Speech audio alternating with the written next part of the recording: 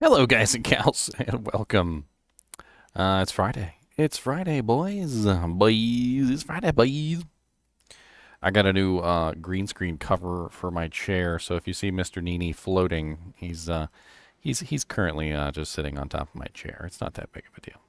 He's just having fun sitting on my chair and climbing in my shirt. God, he always loves to climb in my shirt, doesn't he? Like, just yeah. He does let me go in your shirt.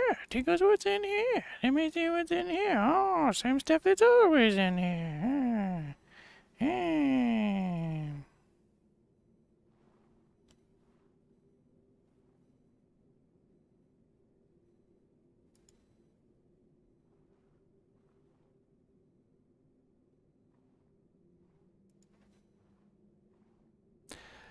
Not very many people online today. I guess I'll just hop into a group.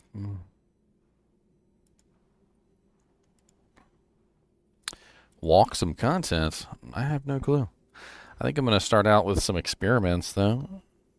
I want to see how much EXP I get from a solo Diablo run, and then I'm kind of curious how long it takes me to do like a very quick solo Diablo run versus like a full clear, etc.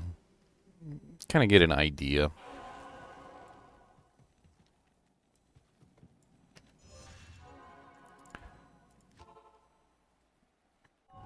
Alright, so first thing we got to do is figure out exactly how much EXP we get from this run. So I need to write down my EXP. So 2 million... 2 million 766 999 917. I just want to very quickly do a single player run here, and I just want to see how much EXP I get on this single player run.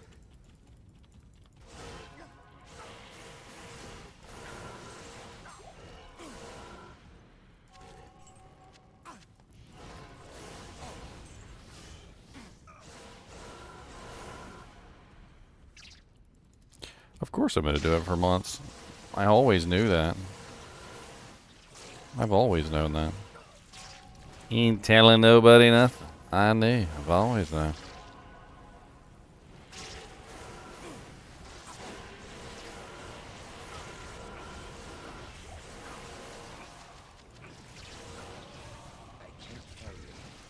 Oh, a blue mark.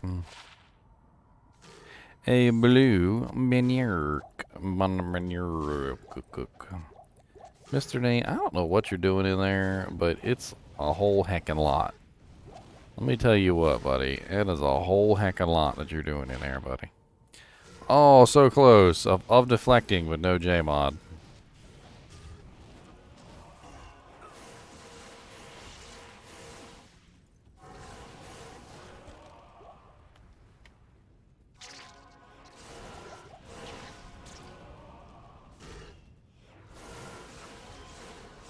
Oh, very much so downhill from there. Very much so.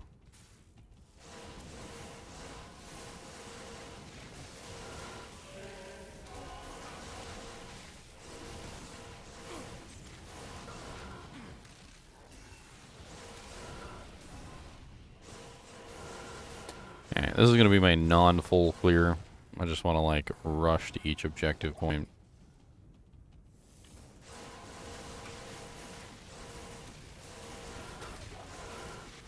Kill a couple of elite packs on the way, why not? Is my phone blowing up? Sometimes my phone blows up for the weirdest reasons. It always bugs me. Like, you look at your phone and it's like, you really were like blowing up for that? Like a message from like a app that you have installed. They're like, get some pizza from Burger King today. And you're like, that freaking crap and bullshit? Like, could you not, like, blow up my phone for that? I think my whole life on my phone has literally been just, like, going through the process of pulling out particular applications and being like, hey, please stop making any kind of notification sound or buzz on my phone. Like, and you have to, like, control every application and make sure all of them are, you know, like either a priority application that can make buzzing sounds, you know, obviously if somebody texts or calls you on the phone. Like it's like a whole chore just to sit there and get all your applications, all your little ducks in a row, so to speak.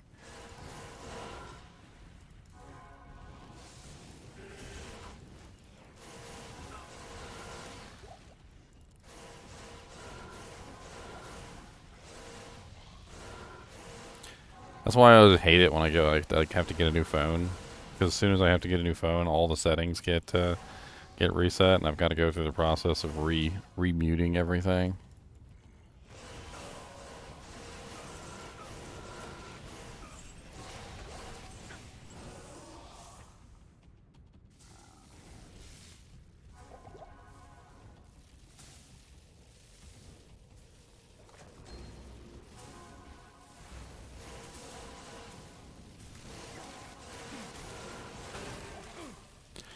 Alright, so we're almost done with our quick run.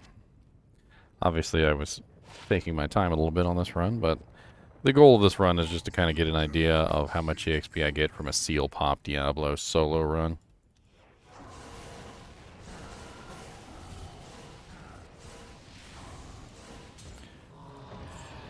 Alright. And the new EXP is 2, 7, 6, 7, 1, 3, 3, 4, 5, 1.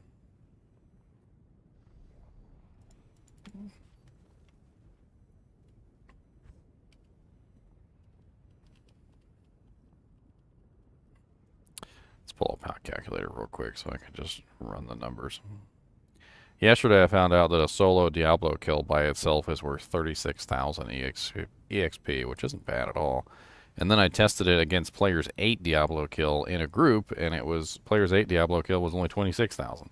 So it was like, plus apparently single player solo Diablo kill is actually more EXP by yourself than if you're in an 8-player group and the other 7 players are there with you to share the EXP.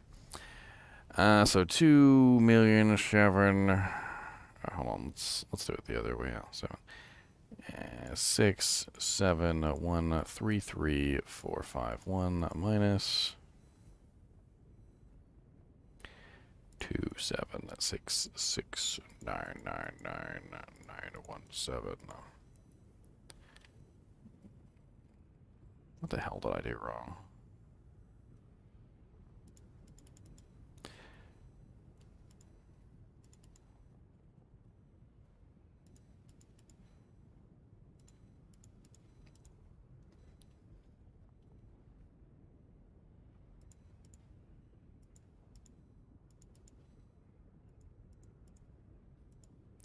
So 133,000. That's the answer.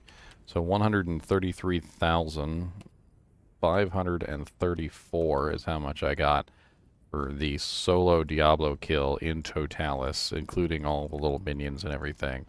And that's basically just running to each seal, killed a couple elite packs here or there. Nothing really too fancy. It's actually not bad.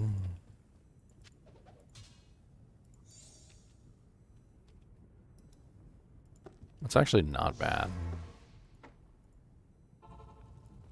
Not in town.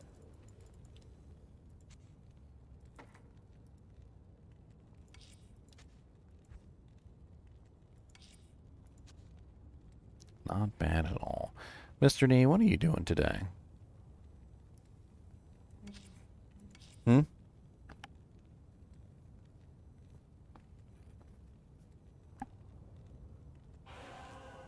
I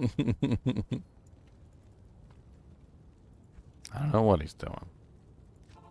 He's doing his thing. He's doing the best he can. He's doing his heckin' most of the best that it did. Ooh, flawless topaz.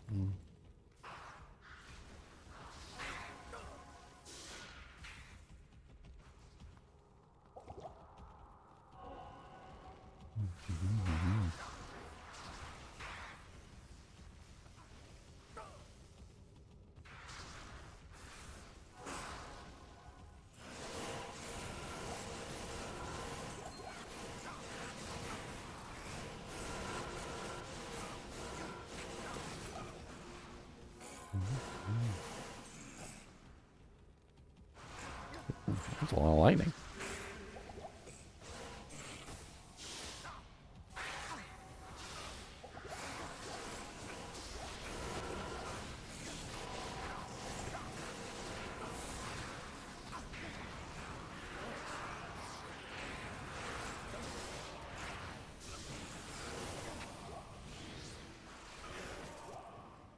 Oh, that's what happened. I hate it when my frickin' map gets swapped over to the other side. I was like, where's my map? I kept turning it on and off, like trying to figure out where my map was. My map kept like not appearing, and it was bugging me so bad. And Mr. NiNi is literally using me as a jungle gym today. I swear he is using me as a freaking jungle gym today. Mr. NiNi, can you please, for the love of Jesus himself, find a spot to sit?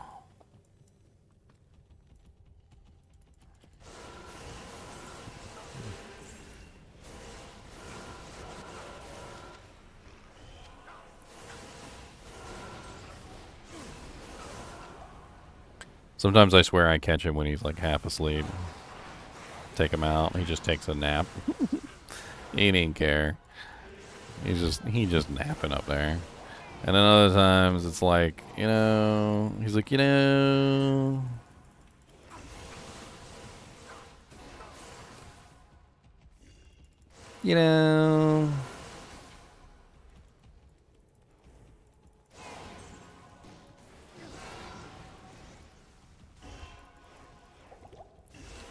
Just slowly walk away from me. Don't you slowly walk away from me.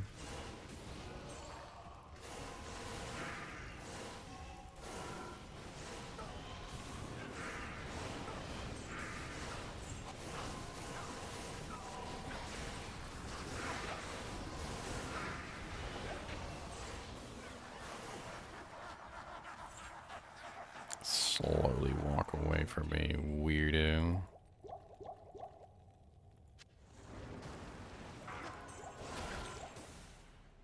Wow. That was instantaneous death. You guys see that?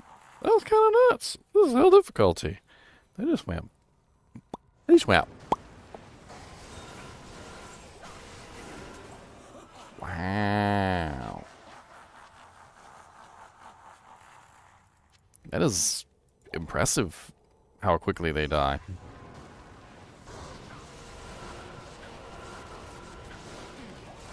These guys are always lightning immune, so I kind of expected them to not die quickly. They still died quickly.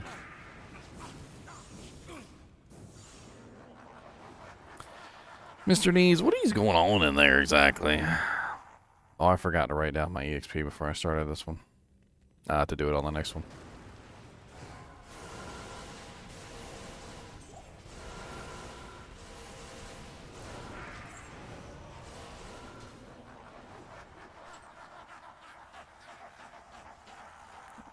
It's the same title I've been using the entire time, Smoking J. Franklin.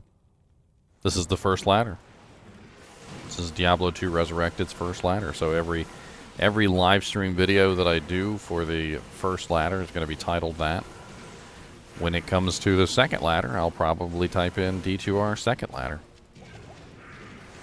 But this is the first ladder that Diablo 2 Resurrected has ever had.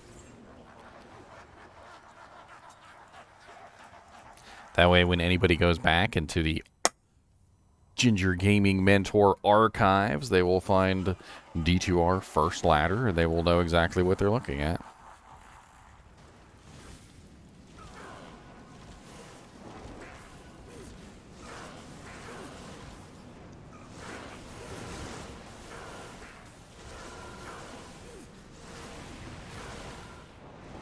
I'm pretty sure it's been in every single live stream title.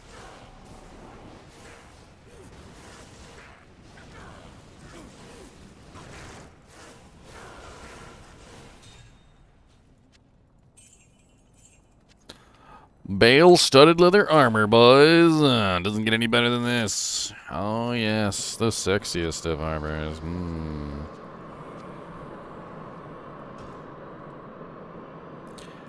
Alright.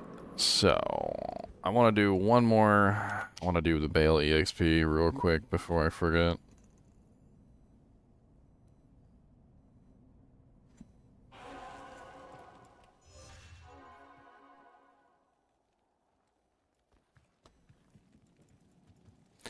I should be writing this down somewhere. Afternoon.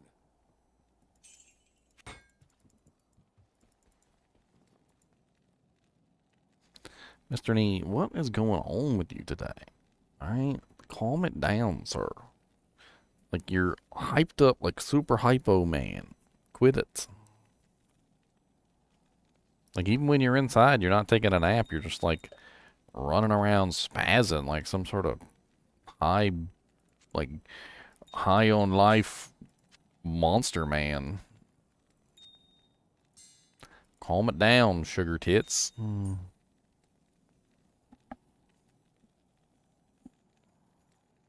I'm talking to you, sir. I am talking to you.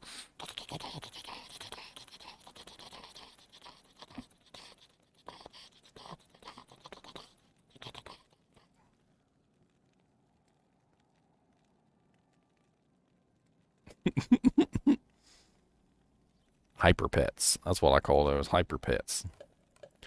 That's where you pet them hyper style. And then they're like,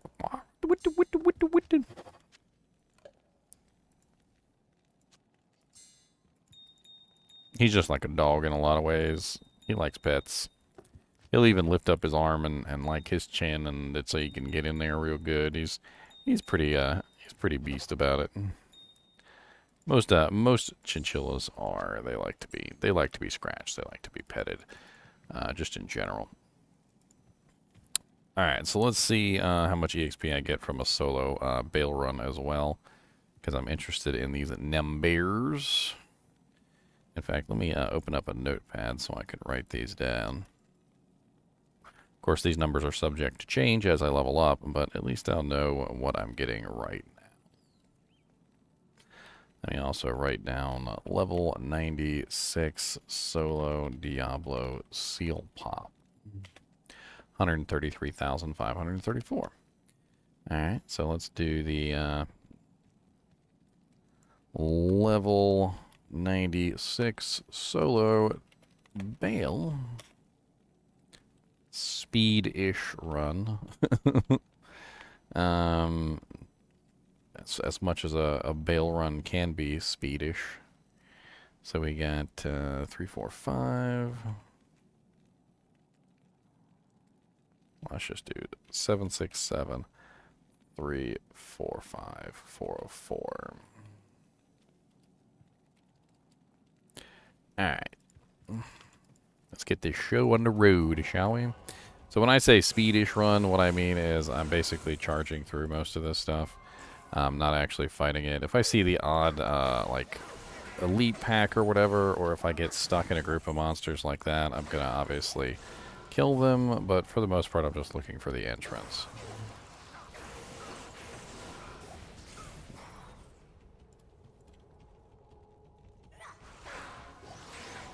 That's a dead end. I can see it. Let's check this one down here. There it is. Not too bad. Check this Grand Chamois real quick. It sucks.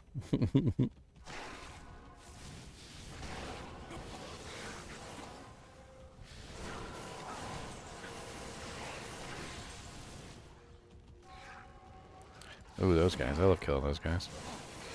These are really high-level monsters. Probably one of the few monsters in the game that would still give me EXP even if I was level 98. Because they are, in fact, really high-level monsters.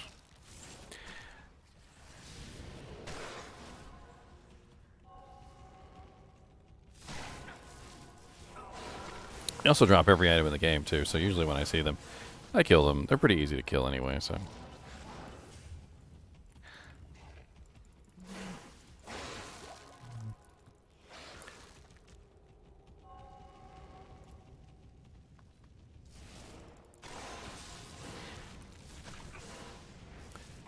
Alright.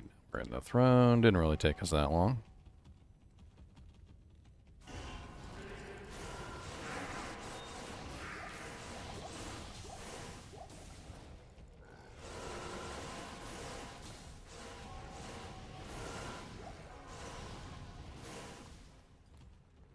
What to do? What's up, Bailey Eliotson Free? Any monsters still in here?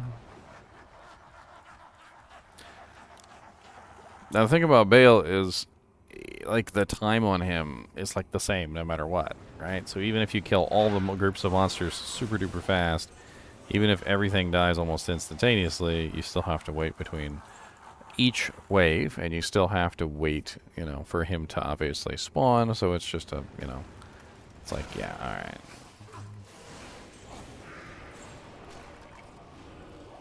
Don't you be resurrecting things? This is for you to die, not for you to resurrect. This is for you to die. Do not resurrect your friends, I say. Put them back down in the hay away. Come on down to resurrection time, we'll kill you in the head. Bing gong, ging gong, bangly dangly dong. That's one of my dads. Mr. NiNi, what you doing? Hey, hey ho. Floating in the air, don't you know? You're literally floating in the air, Mr. NiNi. He said, don't do that. He ran back to my shoulder.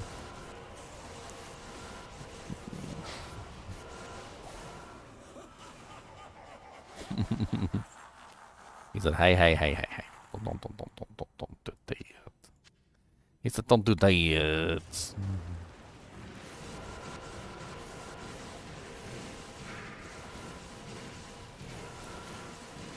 Every now and then, Lister can be like kind of a pain in the butt to kill, but doesn't look like he was that time.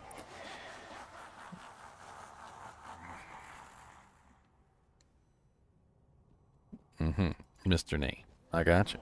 I see.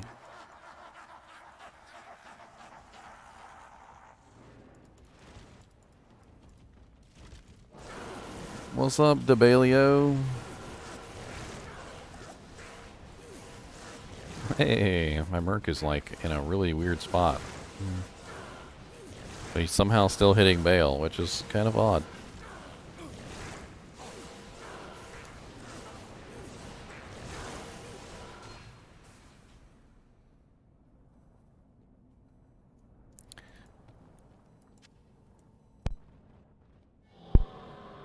Alright, so before I forget... Oh wow, I have Ghost Armor. That's actually a really good Merc armor.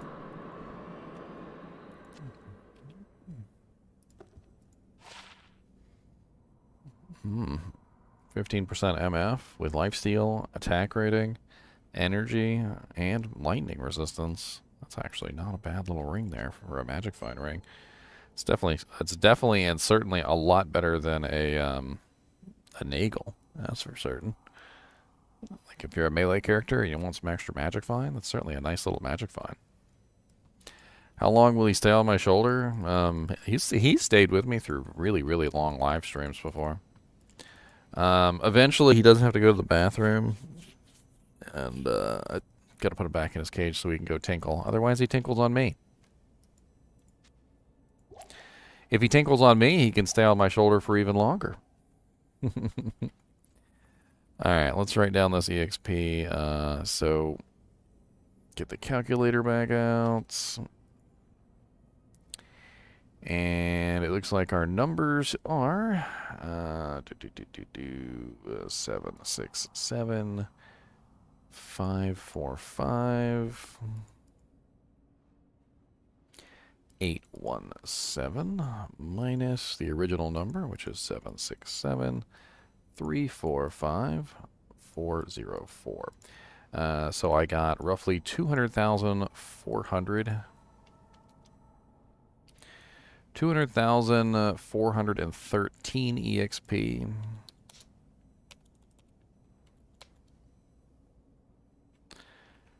From a solo Baal run at level 96. 200,413. That's not bad. I want to test out some other things, though. And that was, of course, a speed-ish run, not a, like, walking run where I kill everything. Obviously, I didn't have teleport. That's a little bit different. But those are pretty good numbers.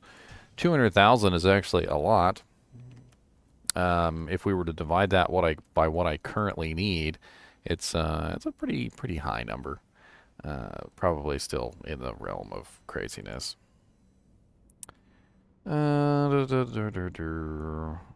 let's go into a cow game. This is Chill Cows 11. Oh, game is no longer available to join. Bases here, 11. Dakota cows, 18 minutes. That's been going for a little while. What we're looking for is like 2-man, 3-man, 4-man. I kind of want to get an idea of what it's like to kill, to a solo Baal rush. Kind of get the EXP numbers for like 2 or 3. Basically just like hop into people's games, steal their Diablos, etc. I'm using a Dream Shield Conrado because I'm a Dream Paladin. Dream / Holy Bolt / Zeal / everything in the world / your mom /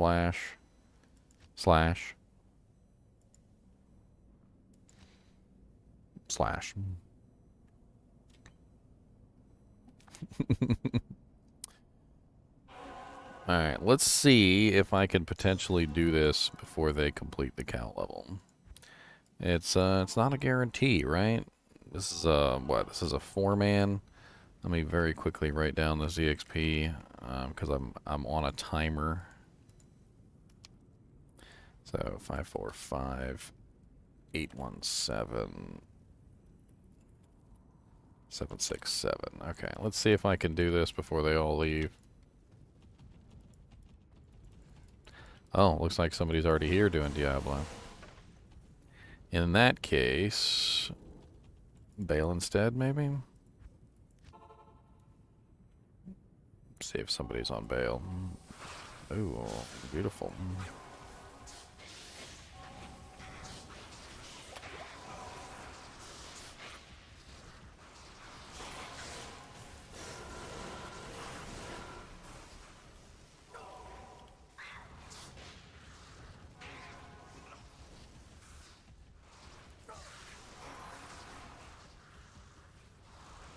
And my poor merc got killed. Pretty quickly, too.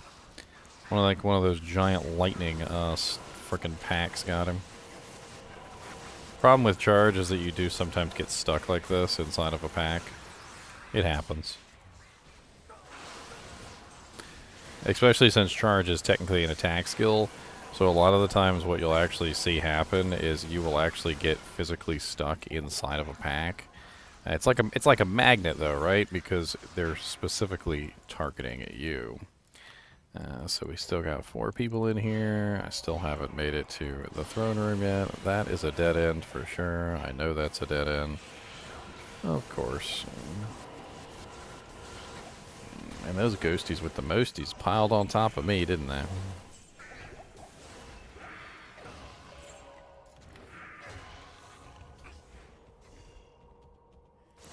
Oh, I love killing these guys though. It's so like that's my biggest enemy when it comes to this kind of like farming. Is like I really want to kill all these monsters. Like, I don't want to run by the monsters. I don't want to. You get like a giant ghost pack and they have a really good chance of dropping a nice rune. I don't want to run by them. Don't make me do it. Don't make me. But I'm doing it anyway. I'm only really killing them if they get me stuck, which a lot of the times they are. Like right now, they're just blocking up the entire entrance, so I gotta take a second and murder them all.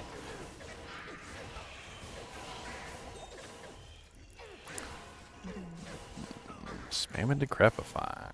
Decrepify, spam and decrepify spammers.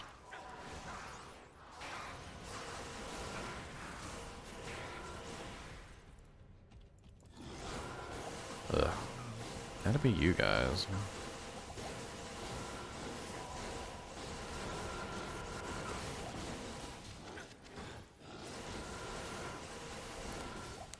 It's either I kill them or they follow me in there, one or the other.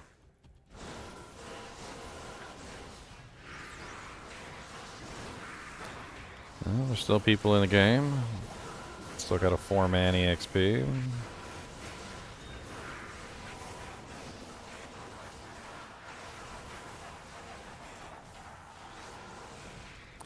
Let me go quickly grab my merc because it will make a big difference on these waves. Hopefully everyone won't leave before I get to Baal. Afternoon.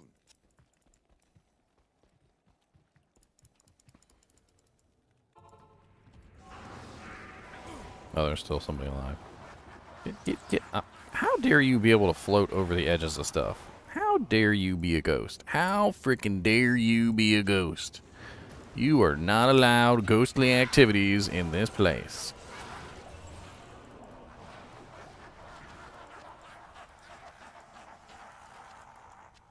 Gotta take advantage of all the potions whenever I get them. Ah.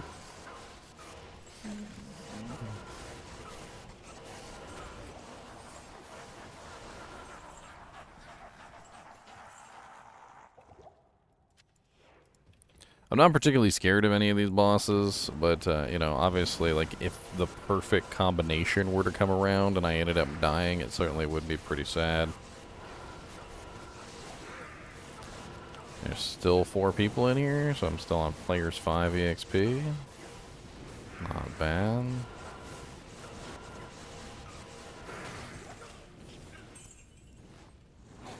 I really should grab my G-face for Baal. Because once he gets into the higher numbers, it's definitely a lot more difficult to kill him quickly, I guess would be the term. I can still kill him, but it's a lot more difficult to kill him quickly.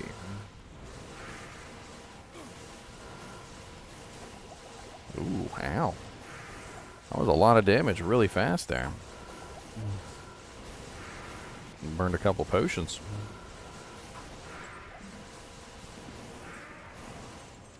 Not really sure why my HP dropped so quickly there, but they all did though. They did it. They did it, that's all that matters.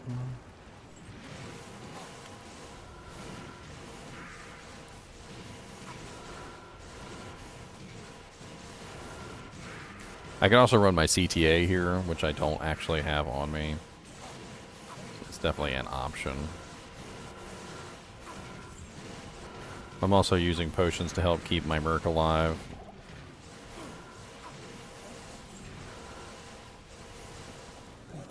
Well, still got 3 people in here, not bad. I am completely out of potions, though.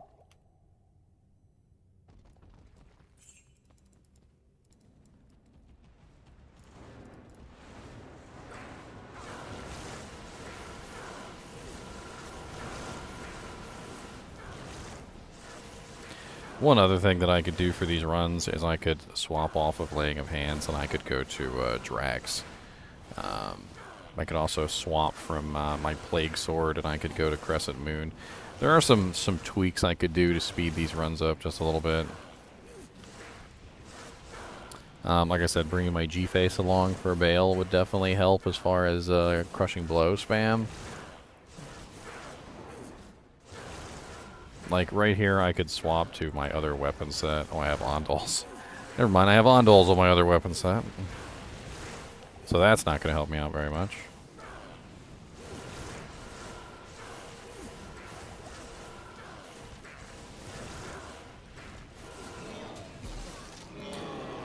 Alright, so, players 4, we might as well say, I guess we could say players 5. It doesn't really matter because Baal doesn't go to players 5. He doesn't scale.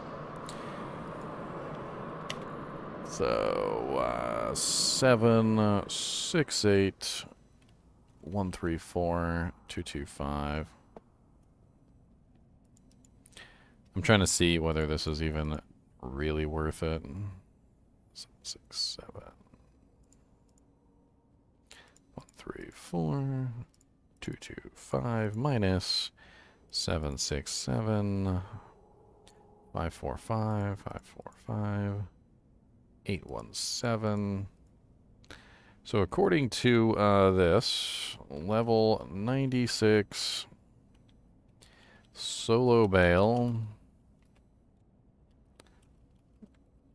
in players 5. Because it was players 5, and Baal caps out at players 4, so despite the fact that somebody left right toward the end, it's still players 5. So 588,408 is how much I got. So roughly, I want to say like 2.5 times, about 2.5 times the amount of EXP that I got on my solo run.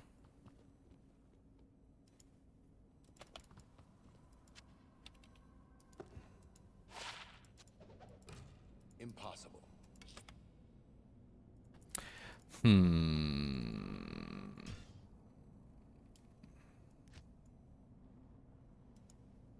I'm gonna go grab my G face off of my girl.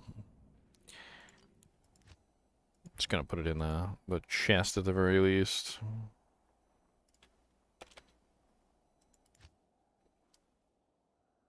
It's nice to have alternate sets of equipment, pieces that you can swap out here or there to make things faster.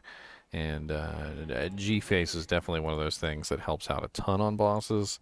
The Crushing Blow, the Deadly Strike, all of it, including the increased attack speed because I have it socketed with an IAS jewel. All that helps out tremendously.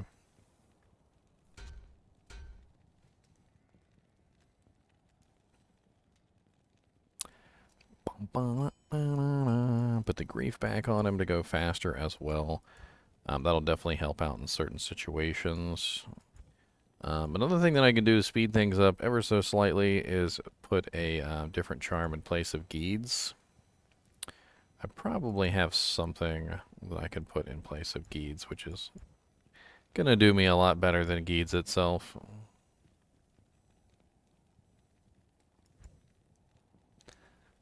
Not on this girl. Well, there's that +5 max with strength.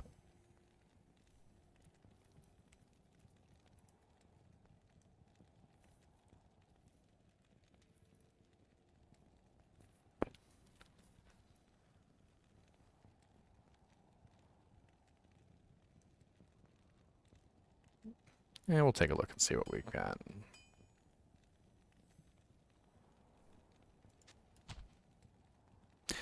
I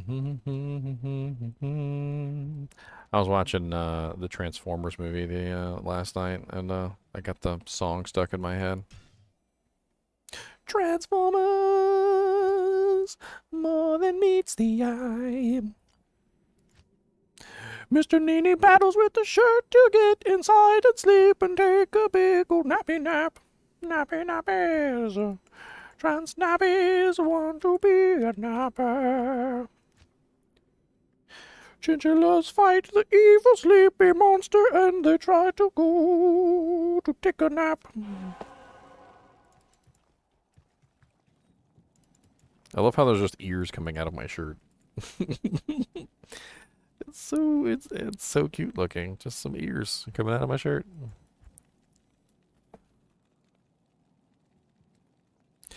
Alright, let's swap this over. Swap this over. That way I've got my alternate spec back with fanaticism, which will help me out a super ton. Let's go ahead and get this Spirit Shroud buelled off. I actually need to buell off some stuff so that my character's not so full. That way when I do find things, I'm not, like, struggling to find a place to put them. Let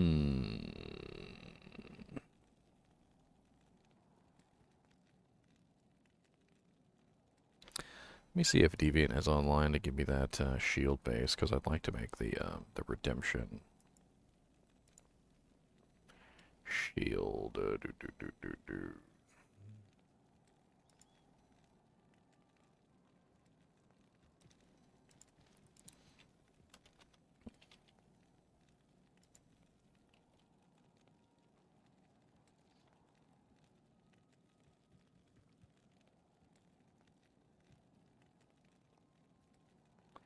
I think putting that on my Merc could actually make a big difference in his survivability. Doesn't Redemption work on the Mercenary? I would assume it works on the Mercenary. I'm gonna put it on my my Spear Girl. That's the main purpose of it. But I think it would be interesting to throw it on him so that he stays alive more often. That way I don't have to chug him potions to keep him up. He doesn't have any kind of lifesteal, obviously. He doesn't go in there and beat things up.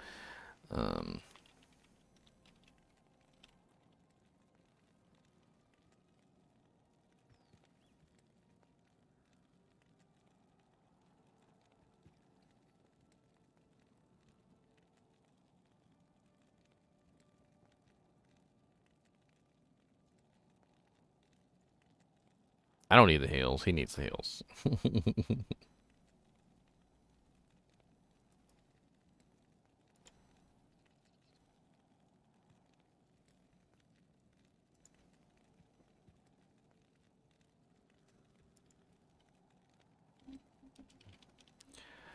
Alright. Deviant said he does have the shield. He'll be on a little bit to give it to me. In that case, let me do a mule session real quick and get some of this stuff off-muled that I can't use at this particular moment. And, like I said, let me take my geeds off. Boop, boop, boop, boop, boop, boop, boop, boop,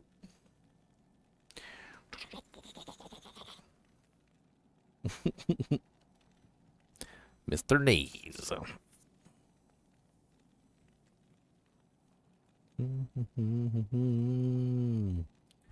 What charms I've got sitting around? Okay, I've got an 8 max 75. That's not a bad one. Yeah, here we go. Nice little 8 max 75. That'll do me really nicely.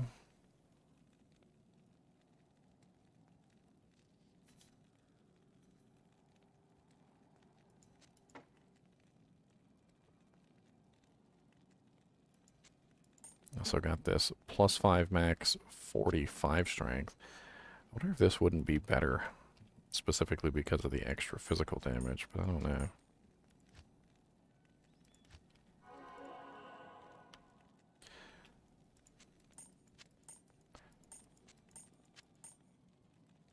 Plus I could squeeze in another one along with this one, like one of the smaller charms. The 5 strength is pretty seductive, I'm not gonna lie. And I'm pretty sure I've got something else in here. Yeah, I've got a plus 3, 12, so that's a 5, a 6, 7, 8. So that's still 8. And then I'm also getting the attack rating and the strength and a little bit of life. So that's actually not bad.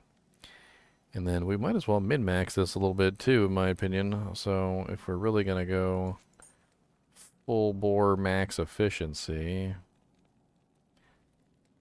like I could probably grab another small charm, 2 small charms, and put them here. Let's see what I've got laying around.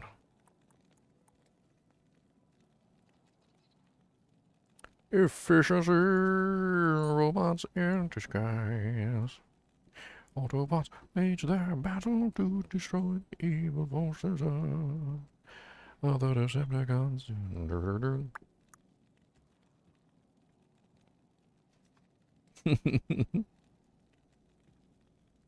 Y'all can just ignore me. I know I'm a crazy person, okay? I'm literally a crazy person. I'm well aware.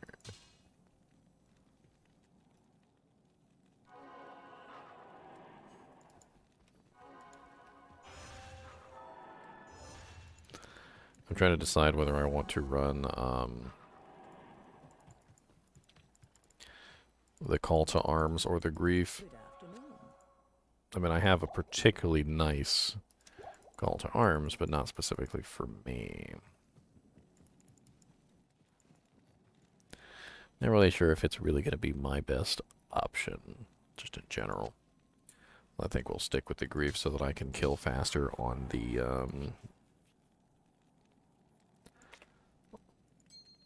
side. You know, kind of like when I'm hitting those smites off specifically to kill like Baal or you know, or whatnot. Like that could be interesting. Like I said, it might also be interesting if I swap over to the Crescent Moon. It could actually increase my speed by quite a bit. I will, however, lose the cleansing aura, which is very sad. I'm kind of torn on the cleansing aura thing. Like, I don't want to lose the cleansing aura. I would rather keep it. But at the same time, I know for a fact that depending on how I run this character, the Drak combination would keep me alive better, combined with the ability to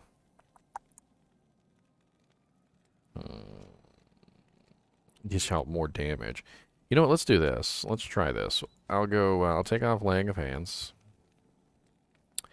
I will take Crescent Moon and put it in my main hand,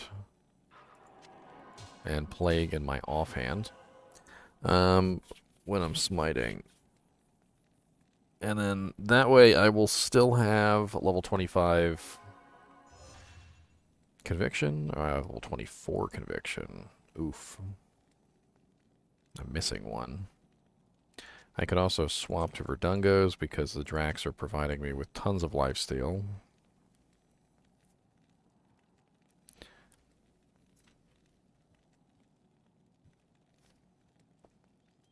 This is all about min-maxing, optimization.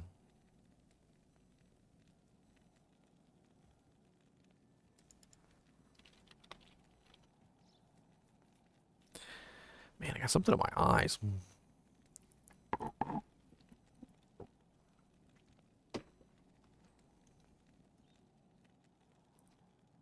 Alright, let's get this Muling done real quick. Proliferate.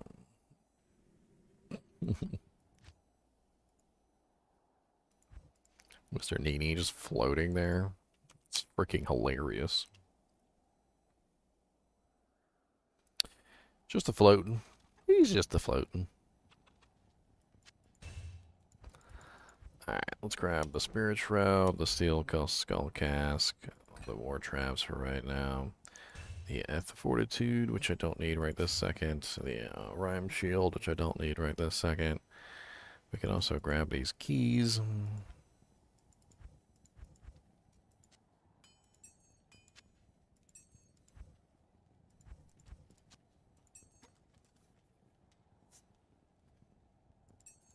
The hell was that?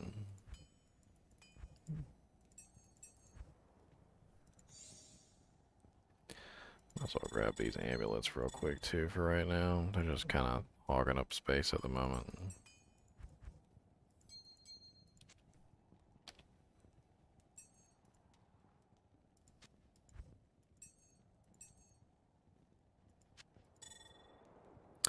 Boom boom boom boom boom boom boom boom boom boom boom boom boom boom boom boom.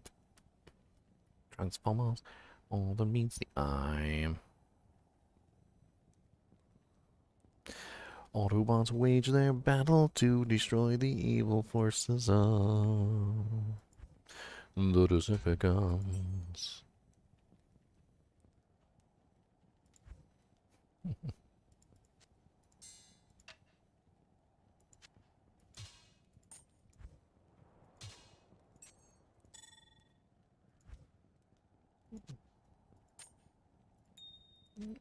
Alright, that's way better. Now I've got a little bit more space. Just a little bit more space. Just a little bit more space. Just a little bit more space, you see. Just a little bit more space for me. Chaos Pants 21. Chill Cows 13. There's 2 people in here. It's been going for an hour. I think they're AFK.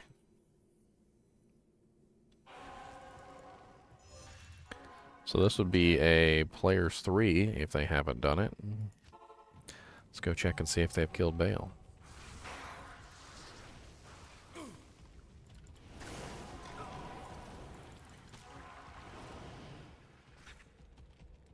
Well, that's a nice dead end.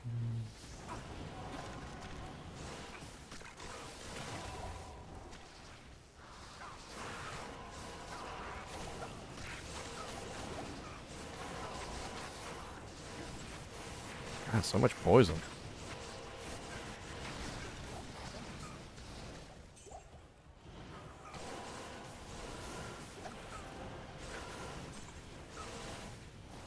Trying to cure my Merc of his poison before he dies.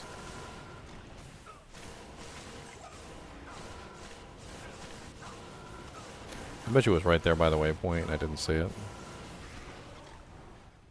And you remember to check right by the waypoint.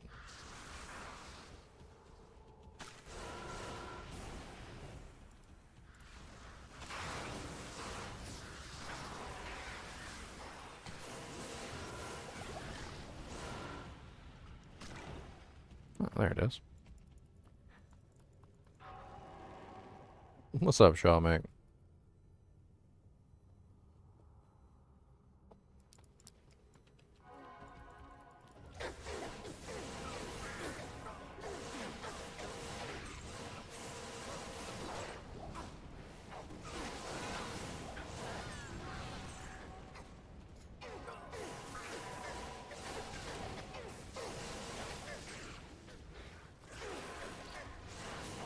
Yeah, they're always such a pain in the butt.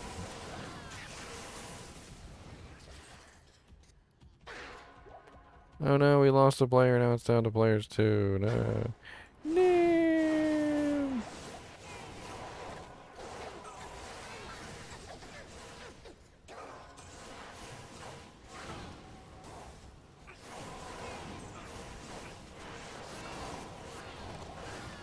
Ooh, some nice full juvies.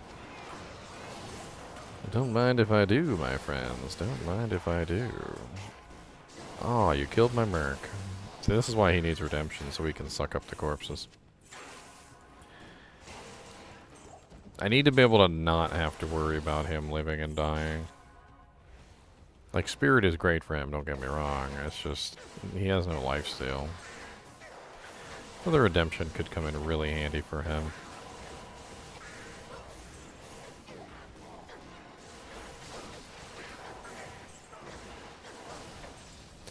It's not always right on top of the waypoint, Bradley, but it is a lot of the times. Half the time when I don't check, it's literally right there.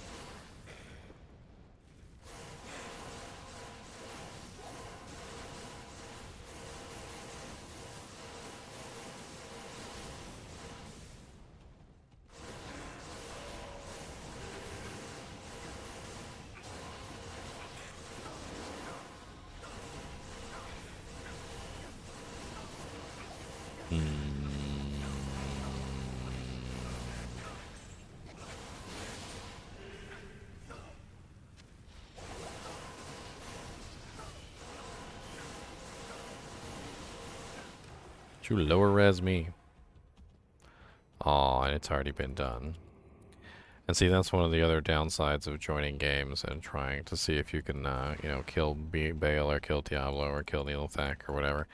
Because you don't know whether or not they've been completed or not, so you can very well waste your time. Sadness. Wasted my time.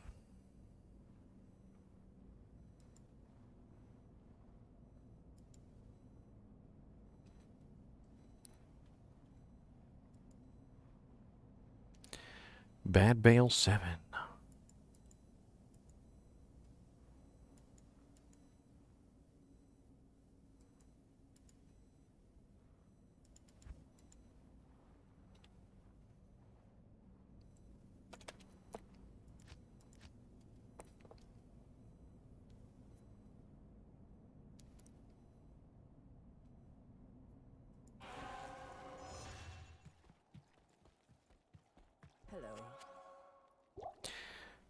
Hello, darkness, my old friend. Has nothing to do with what I like. It has to do with how my build is, Bradley. Yes, warrior. You wouldn't use fanaticism on a build that is mainly elemental unless you could somehow sneak it in with like a beast weapon or something.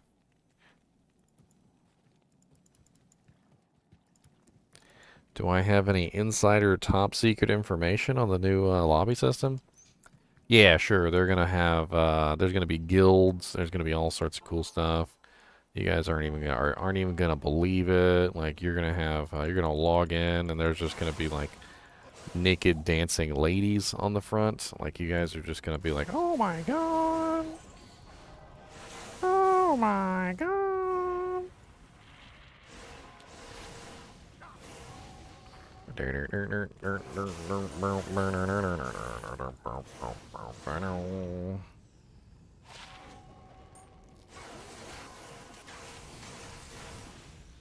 That's right, naked dancing ladies. Tasteful, tasteful. Okay. Like the kind you see on cards. You know, like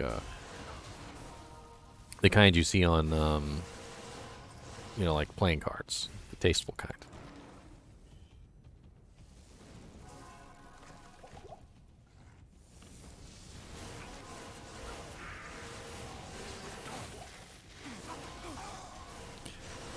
let my Merc die there. Sometimes I don't understand how he dies. I swear it's like... Sometimes I literally have seen him, like, tank a pack of monsters, like, so big and deep and thick. They literally, like, I couldn't even tank that pack. And then other times he just, like, one monster will walk up and kill him. And I don't even understand how one monster killed him.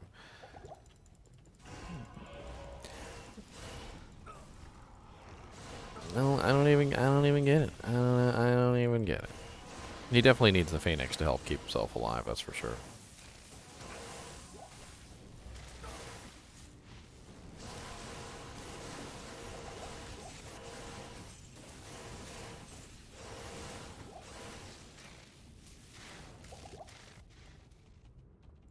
Nice lower resistance curse on me. Let me cancel that out with a combat shrine. Apparently so.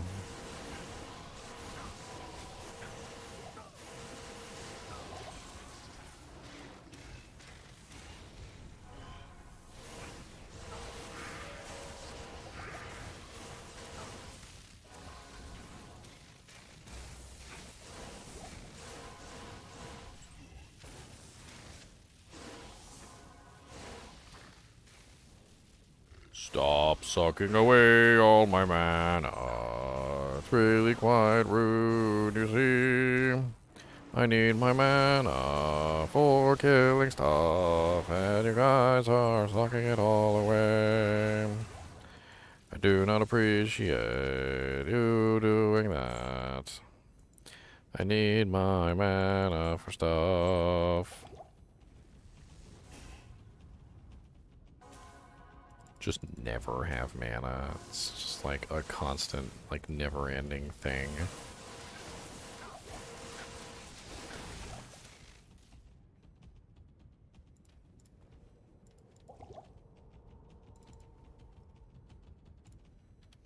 Not even death.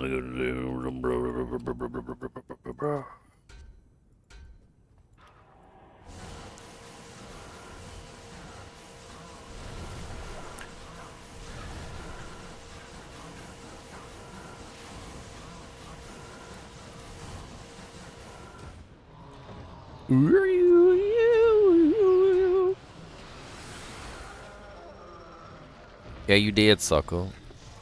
You did. Move on with your life. Super duper duper dead. He is super dead. Diablo is super dead. Super duper dead. He's a super duper dead. Super duper dead. Afternoon. Super duper duper duper dead. Dude dead.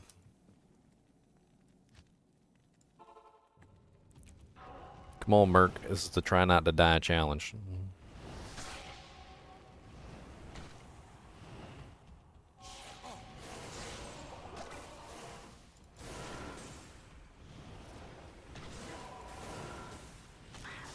Oh, Lord.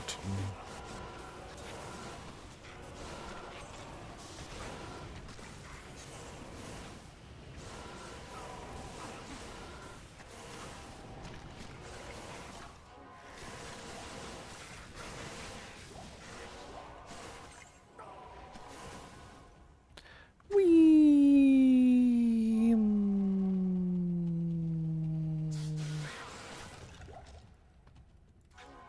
Potion. Wee.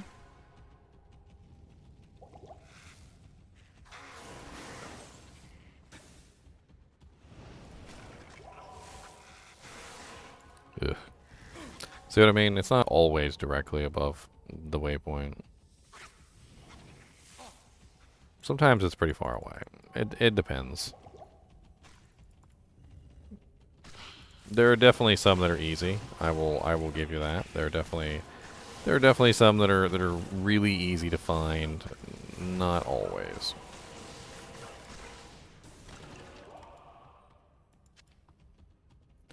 What's up, Chunks?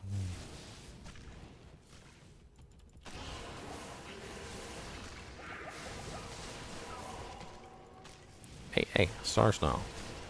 What's up, buddy? Why you snarly? Can you guys move out of the way?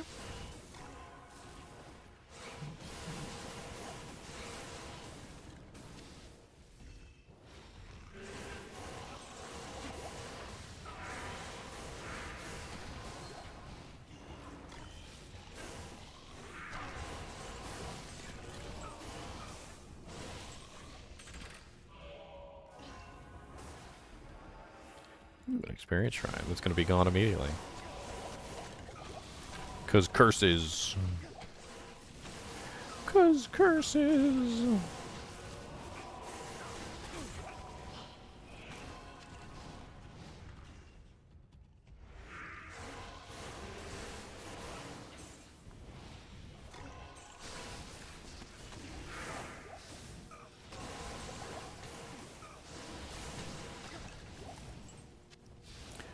Curse.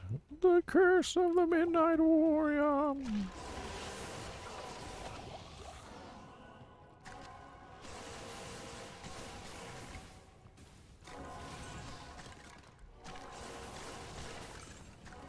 I always click on the shrines to remove the curses from myself.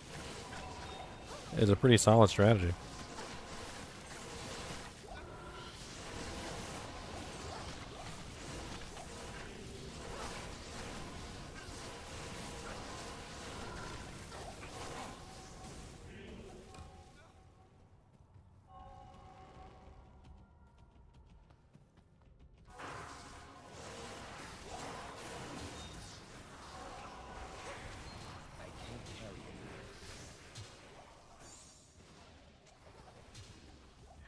Wow, wow, wow, wow.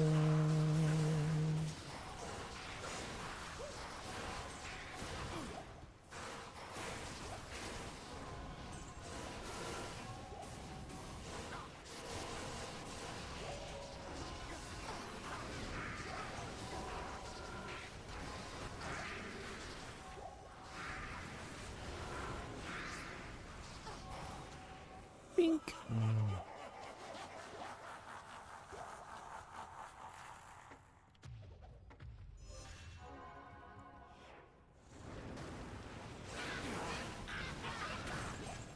What made the loot drop so undesirable? It's like the difference between getting everything you want at all times and actually something being rare. Things being rare are not necessarily a bad thing. And one of the issues with Diablo 3 was that nothing was really that rare. Nothing. On top of that, even if you got an item that didn't necessarily have the, you know, the specific stats you were looking for, you could go change them. Like it was, it lacked the certain, like, uncertain ability of not knowing whether or not you were going to be able to put together the character that you wanted to put together. I mean, like, you could, like, almost fully gear your freaking character in Diablo 3 in, like, a day. That's how not rare the items were. Like, to the point of absurdity.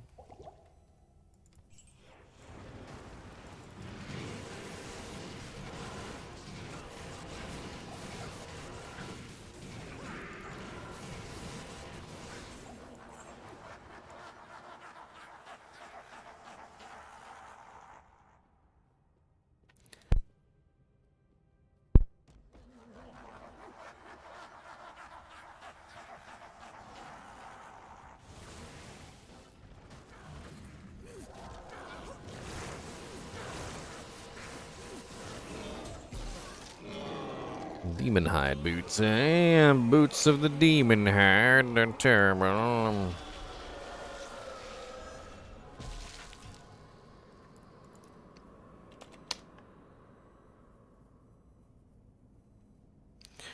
Boots of the demon hide. Hide of the boots of the demon. Demon of the demon of the boots of the demon. Boots, boots, boots, boots, boots of the demon.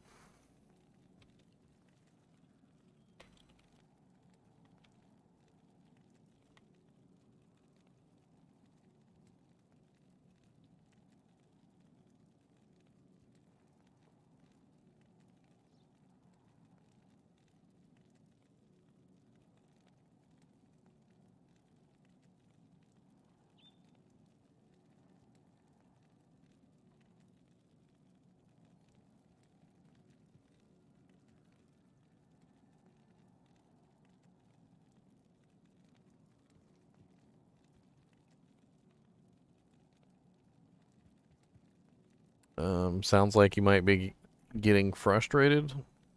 A lot of the times when you die in a video game, you get frustrated and you go back and you do things a little bit more sloppily, a little more, not so good the second time, and the third time, and the fourth time, and as you get more and more, sloppy, you end up dying more and more. You've got to slow down and you've got to do things the correct way. You can't rush through it, especially not hardcore where one death is the end.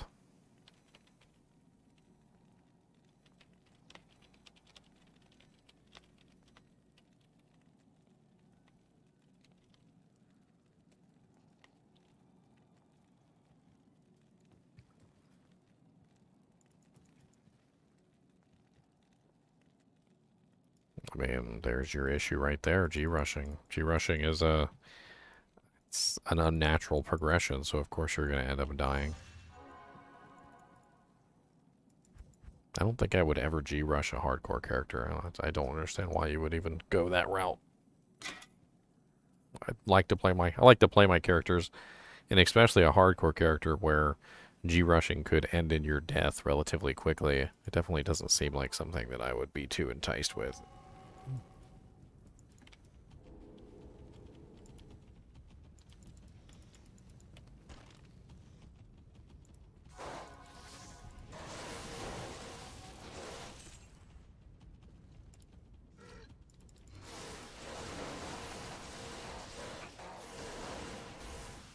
To try and get to 99 easily.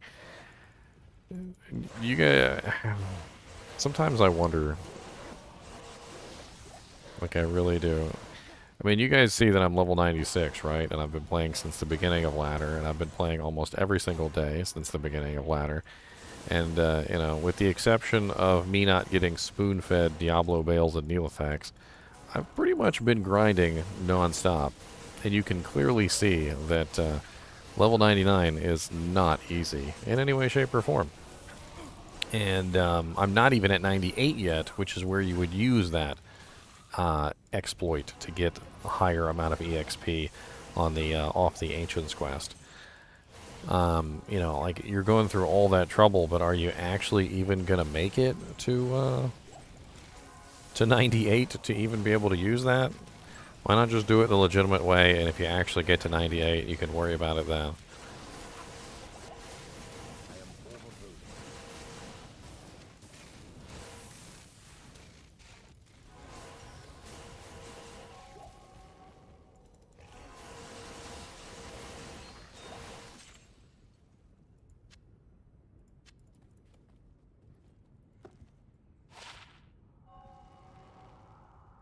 It's worth 35k.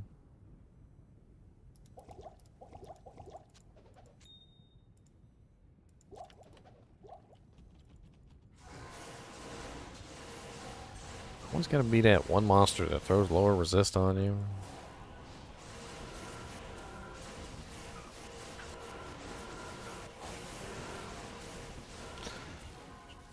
Just trying to remove lower resist from myself, ended up getting amped.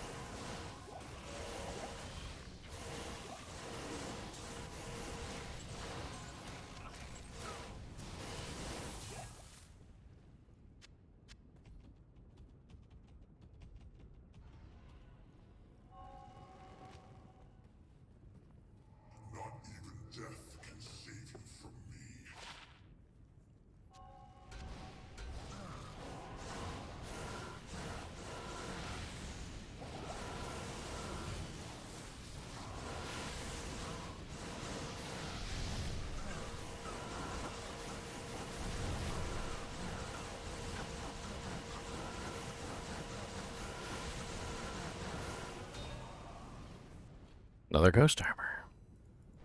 I don't know if anybody wants that.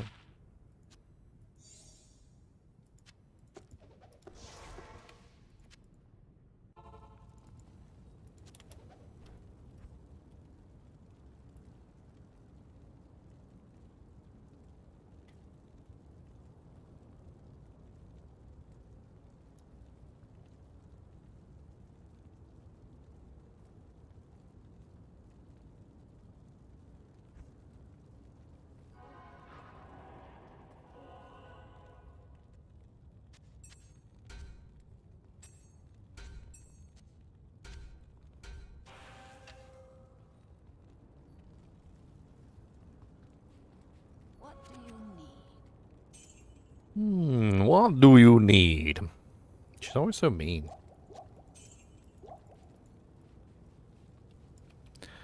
Alright, let's see here. I can't carry anymore.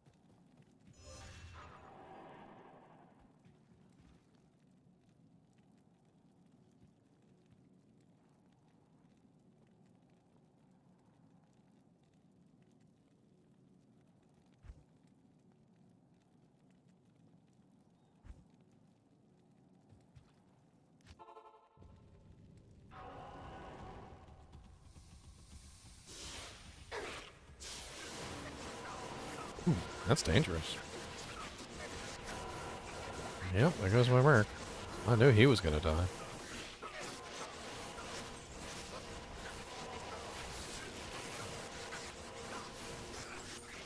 Sadness.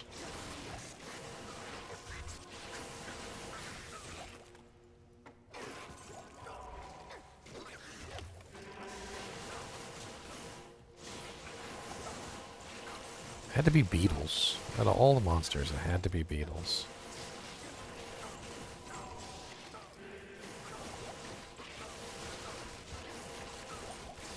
So many frickin' beetles, too. God, that was a lot of beetles. I don't think it could be any more beetles if it tried. That was a really large number of beetles.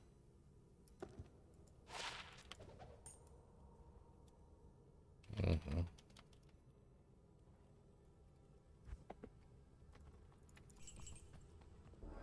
Hey, an experience shrine.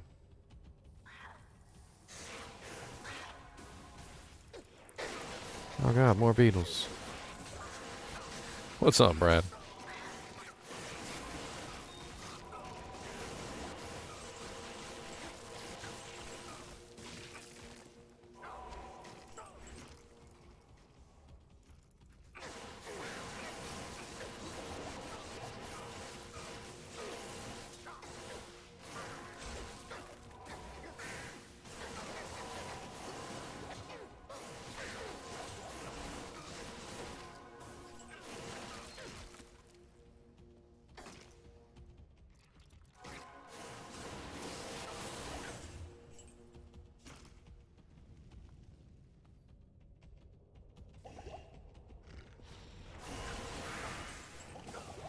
Ow.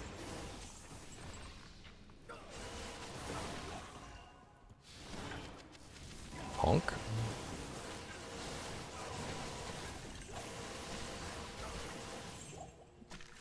Coronets. What's that? +3 blades of ice, +3 shadow warrior, runic talons. It's actually kind of interesting. Oh my god, will you stop shooting lightning at me? Calm it down. I'm trying to look at items.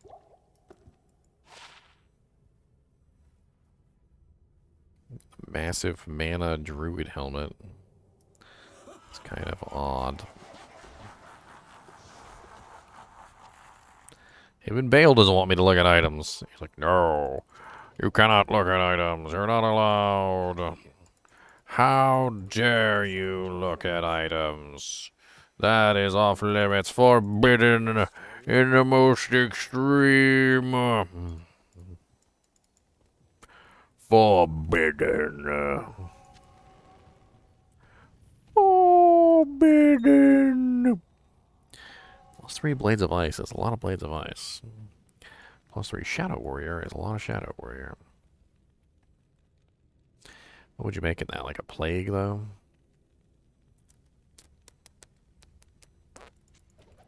I don't know. It's kind of...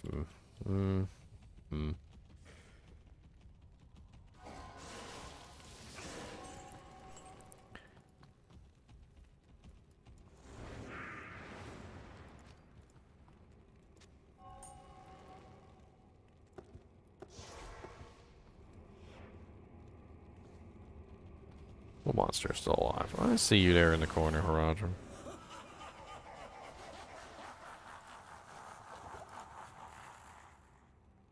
You want to get more into D2, but gear and runes confuse you. You're in the right place, Tyler, because I literally have guides on just about everything. Like, literally everything. I have videos on every single item. I've got videos on every single set. I've got videos on the mechanics, like Lifesteal, Crushing Blow, Deadly Strike, you know, Open Wounds. I've got videos on the monsters. I've got videos on the characters. If you want to learn the mechanics of the game, you're definitely in the right place. Because I've got a video to teach you just about everything you need to know about this game. And then some.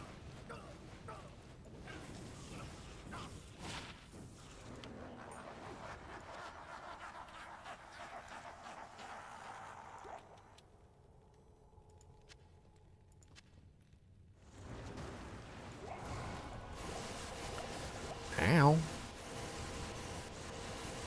Frickin' might.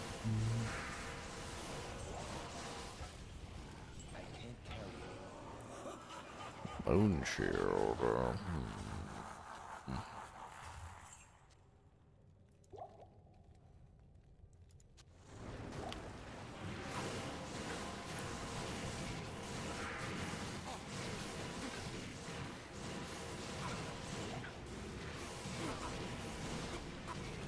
Yes, FCR does impact Fist of the Heavens, just not as much as you would think. Or rather, exactly as much as you would think, just it works differently.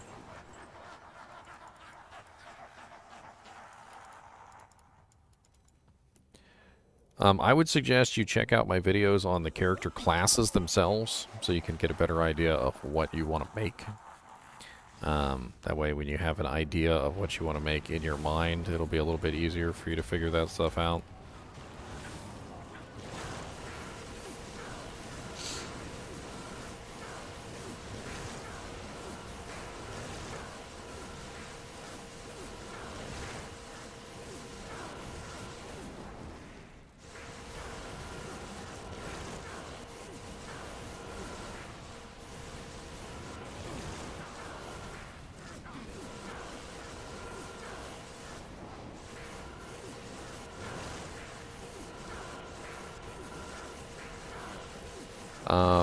Sathis, give me just a second. I'll explain to you the rest of that. Mr. NiNi, why are you chewing on my headset, sir?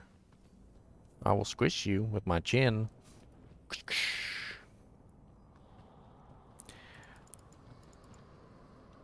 Alright, so I just killed Baal, so I can go ahead and talk about it real quick. Alright, so faster cast rate works like this. Every ability or every character essentially has their own specific faster cast rate. Faster cast rate is divided into 25ths of a second, which is essentially the frame rate of the original game. So you can have anywhere between 1/25th of a second all the way up to 25, which is 25 over 25, which is essentially 1 full second. Anytime you have an ability that has a delay on it, the delay is just added to the regular casting time. So, like, let's say, for instance, you have an ability that has a 1 full second delay. What is Fist of the Heavens delay? Fist of the Heavens delay is 0.4 seconds. So, 0.4 seconds would be, what is that? Tenth of a second. Let me actually run it on a calculator real quick because it's easier that way.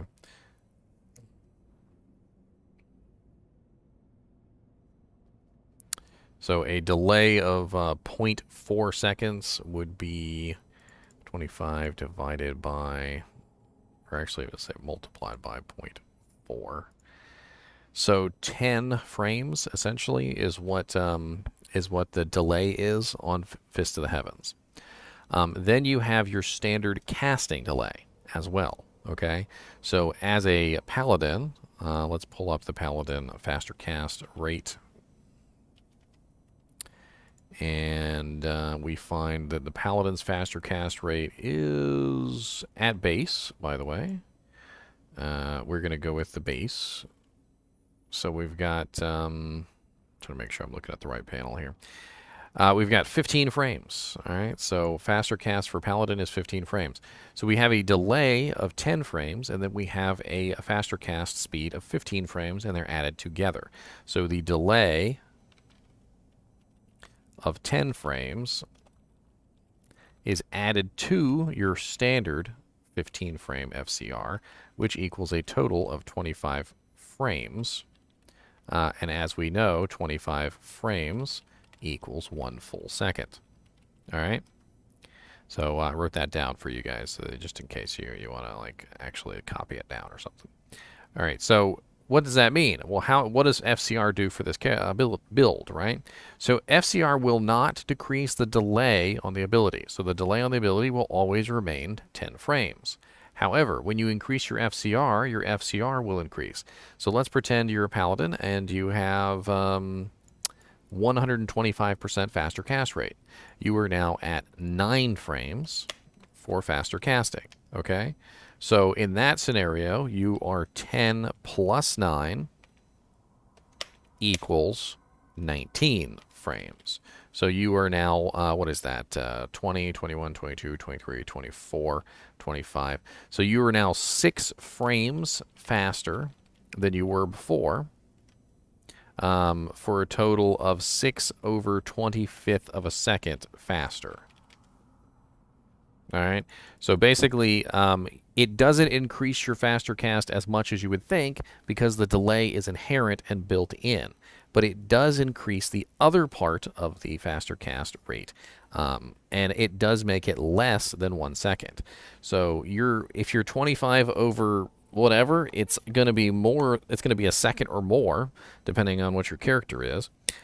Some abilities have a full second as well. Mr. NiNi, will you stop it? Jeez. You made a big old mess in here. And then you gonna stop me from cleaning up the mess.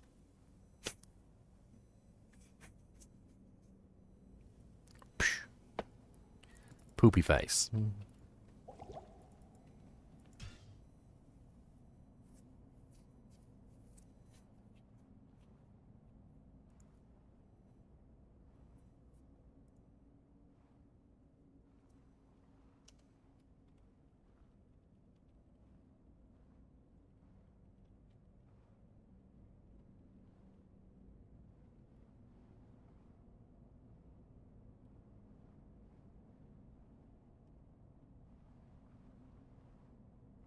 I don't know what you're doing, Mr. Knee, but every time you try to run over thee, I'll pick you up and put you back on the shoulder, and you will go back to doo dee da da yum bum bum bum bee.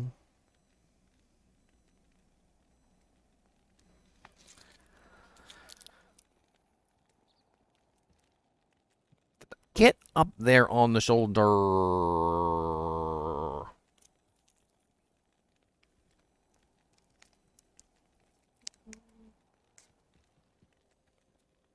I'll give you a little piece of taffy, and that's all you get.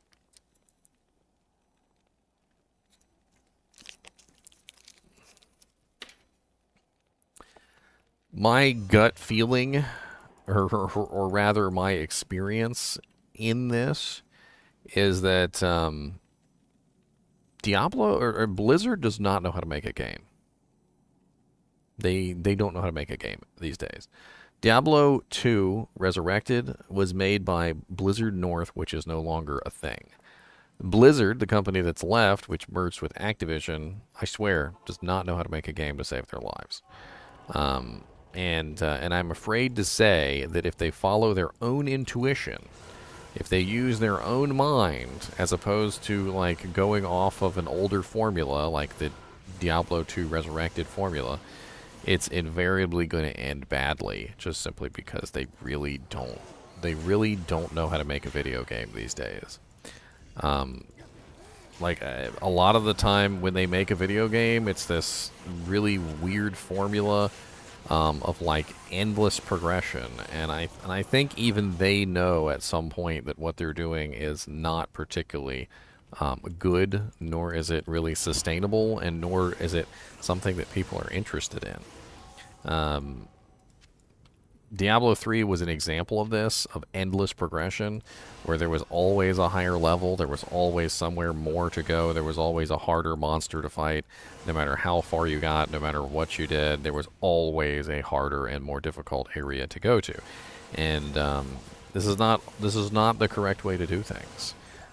You want to have a very hard zone, but you want to make that the end game zone. You want to make it so that literally it's, you know, you versus the hardest zone in the area, so that your ingenuity and your creativity in making a character is going up against, you know, a formula, you know, a problem.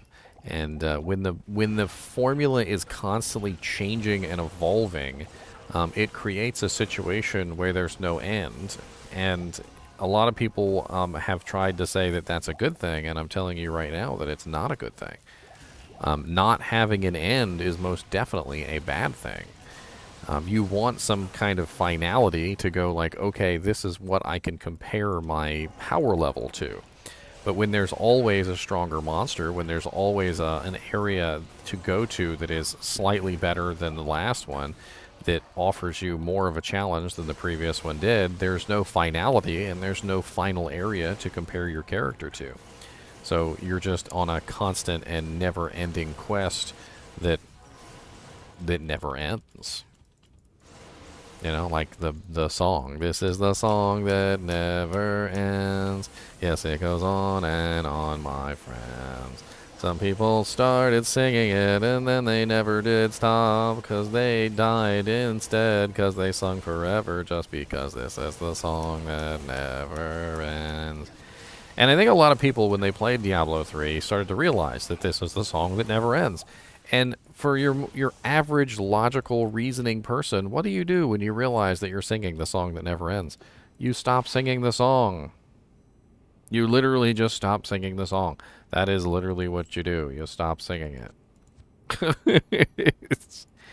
And that's what happened with Diablo 3. People played it, and they realized that the progression was essentially infinite, and that it never mattered how high level you got. It was just a constant, never-ending progression upward. And so people just stopped progressing up the ladder. Like, if you were climbing up a ladder, and you realized at some point that this ladder did not have an end, like it just went on forever into outer space, and no matter how high you climbed this ladder, you were never going to reach the end of the ladder. Ever. Like, not in a million trillion years were you ever going to reach the end of this ladder. You realize, what's the point of climbing the ladder if I'm never going to reach the end? If no matter how hard I try, I'm never going to hit the end of the ladder. And even if there was theoretically an end to the ladder, even if there was a final point, do you know what they would do? When you finally got to that point, they would extend the ladder a little bit further. They just keep extending the ladder. Just, oh, you're almost at the end. Oh, well, we just extended the ladder another 15 feet. So keep on climbing, buddy. Keep on climbing. Keep on dreaming. I don't really feel like that's the case. In life, you know, you have objectives, you achieve those objectives. Like, I want to get myself a car, and you get yourself a car. You know, I want to get myself a girlfriend, and you get yourself a girlfriend. Maybe she wasn't the right one, and you go find a different model, you know. But, you know, eventually there is an end, you know. It's, there's an end. There's an end. You know, one day you even die, so. It's not bad little belts. 18 strength, 24% FHR. It's actually not terrible. It's not terrible. What's up, Diablo? I hear you like mudkips. This is the Diablo that never ends. Yes, this Diablo goes on and on, my friends.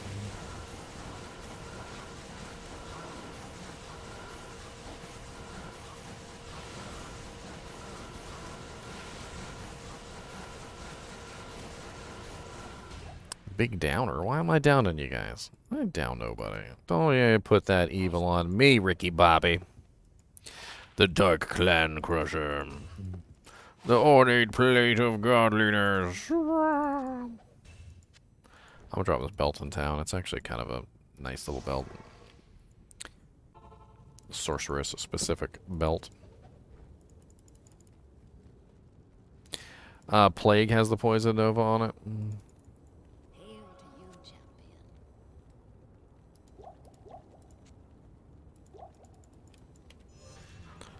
I don't know. Diablo 2 really kind of set the tone for me on like what is a good way to do things.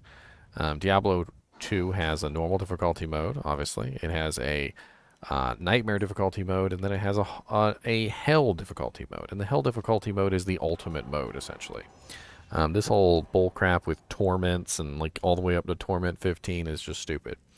What that really boils down to is that the game developers were lazy, and they couldn't be asked to properly balance the game in the correct ways.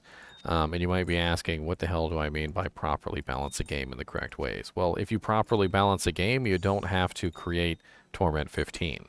You create a system in which the characters minutely increase their strength so that they are only slightly stronger than they were before. And what this does is it creates a situation where hell difficulty is difficult. It's hard. And as you increase the power of your character, you don't become, oh my god, Thor Thunderhammers. No, you get your character a little bit stronger, and he's a little bit stronger. Not to the point where you're literally dealing out 17 trillion damage in a single blow.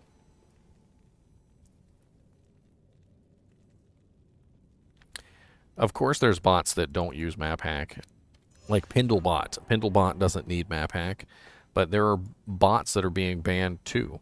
I've literally had multiple band waves been confirmed, not just for map hack. This particular band wave is for map hack, but there are definitely a large number of band waves that have occurred. I believe 3, to my knowledge, that occurred previously to the map hack band wave, and they were specifically revolving around bots. This one specifically has targeted map hack, which I think is a brilliant move in my opinion, because it shows people that these type of illicit programs are not, you know, going to be tolerated.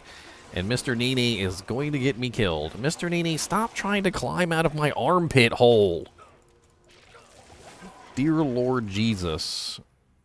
Mr. NiNi. You see, this is the reason why I don't play hardcore, my boys, because literally Mr. NiNi would get me killed. I guarantee you, he would literally get me killed, and then I would get mad at him. And why should I get mad at Mr. NiNi? I shouldn't get mad at Mr. NiNi. That's not a good thing to do. But he needs to stop climbing out of my armpit hole. Like, I swear it is one of the most unnerving and ridiculously crazy experiences to have an animal crawl out of your armpit hole. Trust me when I say this, it is not fun in any way, shape, or form. The animal is literally sticking his head out of an area that he shouldn't be in the first place and is about to jump on the floor or do something stupid, and you know it's coming, and so you can't not pay attention to what's going on. It'd be like a little kid, like about to put his fingers in a light socket, and you just not pay attention. You can't not pay attention to that. You're gonna have to stop the kid from putting his fingers in the light socket. Only this time, instead of the light socket, it's your armpit.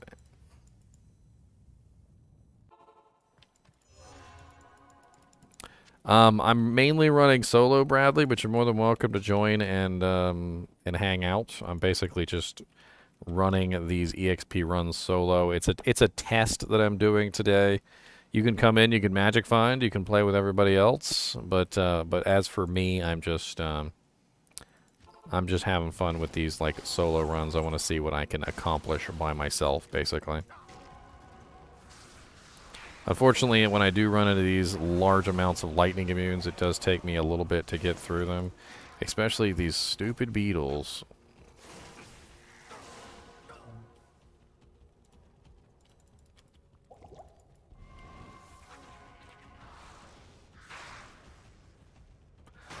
Oh god, that's a very big pack of glooms.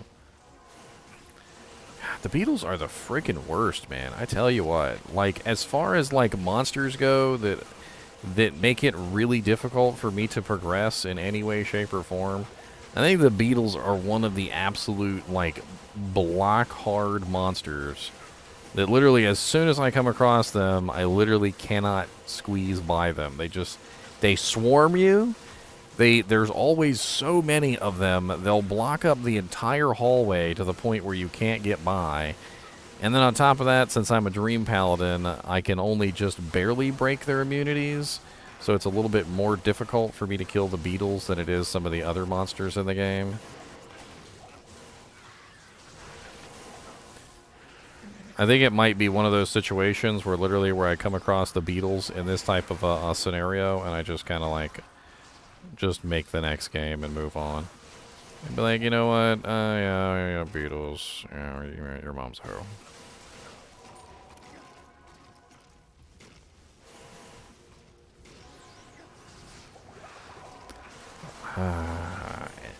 It's something about their AI and the way that they like swarm you. Like, I can't just charge past them like I do the other monsters. The other monsters don't swarm like the beetles do. The beetles literally will swarm you to the point where you literally can't even move. You end up getting like desynced backwards. Like, I get desynced backwards a lot with the beetles. Like, even when you think you've passed them, you haven't, because they just end up desyncing all over the place. Super desync mode. Oh, I'm not even wearing my dream helmet. That probably could have helped out a lot. That might have been why.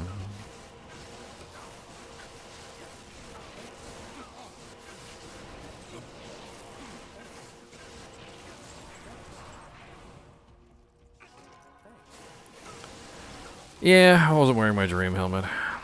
They're still a pain in the butt, though. They've always been a pain in the butt. They've never not been a pain in the butt.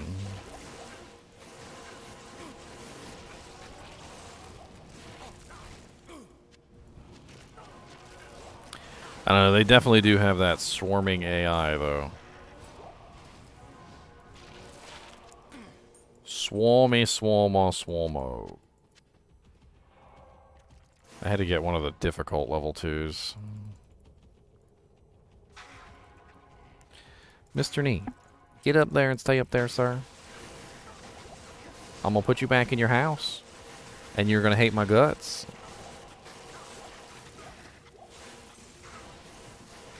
You're gonna hate my guts.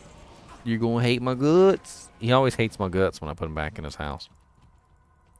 He's like, how dare you? If I wanted to go back in my house, I would have gone back in my house myself. You don't tell me what to do.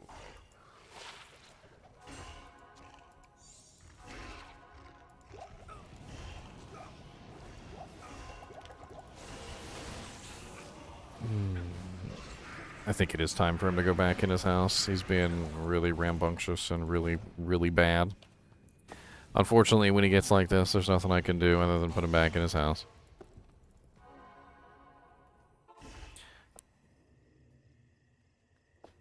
I'll be right back.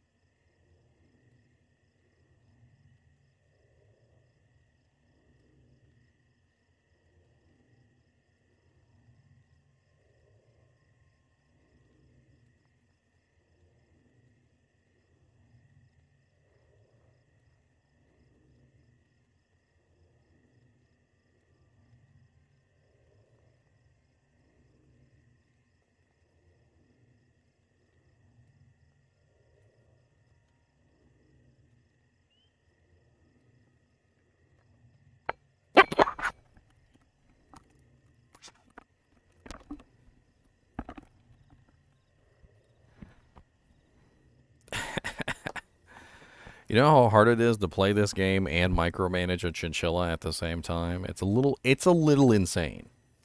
It's just a little bit insane trying to do both of them at the same time. It's a little worrying. I mean, you're over here trying to like keep the chinchilla from peeing on things, like keep him from jumping over and chewing on the cord.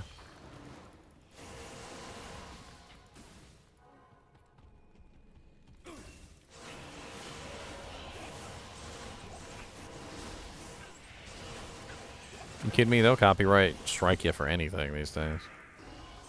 I'm honestly surprised sometimes when I like hum a song that I don't get copyright striked.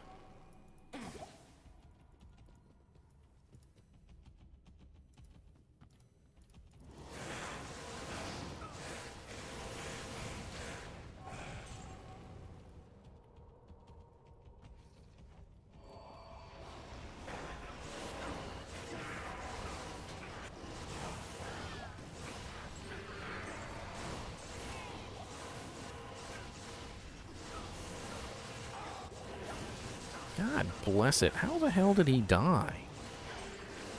Lower res curse, maybe? It certainly seems like it. Ouchie, ouchie.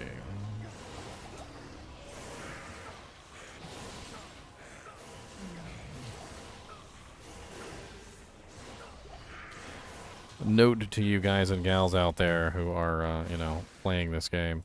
When you fight a pack of Oblivion Knights, always kill the Oblivion Mages first, because they just sit there and curse you from the back, non-stop, and those curses are super duper deadly. Like, when you think about a curse, like for the Oblivion Knights, like think about you're in the middle of a fight and they hit you with amp or they hit you with lower resist and things just go really badly. It's always a good idea to go tackle those Oblivion Knights hiding in the back.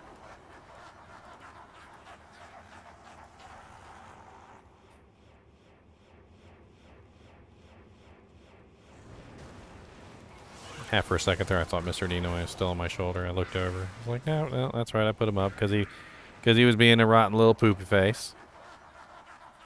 Rotten little poopy face, poopy face, poopy face. Rotten little poopy face, Mr. NiNi.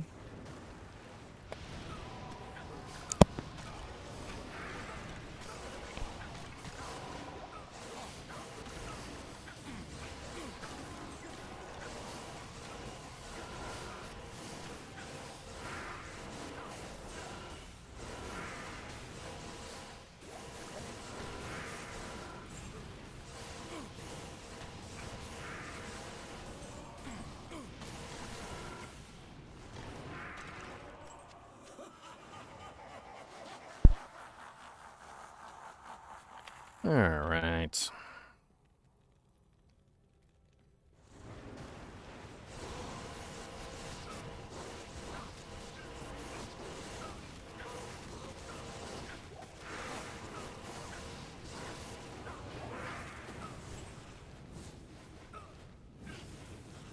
does he ever react? Chinchillas are very non-reactive, but they do sometimes. Usually when they want something, like food. They're very food motivated. If you have a raisin in your hand, they will chew your hand open to get to the raisin.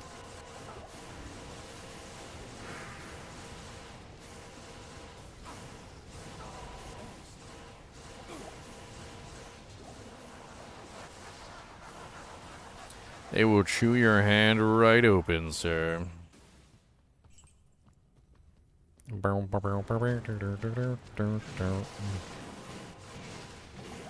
Ugh, mana burn. Ooh, no, no, no. Oh, no, no.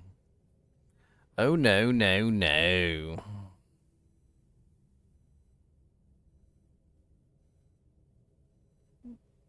Oh, no, no, no.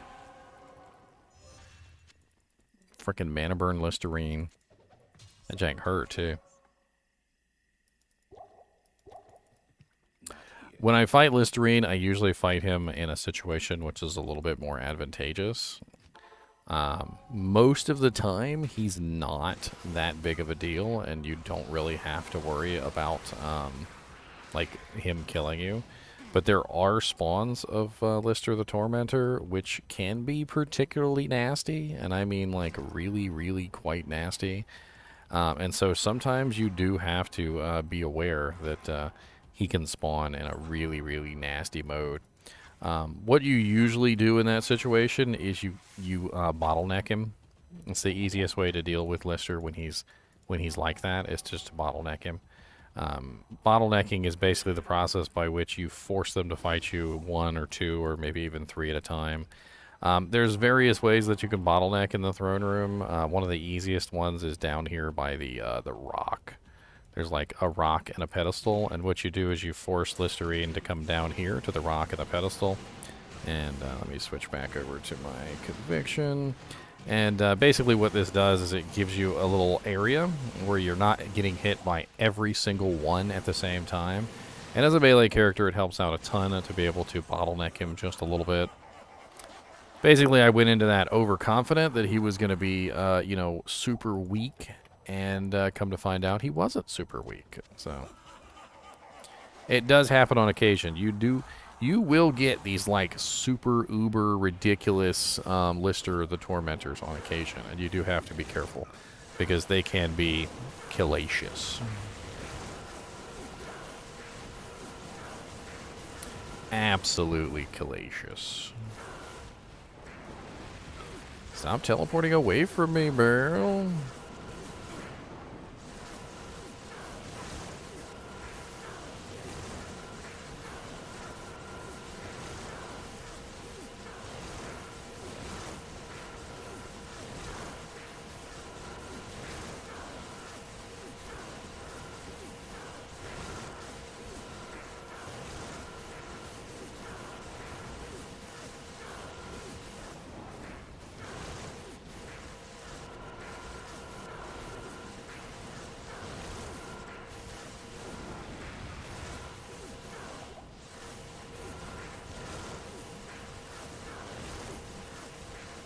So he's got so much HP.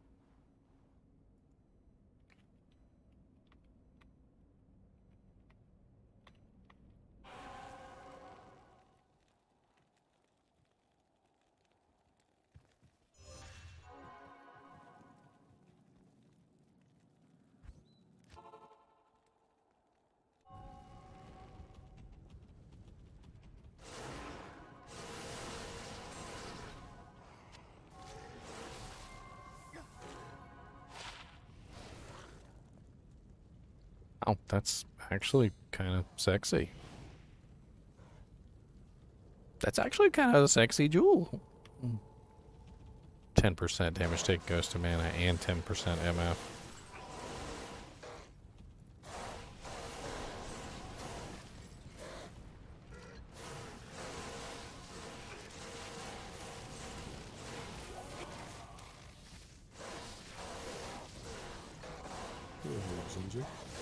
what's up, Deviant? You having fun exploring the caves and cliffs update? Yeah, me and Lucas are enjoying it. I let him stay up a little bit later tonight, but I'm switching over to give you the shield. And then I gotta hop off and go get laundry done for them for tomorrow. All right. Gotta make sure all their swimsuits are nice and clean. I always have to cut the netting out of mine. That gives me a rash. Oh, same. I have the wife actually bought me a pair that was made without the netting in them. And they're kind of like khaki shorts, but they're made out of the swimming trunk material. I like them.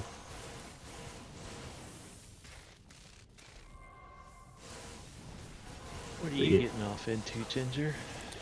I'm playing around with EXP numbers, trying to figure out the optimal way to get this character to 99.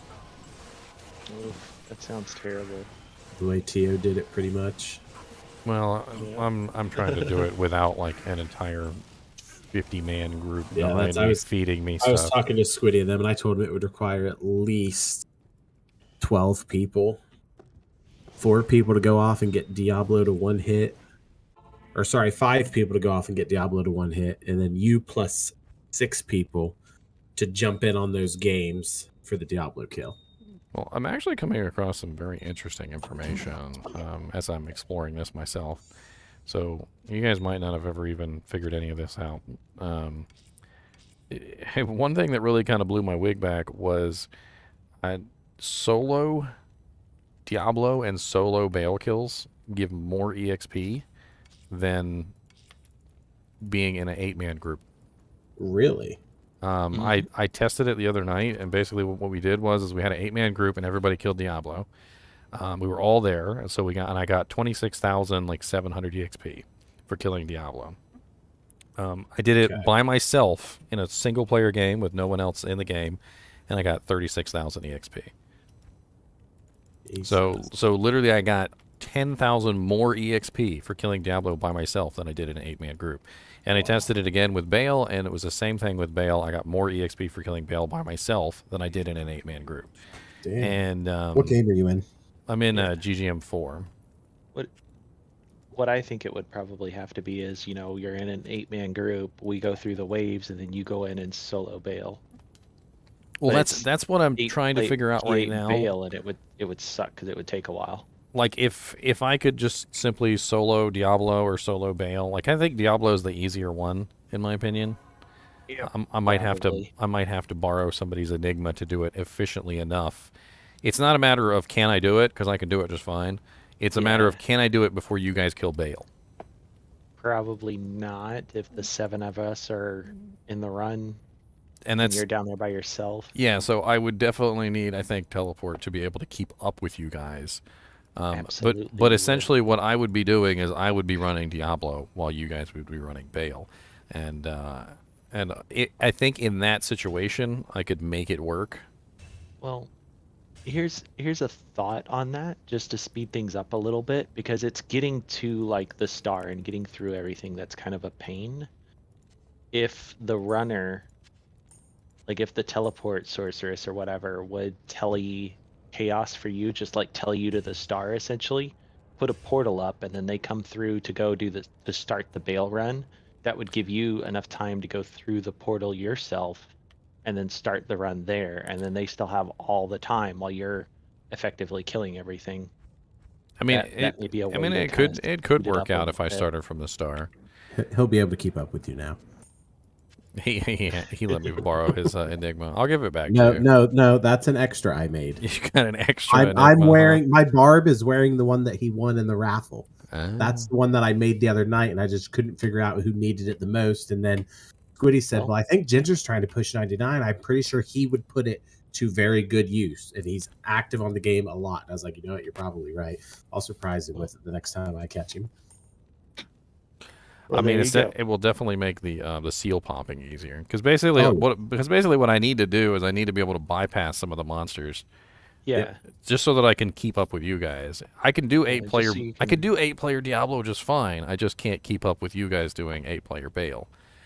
And Yeah. the Just key tell you is stomping steel bosses and The key There is you I go. need to be able to spawn Diablo before you guys leave the game. Otherwise, he won't be at 8-player EXP. Yep. Yeah. I found this really weird jewel. It's a 10% damage taken goes to mana jewel with 10% magic find on it. That's I've never cool. actually seen anything like that before. Hmm. I'm actually kind of interesting. curious if anybody would actually want to use that. Because 10% 10% damage taken goes to mana is actually pretty sweet. Okay, so if I put that in my extra slot that I have open on my helmet, Ginger, that would give me. I'm currently at 95% of damage taken goes to my mana because of energy shield. But if I put that on, I could technically drop down to like 90% on my energy shield, right? Well, no, how it works is you get so the 5% that's left, any It would take damage that 10% any back. damage that hits your HP pool would become mana, but you would still take the damage though. Okay. It You have to take the damage to receive the mana back. Yeah, you have to take Yep. the damage to receive it. So with energy shield, your goal is to not take the damage. So it kind of works That tool is differently. counteractive to me. Yeah, Unless you're it works on the not second hit, unless you're the not first. doing Immortal Sork. Like if you're not doing Immortal Sork, Oh, I'm doing Immortal but you Sword. are I'm using more- energy shield, it I'm works more out really invested nicely. into the energy shield and everything. I maxed energy shield and telekinesis to the 95% and the whatever telekinesis gives. I think it's like 0.25% of damage is what I actually take. But I maxed those before going into my damage stuff. All Like right. that, my priority was survivability. So Vex. All right, I will catch you guys later. I'm gonna go get this laundry done so I can take them to Lake Park tomorrow. All right, see you, Deviant. Have fun. I'll try. See ya. Hello. Shaw. 378% enhanced. Not bad. Not bad at all. I found a pretty neat jewel that was 15 IS with 8% damage taken goes to mana. So Phoenix. Yeah, it's Trying a to- dun jewel of fervor like that one. Yeah, it's interesting to see the damage taken goes to mana in combination with other things. Yeah. Yeah, mine's 15 IAS with 8% damage taken goes to mana. I was like, huh, that's kind of interesting. All right, so I Don't really rolled need other stuff. level 11 redemption on the Phoenix and 378 on the enhanced. Not bad. Average. And the Okay. absorb went to 15, so bottom absorb. Squiddies didn't roll much better when he made his. His is around that, like 170, 171 ED. I'm going to put it on my Merc for right now so he stays alive. I mean, it has negative fire res on it, so it's going to help him out. So, what is it, negative 28? Yeah. That Well, doesn't... just with how fast you kill stuff, like that's his form of leech, because you have an Act 3 mark, right? Yeah, I have an Act 3 Merc, and he's running, like, Yeah. X-Fire and Flickering Flame and all other bull crap, so he's got quite a bit of Yeah, stuff so going on. that's yeah, but that's his form of leech, because they don't actually hit stuff too often. Not often enough to matter, so that's his form of leech. Essentially, you killing stuff, and then he sucks up the bodies and heals. That's the end game for the Oridin's Act 3 Merc. He's just got a spirit on him right now. Oh, man, he is sucking up some corpses. Mm-hmm. And He healing is- himself entirely. He is sucking up some corpses, I'm going to tell you what. Alright, let's try out the Enigma. I'm going to be sad to lose my my ridiculous Holy Bolt spam, but let's see how it works out with the teleporting. I'm curious to see how that works with your damage output. If it'll impact it that much, because you're running grief now, right? No, I run Crescent Moon or Plague, whichever one is like the optimal one Okay. for my build. But like for instance, with if I'm trying to go for like optimal speed, I'm pretty sure Crescent Moon is the better choice. Yeah. It has to do with the dreams and the negative resistances Yeah. and all the other things. It just works out to be more damage. The amount of lightning damage output, yeah. Let's see here. I need to figure out a hotkey. I guess I could replace charge. I could use X since I have the teleport.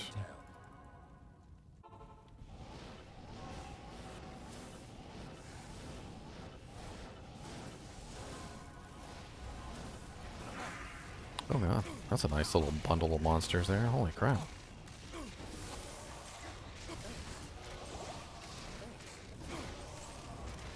Like teleported right into hell itself. And then the frickin' Oblivion Knight threw lower resist on me. That sounds terrible. Yeah, it's pretty silent. It's pretty mean.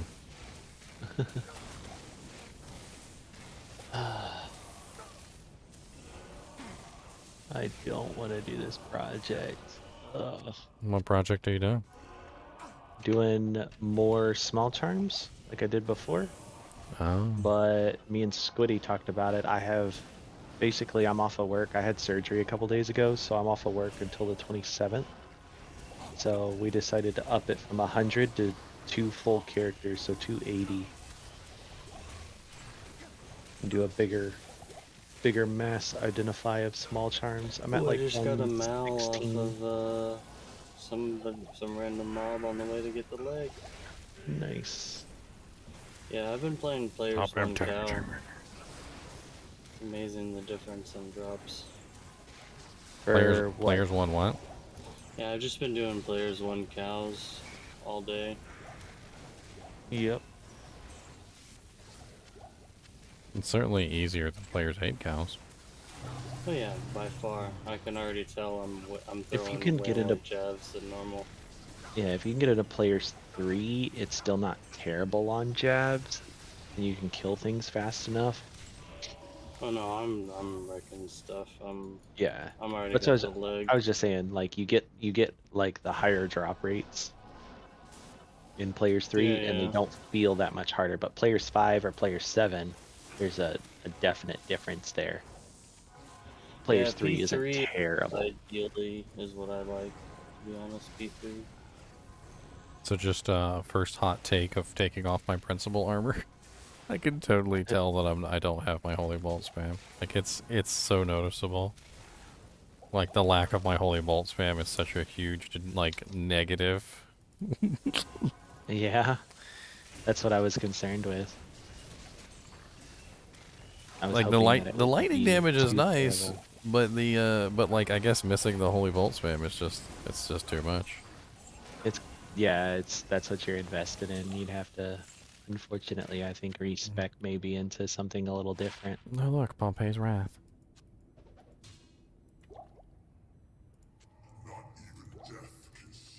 I mean, this might be time to experiment and think about maybe optimizing for the end grind.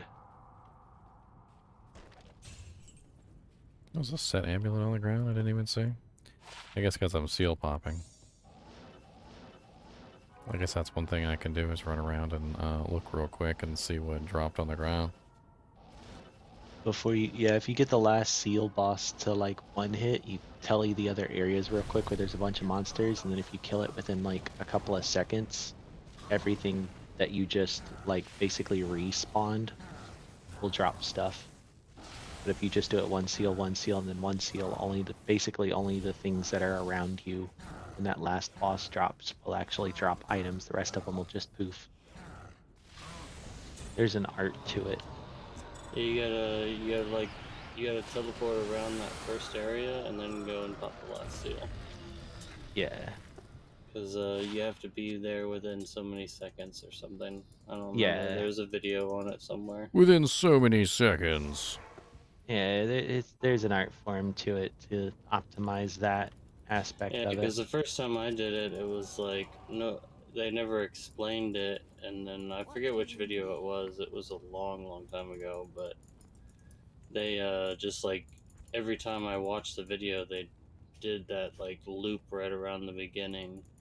You know, like they just teleported straight from the waypoint, skipped all the everything to the circle, and yeah, they never like explained it properly. Yeah, I understand pretty much how seal popping works. It's just I'm thinking about like speed instead. So I figured, Yeah, you know, like that's the last couple ideal monsters that I speed fought. run. The last couple monsters that I fought, I figure, you know, at least I can just go back and take a look and see what's going on with them.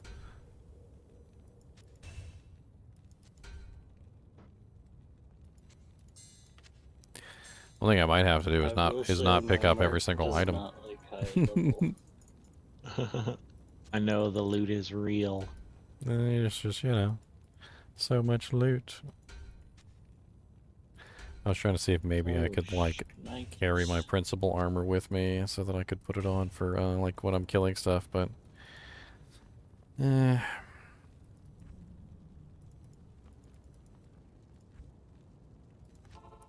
And now we're almost at players 8 here.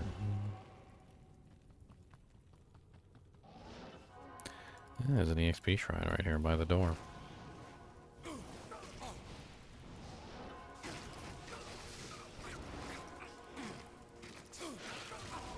I would be curious as well.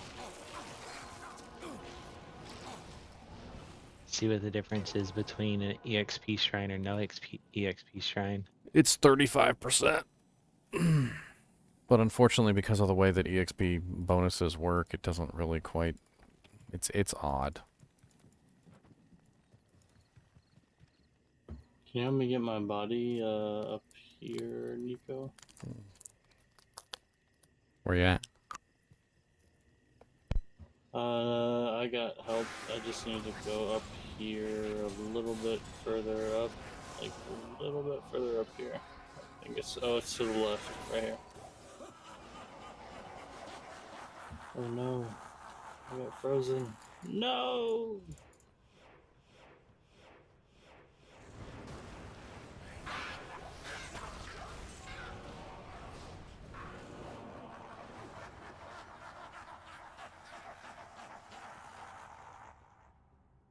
I got it.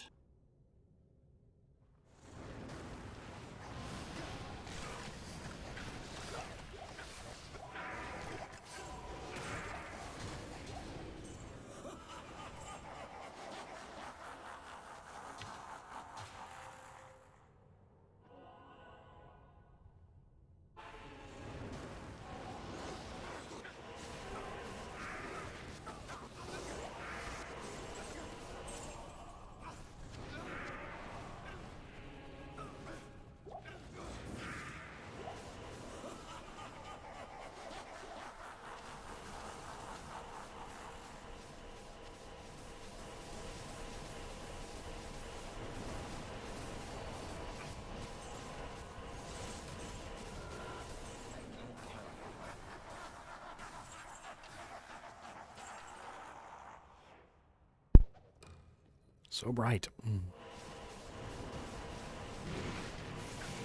Why are you there? What the hell? I minimized a window and it just like, and I maximized it, and it immediately maximized over top of Diablo 2. Like I needed to see that. They're like, no, you don't need to see that. We're gonna maximize it right over top of your screen, buddy. Don't worry about it. Don't you worry about a thing. We We want to got, see all the things. yeah, all the things.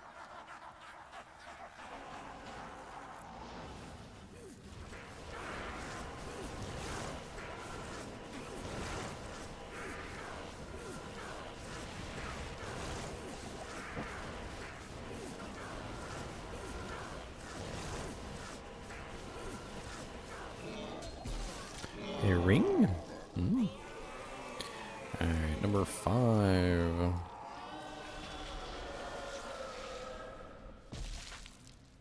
Just getting to 99 seems to require a bunch of players not willing to take your EXP. Just doesn't seem like a league. Just thoughts. Yeah, you're not wrong. We've talked about this at length. At length. It's an interesting ring. It's not exactly an amazing ring, but it's plus 20 strength with attack rating. And mana after each kill.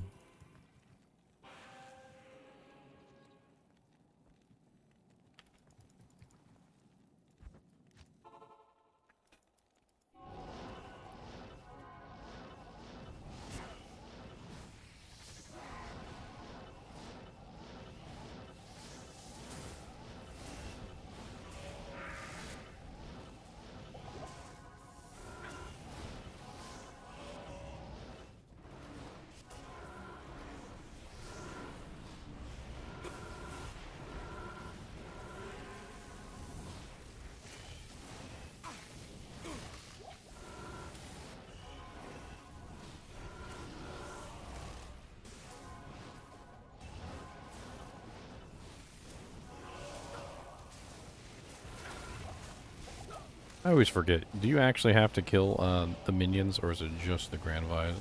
Just the Grand Visor of Chaos? Just the boss itself. Not that the minions might not actually be good EXP since they're 87. Yeah, just the boss itself is the only thing you have to kill. Everything else is irrelevant. Irrelevant as far as that goes. I mean, because basically the goal of this is to essentially do this and get, if I can possibly do it Get to fast enough, Diablo as fast as possible. get to Baal before you guys kill Baal. Son of that a too. bitch.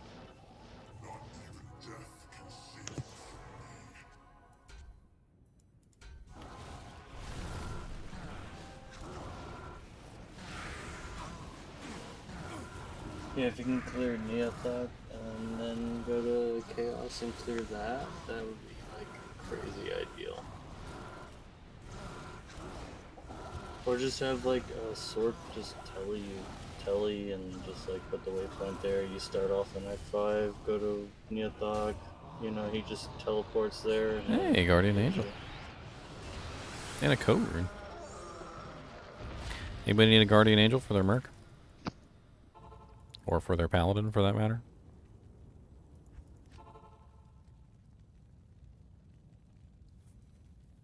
Oh, the Act 3 Merc makes the most sense for my character, bar none, Game Jinx. That's how this character works. If you have max level conviction and you're running lower resistance, why wouldn't you take advantage of that with an elemental damage character?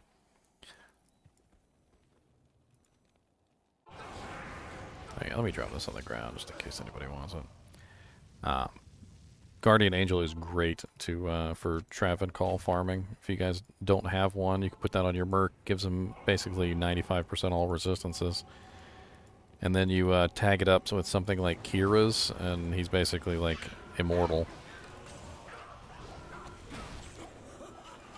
He steals your money? Immortal. You know, he starts singing that song, you know, here we are. Born to play Diablo, gonna take all your money from your bank. Here we are. Born to kill your girlfriend, 'cause she's not gonna stick around while you do bail runs.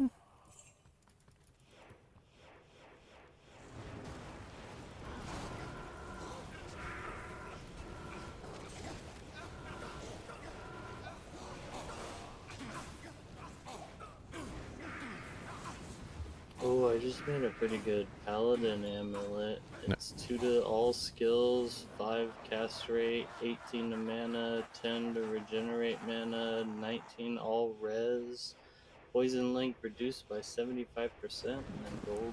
Very sweet. You could definitely get some bank for that.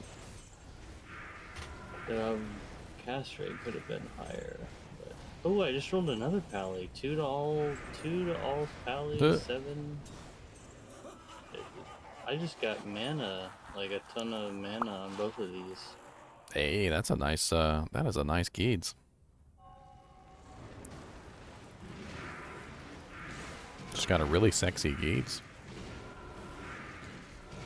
Oh, I just got a barbarian, 2 to all barbarian skills, 10 faster cast rate, 20 to mana, regenerate mana, 18 all res. That's pretty good.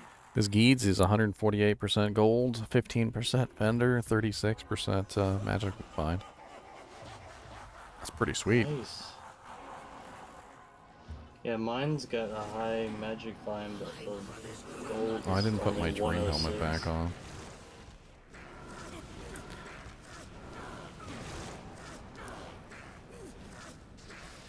I've been getting poop rolls. Those are pretty decent.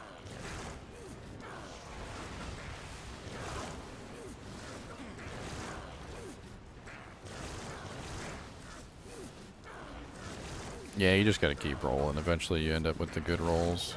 It's not like, you know. Yeah, I always save my rolls to roll on my highest level character, which is... It's 93, right? Is what you need to be? If you want it, Cole, it's, I don't know if it's still on the ground or not. I'll check. Oh my god, Baal, die. What's going on, buddy? Buddy old pal. Buddy old Bailio.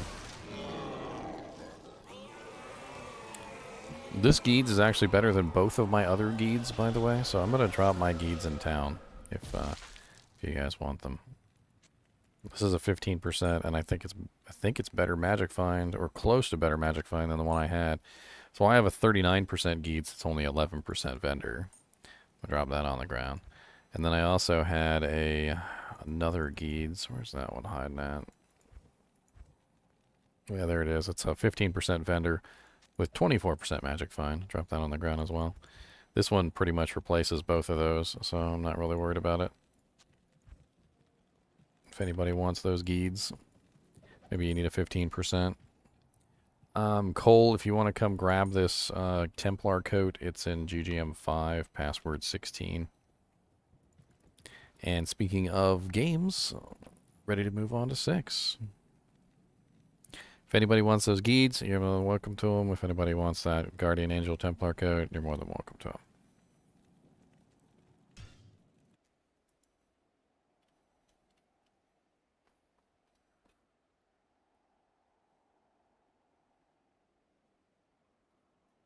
Okay.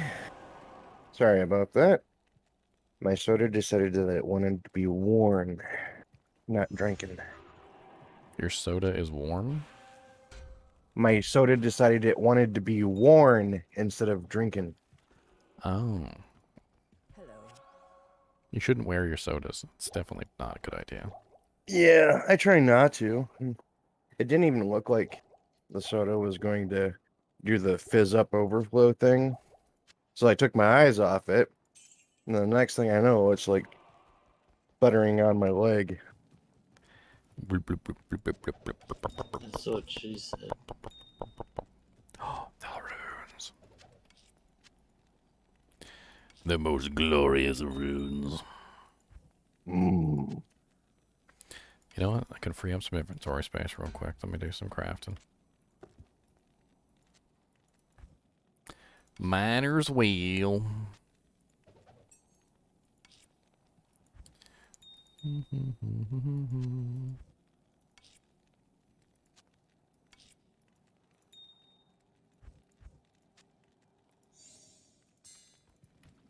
Maybe I'll get lucky and get that godlike Amy. Can I help you? The most godlike Amy that ever existed. Indeed.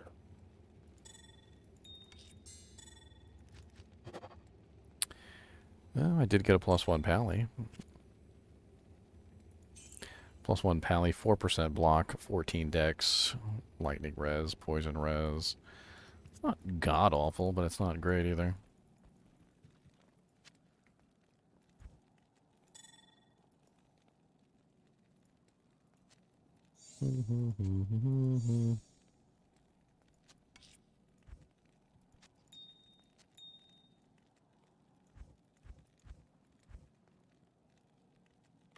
Got all these junk jewels I'm holding on to specifically for stuff like this.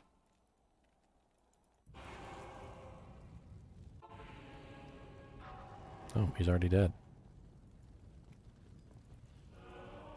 Oh, that's interesting. That's a shame.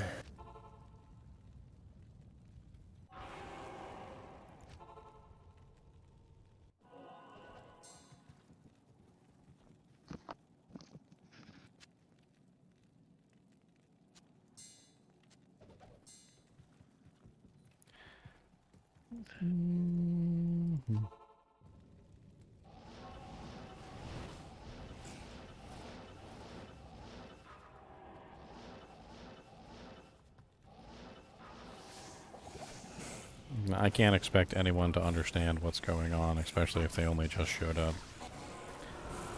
This is one of the biggest difficulties that I've noticed of the whole, like, everybody's like, just leave the game and just let him get the kill. And I'm like, you can't, like, convey that to everyone. Even the people in Livestream who are literally watching the Livestream who come in, like, literally still don't understand what exactly is going on.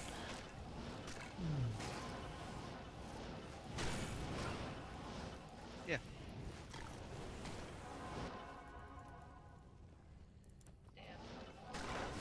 Okay.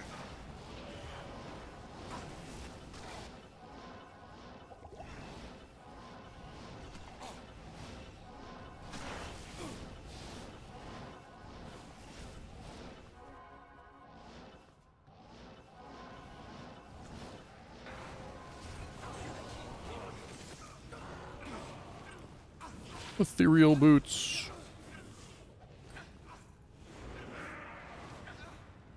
Or mercenary over there just getting wrecked.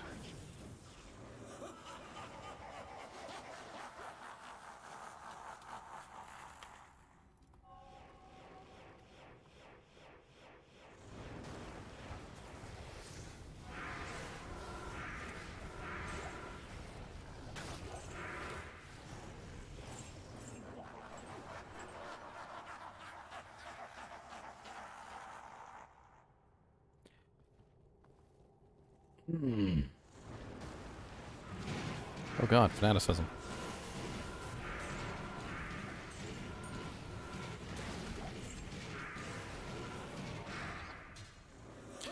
Fanaticize, zom.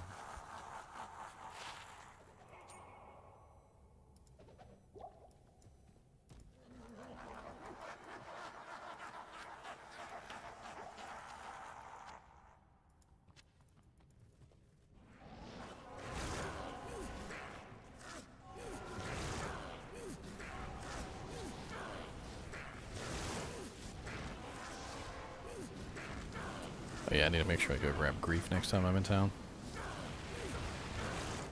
Makes the boss kills a little bit quicker.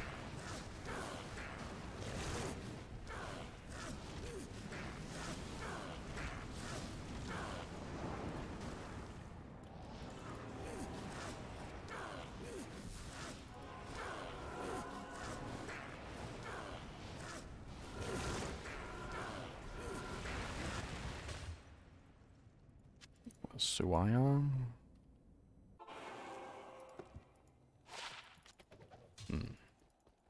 How may I be of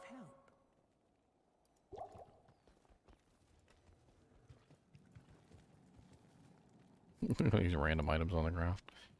The Doombringer, the bringer of doom. Wow. That's a lot of maximum life, and that is a lot of bonus attack rating on that thing. That was actually kind of interesting.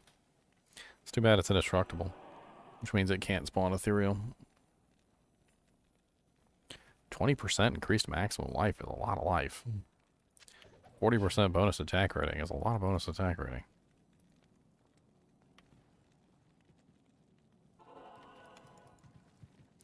I guess moving on to number... ooh, that's all right. No, you thief!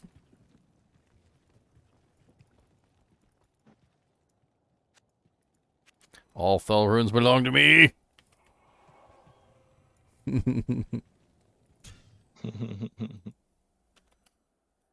I will exhaust the world's supply of Thel runes.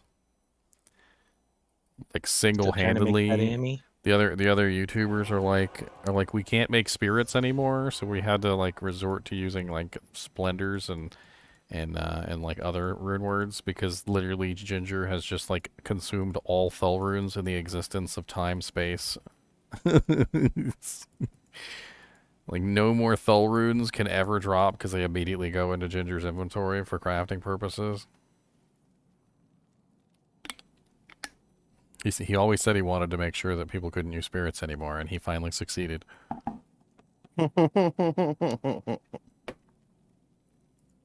Like the remaining spirits that were already created are like literally worth like their weight in gold, like 10 jaw runes for like one spirit shield.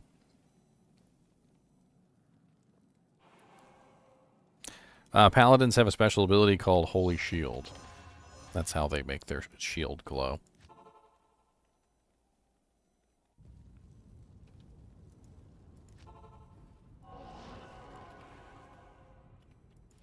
The hell? That was weird.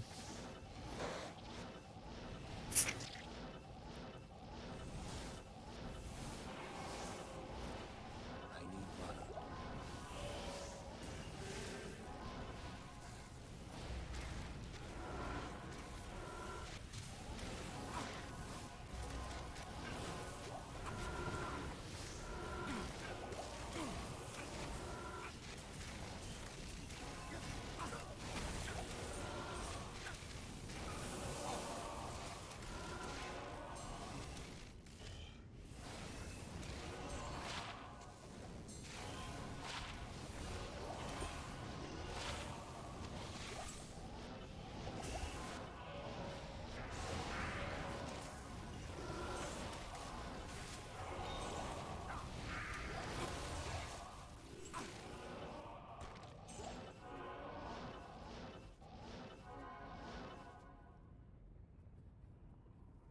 You might have to give me a tutorial on how to kill Duriel in Nightmare with a boson. He claps my cheeks all day, every day. Get a Valkyrie. Like, Boson is one of the easiest characters in the world to kill Duriel on. Get yourself a nice Valkyrie, and he literally prioritizes the Valkyrie over everything else. I'm not even joking. Like, whenever Duriel is in a area, he always prioritizes the like golems and Valkyries and like Shadow Warriors first. It's a thing that they did specifically to give those people who have Valkyries, golems, and Shadow Warriors an advantage to be able to kill those guys. And so if you are specifically in, you know, a character like that, you definitely want to utilize that monster, that summon. The other interesting thing is that if your Valkyrie's high enough level, she can literally kill Duriel by herself. Like, I kid you not.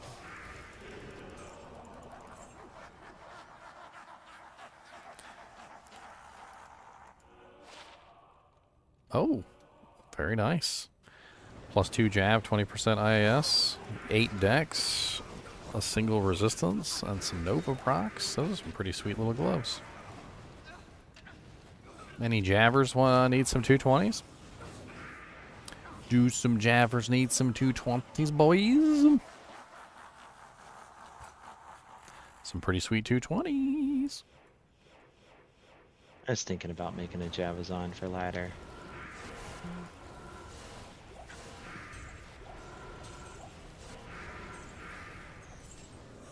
They're definitely fun characters. I still have yet to make a Boson, but I always like my Ice Boson. I always think my Ice Boson is like the bee's knees. It's just so fun running around blowing everything up into ice chunks.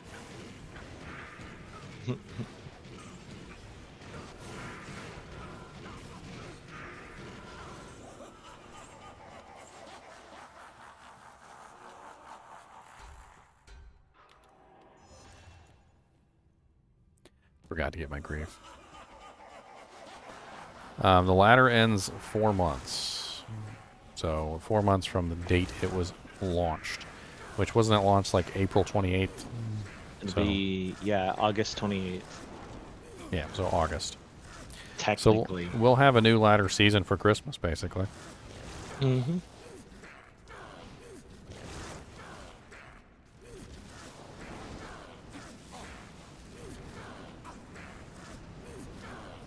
They might do it before then. Might be a day or two shy on this one. Just so they can hit that, like, Christmas time frame for Christmas break and whatnot. Christmas time once a year.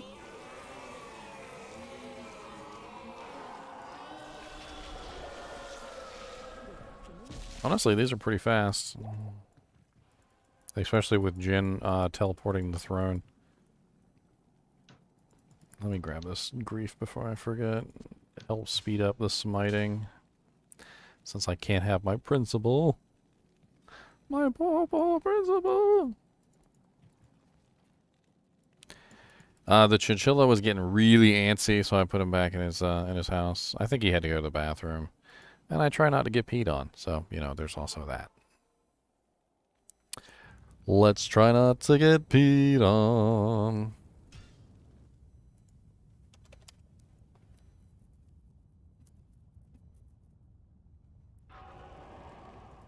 Hopefully these games are enough time for you guys to, you know, be able to go magic find some stuff or do whatever it is that you want to do. There should be, you know, obviously you got the entire game to do what you want with the exception of Diablo and Baal.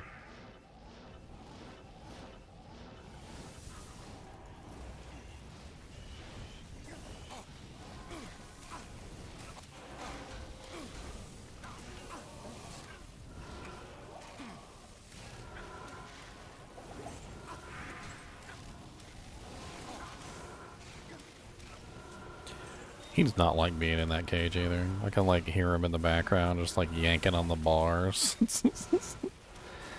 Like, let me out of here.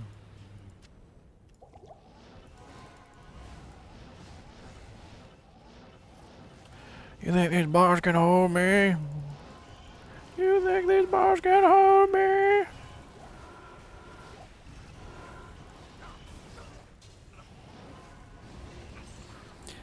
Yeah, 4 months is the ladder cycle now. It was 6 months before. It was much longer. Oh god, ow. That hurt. How dare you, Lord Dacis.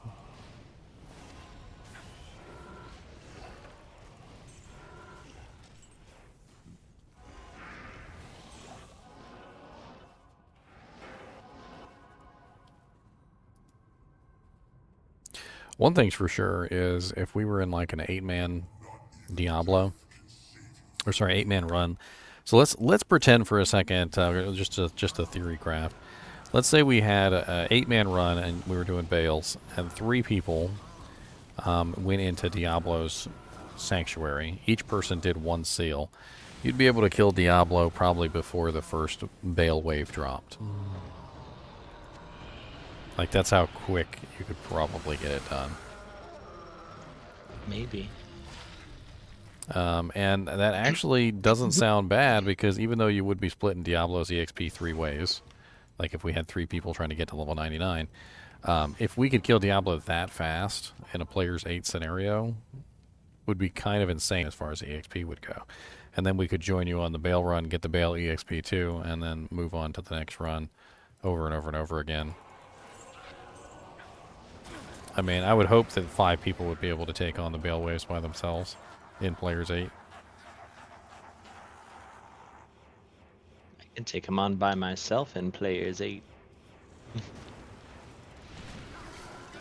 Depending on what character I'm using.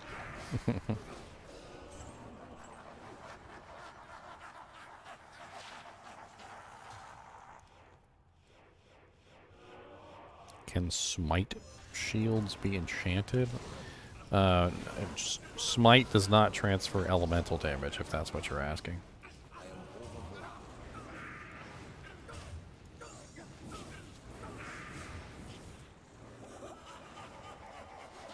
That is a thing. Chunks, do you already have 220s? 220 jab gloves?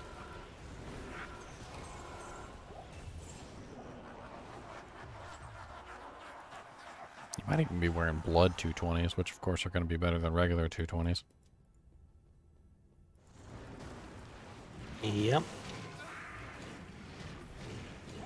They are gnarly. That's what I'm wearing on the smiter. Oh, you don't have 220s yet, Chunks? Well, come grab these. I found some 220s. They're actually not bad either. And you can upgrade them 1 tier for some more defense if you want to. I'll drop them on the ground in the next game.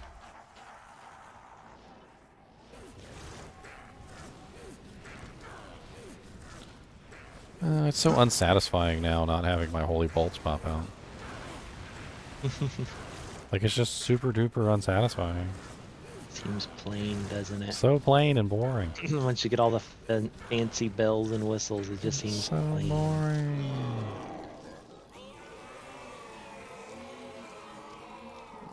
Here you go, Chunks. Here, take these 220s. There's a recipe to upgrade rares to the exceptional form too, so you can get some more defense out of them.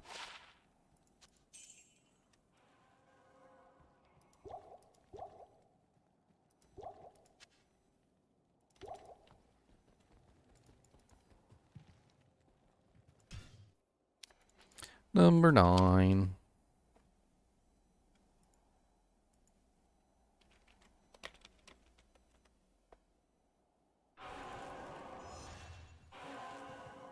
Gotta make sure I put my dream back on. That's where more of my damage is coming from.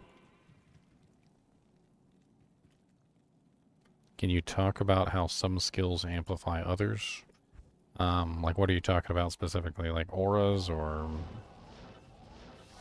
I mean, when it comes to Diablo, everything is specific, you know, like, how do I put it? Like, concentration aura gives more damage, but it doesn't give more damage to spells.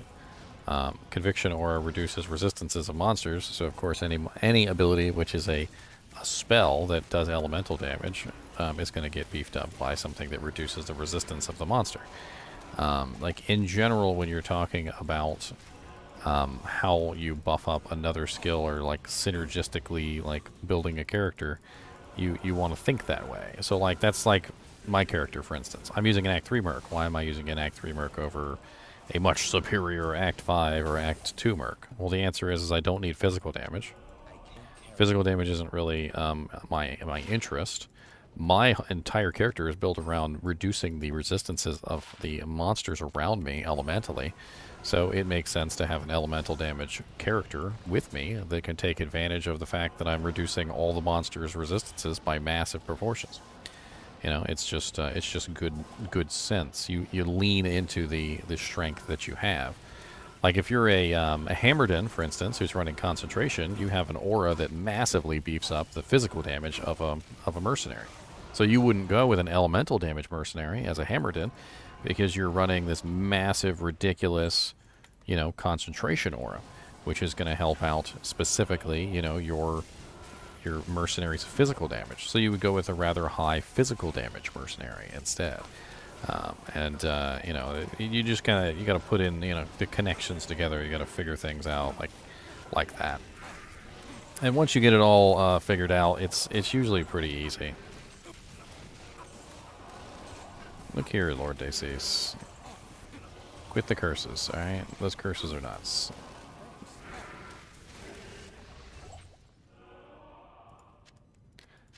Sitting here talking, I'm distracted. He's over here like, amp damage, lower resistance. What do you think of this, buddy? Leave me alone, jeez.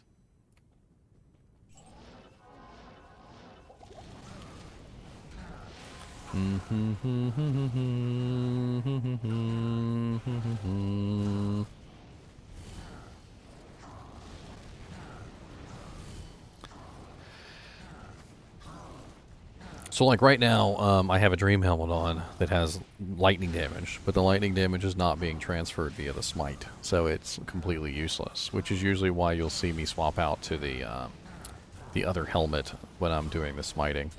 I don't really need it for Diablo. Diablo's not really, doesn't really have as much HP as some of the others. Ooh, those are some sexy boots. Anybody want some really good Magic Find boots? Dual res Magic Find with 30% faster run walk. Those are not bad boots. Doesn't get much better than dual res 30% Magic Find and faster run walk. It's 23% MF with 30%, 15 fire, 14 poison. They even have some attack rating on them, believe it or not. They're level 29. Those are some sexy boots. Yeah. Then you can up them probably because they're probably base boots. I did answer the question, CB.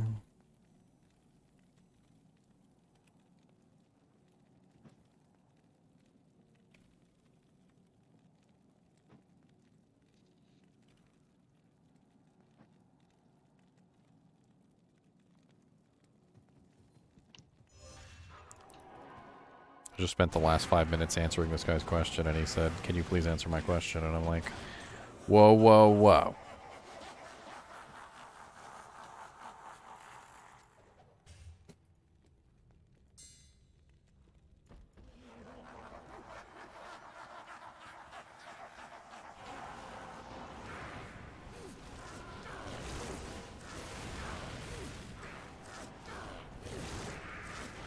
Boom, boom, boom, boom, boom, boom, boom, boom, boom, Bailey-o.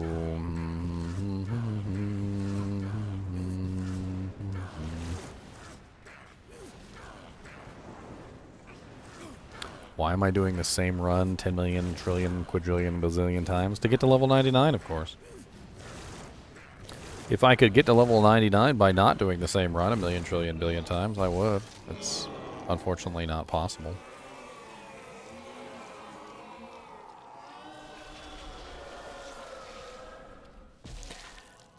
The way that they have the game set up is that every monster has a level.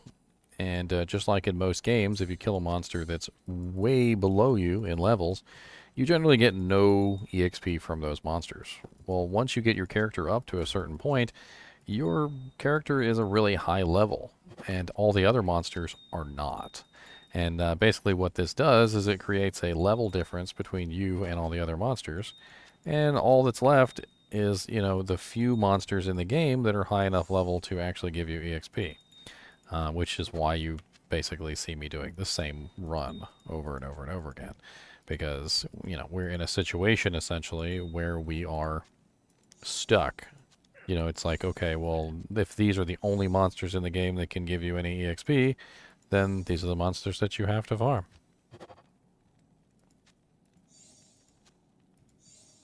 If you wish to progress. If you wish to do anything today, come on down and you can pay the fee of $1,000 million today. For all of your time, that's okay too.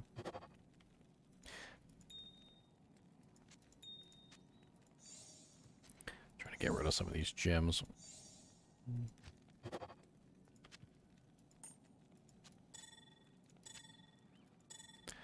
All these dang jewels I got. I'm holding on to them for crafting purposes.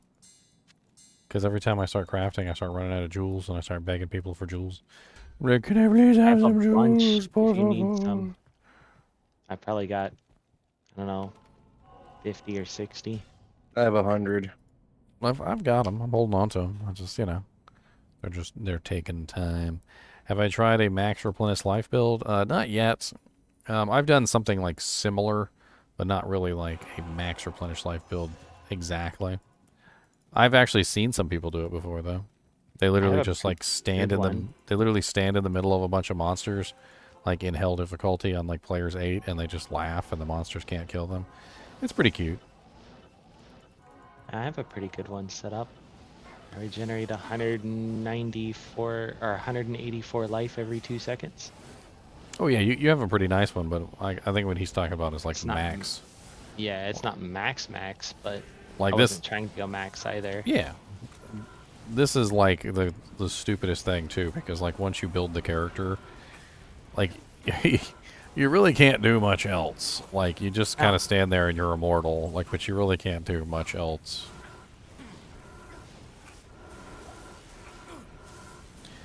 But you're immortal.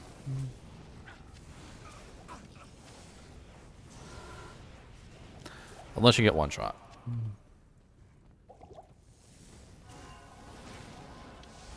I could have gone with the prayer merc, but I decided not to. If I went with the prayer merc, they'd give me another, 30 or whatever, 40 some odd health regenerated. No, the sad thing about the mercs is they're regen neutral, which means they don't get any benefit from their regeneration, which is very sad. But they get it from mine. No, they don't get your regeneration either. They're regeneration neutral. Really? Because I've seen them regen. They have their own natural like recovery rate, which is separate from regeneration. The barbarian has the best recovery rate out of all the mercs. It's I think it's because they have a recovery rate that they're not allowed to have regeneration. I had to do a lot of research into this, especially for items like Malice that have negative regeneration. And if you put Malice on a mercenary, he will not die. You can just stand there forever, and he does not die.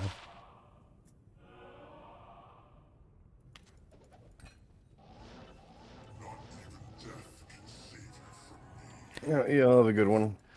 Alrighty then.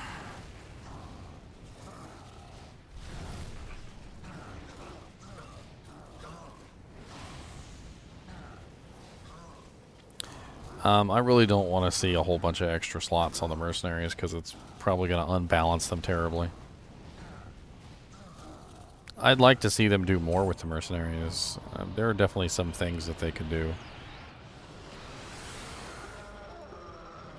One thing in particular would be to kind of make maybe even like some customizable skills for the mercenaries. I think that could be really cool.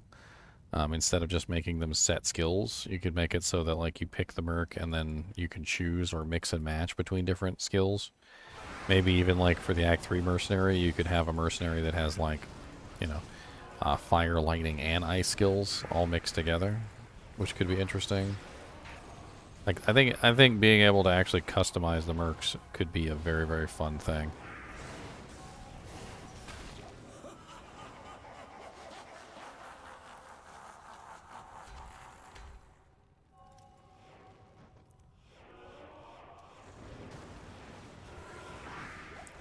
I mean, could you imagine having an Act 3 sorceress mercenary and he's got like enchant, static field, and I don't know, like lightning or something, or maybe enchant, static field, and glacial spike. Like a pretty nice little combo there, right? Definitely a very utilitarian kind of a character.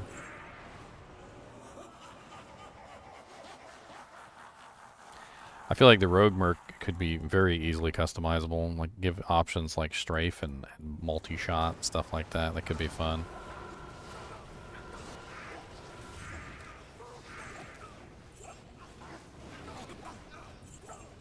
Hello, everybody. What's up? Howdy, howdy. I was just grouped with a guy who named his character Wahid. Nice.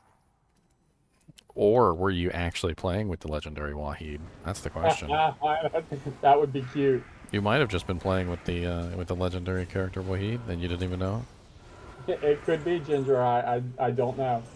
I was watching an interview with like an actor one time, and the actor was like, he had been asked a question. He was like, does it annoy you when people recognize you on the street? He's like, no, because normally when they recognize me, he goes, you know, it's not such a big deal because they're usually respectful about it. You know, they usually like, you know, they're very polite and they're like, you know, I don't mean to bother you, but I'd like to, you know, if you could, you know, sign me a card or whatever, you know, or something like that, right? He's like, the ones that recognize you are the respectful ones. He goes, the ones that are the worst are the ones that like half recognize you, and they like you like walk by you on the street and they're like, I know you from somewhere, and they just start talking to you like That's awesome. I'm pretty sure that you know, you kind of look like Bing Crosby, you know, you kind of do. And then they're like, you know, but you're a little older and you got a fatter face, and they start insulting the person too. And you're like, and it's totally actually Bing Crosby, but like, you know, they're just being mean at this point. And he went on this thing and he's talking about how like it's like the worst when somebody almost recognizes you but doesn't.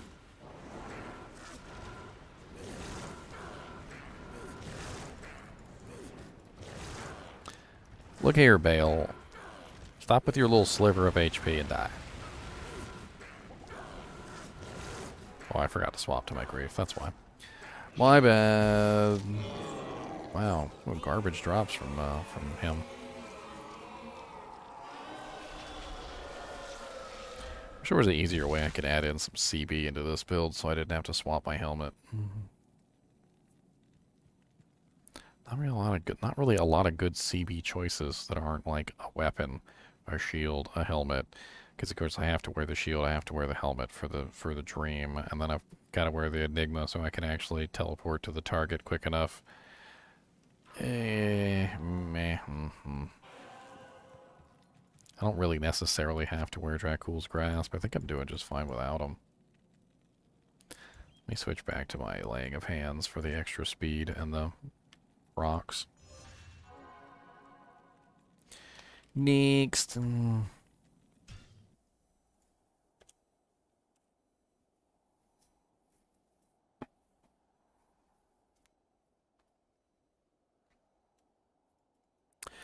Bing Crosby was a crooner. Apparently it's like an old-fashioned term for a guy who sings a lot. I think I must be a crooner. I sing all the time, too.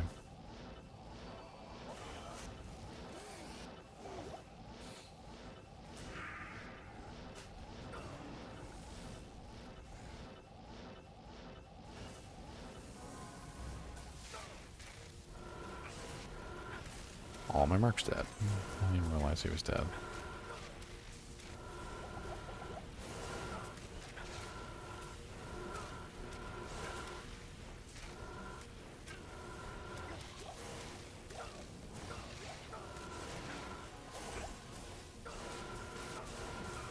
Oh, hello, Dreadheart. Immune to lightning, multi-shot lightning enchanted.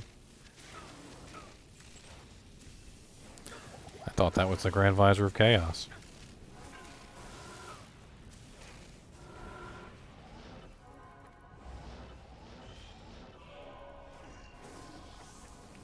He's down here.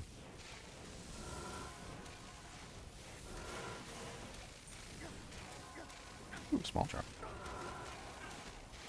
You know, let me grab my Merc real quick so this goes a little bit faster. He's actually really helpful. Attack rating wise, all sorts of very nice things wise. He's just really helpful. I hate it when he's dead.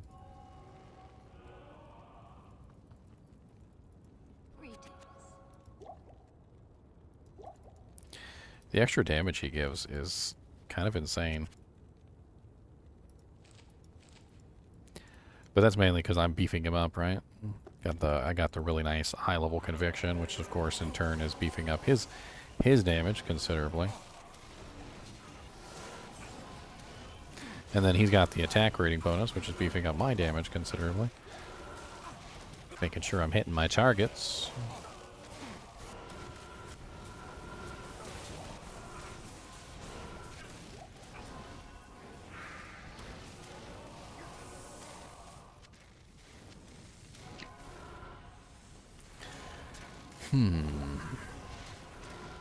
I could probably put K. Hagen's back on him too, make him a little bit stronger. Let me go grab that real quick.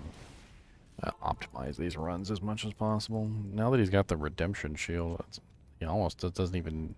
Oh, that's right, never mind, because the Tyrael's Might is giving him the strength to wear the spirit, because I made the spirit and a non-ethereal, because it's not for him. Or the Phoenix, I mean. The Phoenix, yeah. I didn't make it for him, so, you know. It's not an F base, which it would have been if I was making it for him. Is he still not high enough to use it? Oh, they're never high enough to use the non-F spirits. Really? Yeah, it's a whole thing. That's interesting. You have to put some sort of strength enhancing equipment on them to get them to be able to use it. I have mine in an ethereal. I have a spirit in an ethereal monarch. Yeah, but like I said, I wasn't making it for him, so. Yeah. Yeah, fair enough.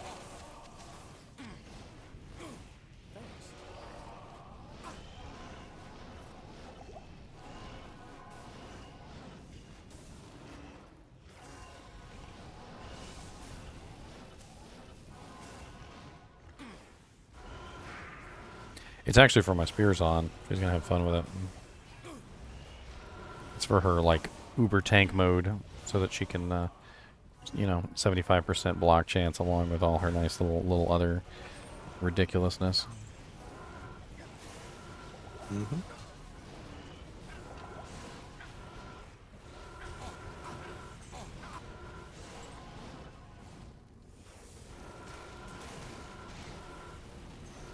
Dang, immune to fire and immune to lightning.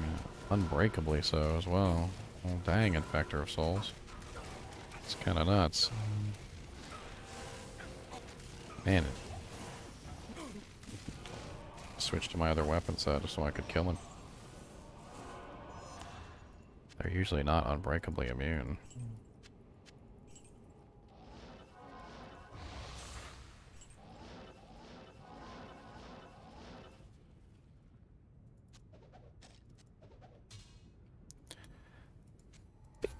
Bink.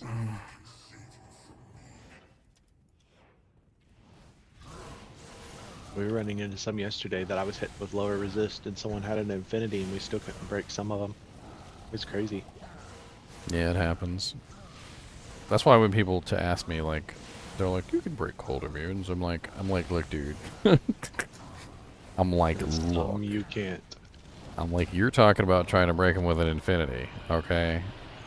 I'm a negative 150% paladin that also runs a plague, and I have lower resistance proccing on a regular basis, and they still don't break. I'm telling you, they don't break.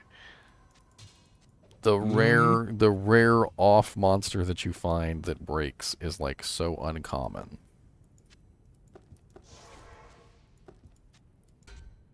Like whenever I do find a cold immune monster that breaks, I'm like, huh, interesting.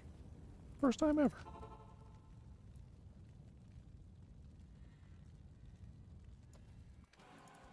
Oh, I'm not doing charge strike tax cut. I'm doing a melee zon, a physical damage zon. A tank zon, basically.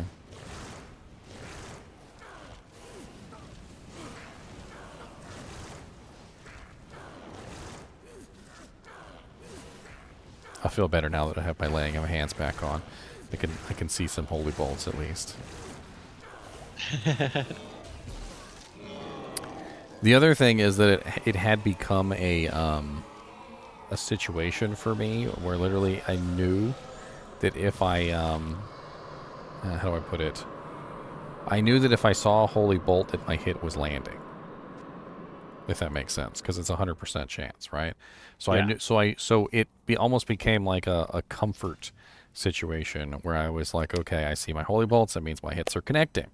And when I don't see the holy bolts now I'm like, I'm not Is it connecting hits. working? Am I hitting? Am I hitting him? And did I hit him? I'm not sure if I hit him. Did I hit him? Did I? Oh no!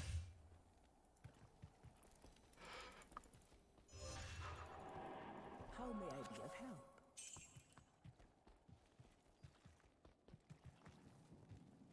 Do I talk with other D24 content creators?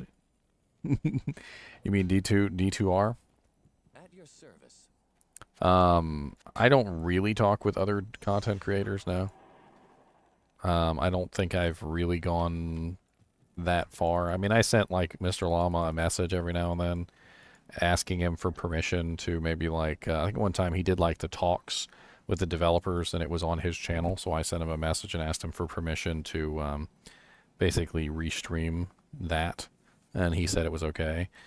Every now and then I'll like see a post by one of them and I'll comment on it, and sometimes they comment back, but for the most part the answer to the question is no.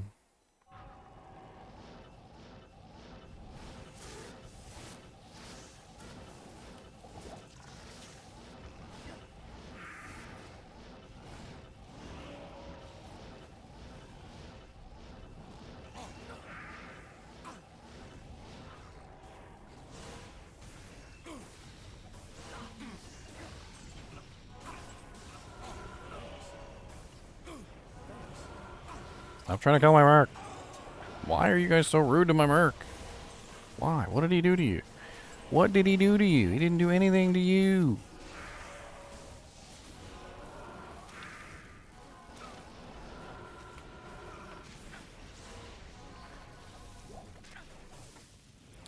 Some monsters most definitely and most assuredly have a what is it called? A priority targeting system where they specifically target mage classes. Like, because I've noticed that sometimes I'll be right in the middle of a group, I'll be in the front of the group, and there's no reason for them to be targeting my mage who's like all the way in the back, but they will anyway. They will go run beeline straight to him.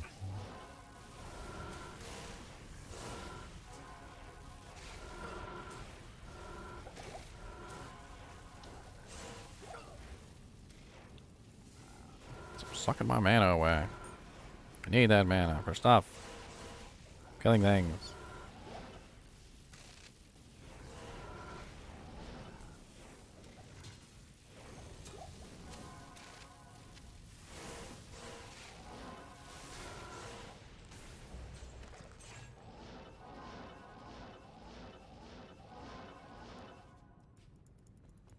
Well, thank you, Ethan. I appreciate it, man. I'm glad you can catch me on live stream too, because you know sometimes you watch my videos, but you don't actually get to see me or anything. You get to actually say hi.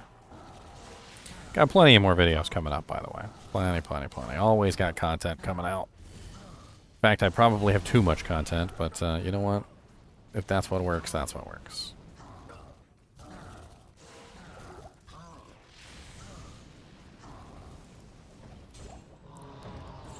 Mighty Scepter. Nice. There's a snow clash. Don't find those too often.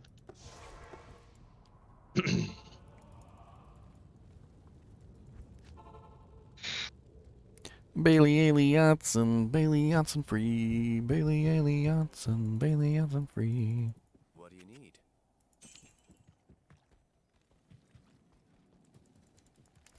Come here, Merklurk. No dying, not allowed. You run out of character build ideas? What kind of characters are you building? Hey, what you mean? I can give you tons of character build ideas.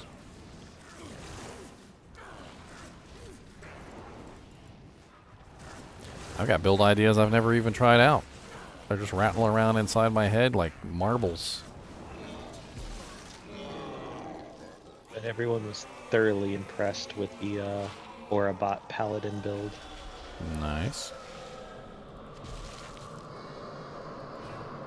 Ethereal Diceat Valves.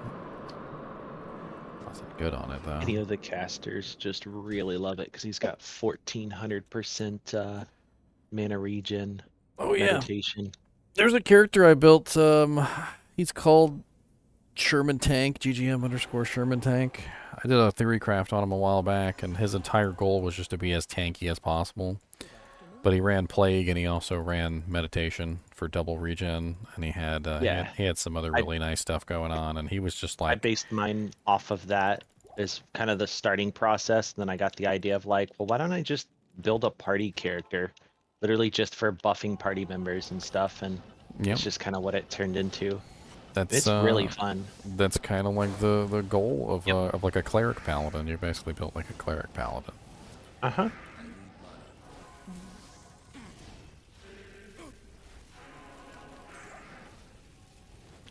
Oh no, you went the same way as me. Oh no, my mercenary got left behind.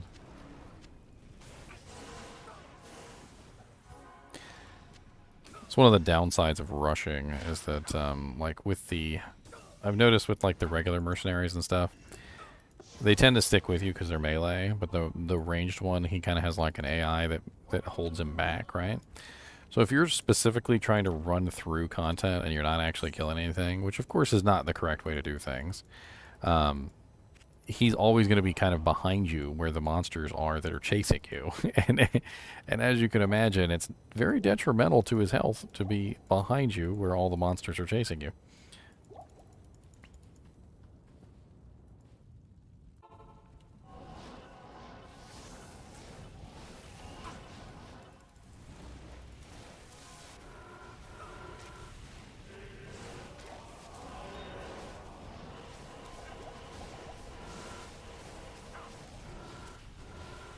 I do not have my dream helmet on. I was wondering why things were going so poorly.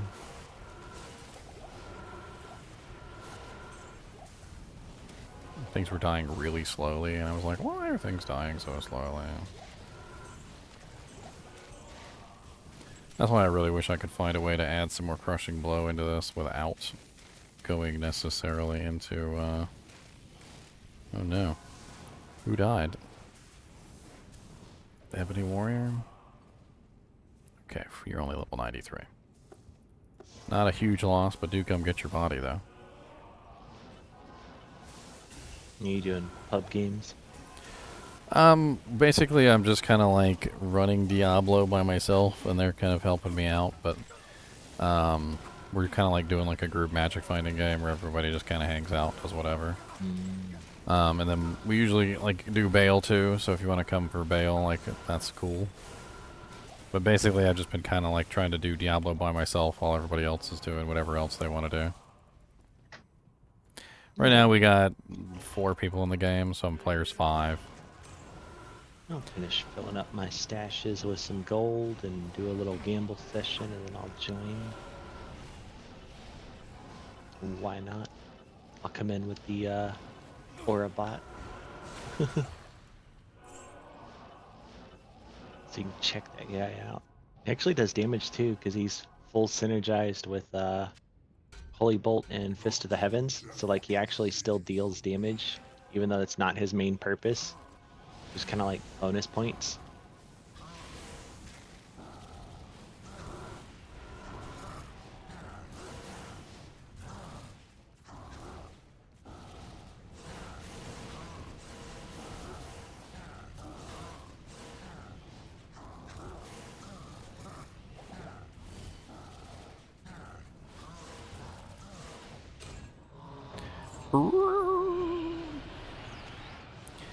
Hey, just did a video on that.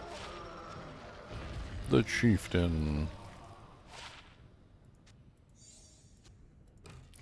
The Gorgon crossbow.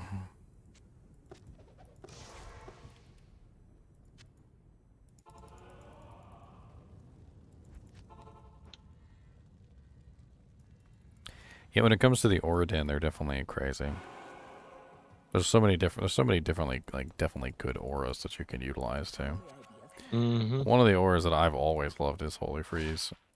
I actually I built have a 7 auras, and it's usually, most of them are auras that people don't use. So it's really nice utility.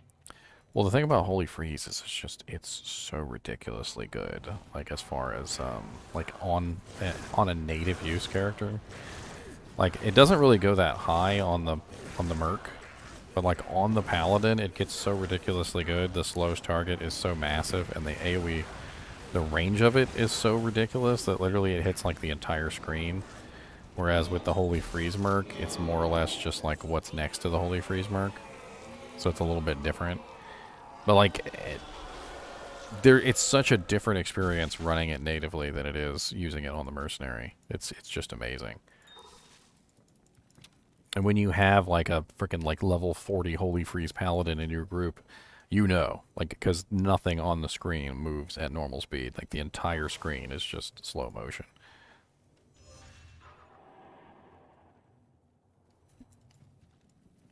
Even the slow percentage goes up with level 2, so by the time you hit level, what is it, 40? Let's see, Holy Freeze.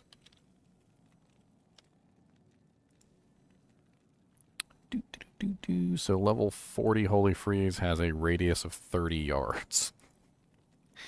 So everything on the screen, I'm pretty sure 23 yards is the size of the screen, because I was testing this earlier.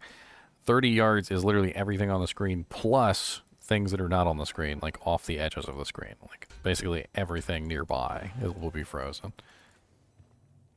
It's really apparent in the cows, because of course the cows are black and white, and then when they freeze they turn blue, and they like pretty much none of them are immune to cold either, so you take a Holy Freeze Paladin there and it's just glorious. Next game. I mean, I have a full Holy Freeze Paladin on non-ladder. He's really fun to play. Very, very, very fun.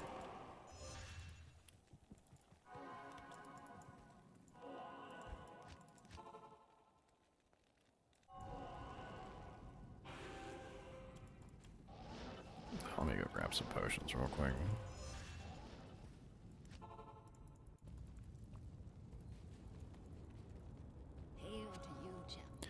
Hail to you, Jumbo.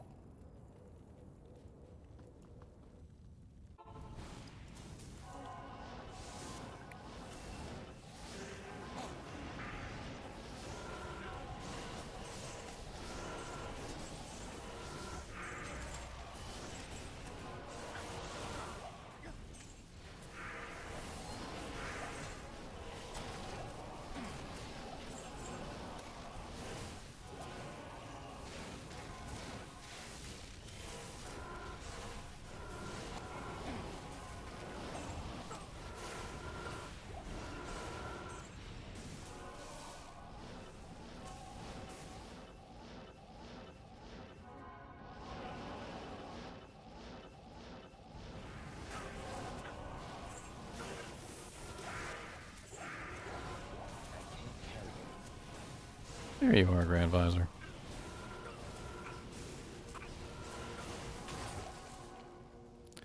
Oh, Grand Chamois.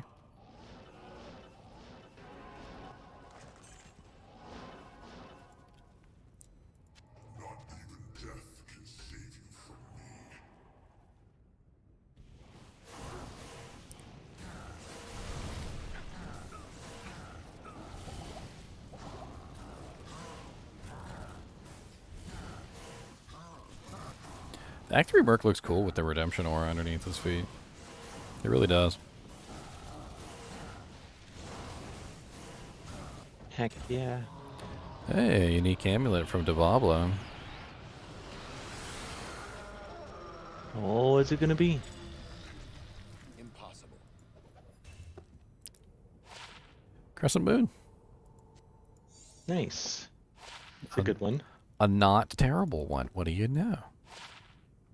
Those are pretty rare. A +4 Nova Sork wand. It's a bunch of 35k items on the ground right here. I'm gonna tell you what.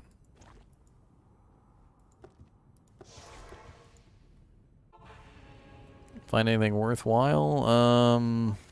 Pretty nice pair of magic find boots. Dual res, 30% faster run walk, 23% magic find. I mean, I'd honestly say they're better than war travs. Because war travs don't have any resistances on them.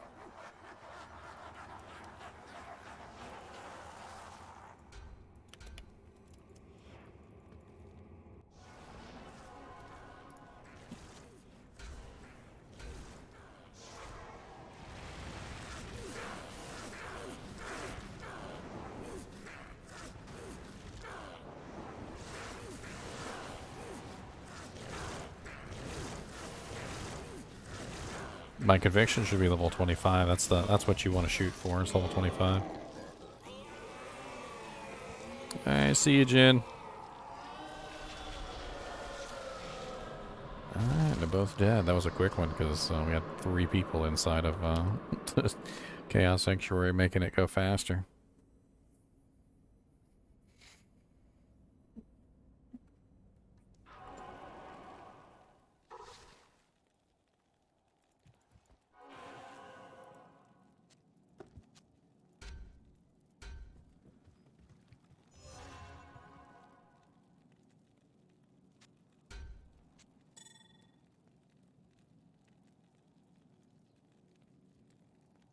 I wonder how well Spirit Phase Blade would actually function, like as far as like meleeing, because I need it to actually melee. It doesn't have any Not that increased great. attack speed on it, does it? It's not that great. It's kind of terrible. I mean, I wouldn't necessarily be relying on the physical damage aspect of it, because obviously I've got the dreams. Yeah.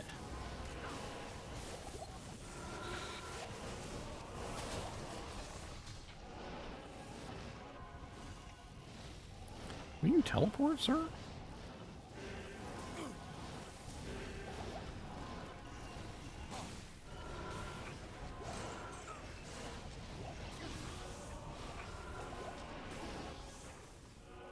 It's always got to be lower resist.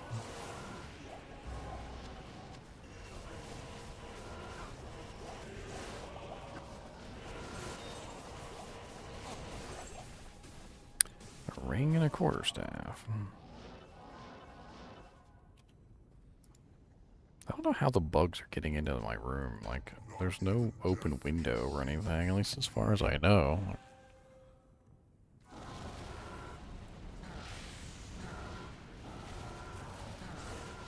The D2R dad jokes. What is the best weapon for a zoo/fireclaw druid, in my opinion? When it comes to Fireclaw, you're dishing out elemental damage, and a lot of people will tell you the fastest weapon is the best, but the new Plague Rune Word actually would probably be one of the best weapons, in my opinion. It's fast. It also has lower resistance proc on it, which is going to help out your Plague. And, also your Fireclaws. And quite honestly, like, it's just everything that you need in a weapon. You could make it in a two-hander, or you could make it in a one-hander. It doesn't necessarily have to be either or. A phase blade might be the best choice, though, for speed reasons, but there are some pretty good options for two-handed weapons for druids that are still particularly fast. So it doesn't necessarily have to be a phase blade. You could also, though, use a shield, and you could put, you know, like, maybe like get like a headhunter's glory with 3 sockets, and then you could put 3 like facets, like fire facets or something.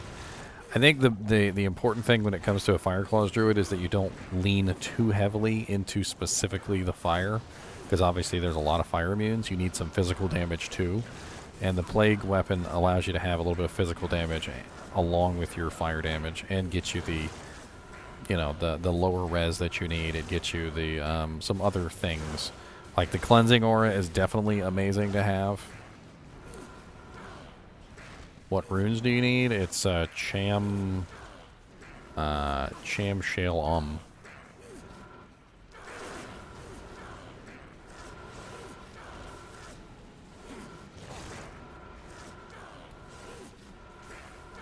Why are you not dying, sir? Oh, I don't have my my grief on, that's fine. I didn't swamp. Bunch of junk.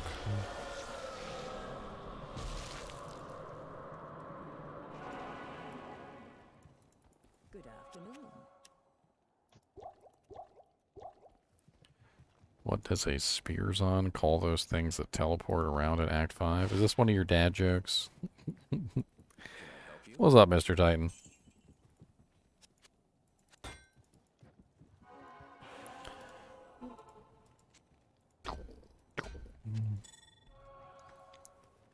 An odd little magic find ring if anybody wants it.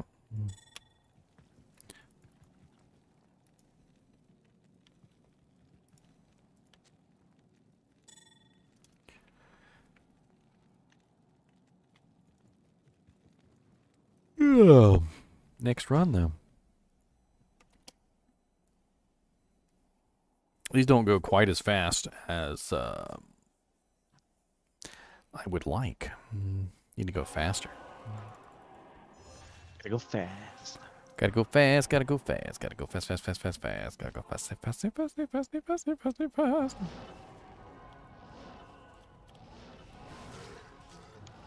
Of course, part of that is because I'm using an Enigma with no faster cast. That's the only reason I was even partially considering a the Spirit Sword.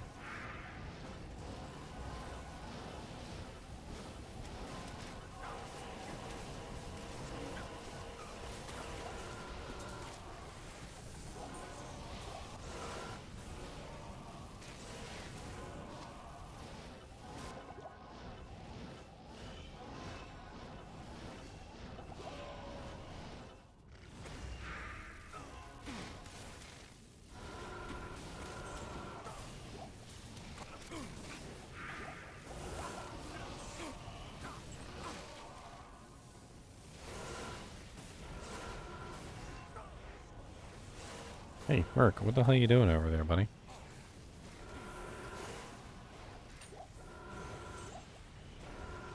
The really cool thing about the Orabot Paladin is that Tier Haunch is actually best in slot boots. Oh, nice boots. They've found a use for it. They're nice boots. They are. No, no, these cheeks.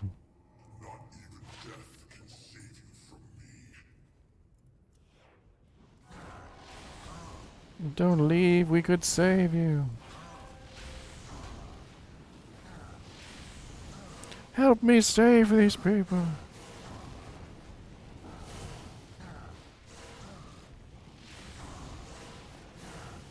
Yeah, it was kind of a spicy room. Even my mark got ripped.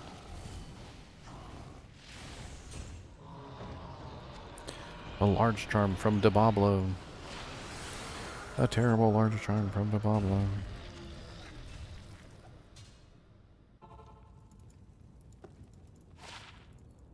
What do you need? What do you need? How many is a low rune worth? You'd have to, I don't know off the top of my head. You'd have to calculate out how many up it is from the ist rune. It's basically how it works, you know, like 2 ists makes whatever, 2 of that makes a whatever, and so forth and Right. so on, and you add it up until you get the right number. No, that's the roundabout price. So I think somebody probably has a chart somewhere. I thought I remembered somebody had a chart.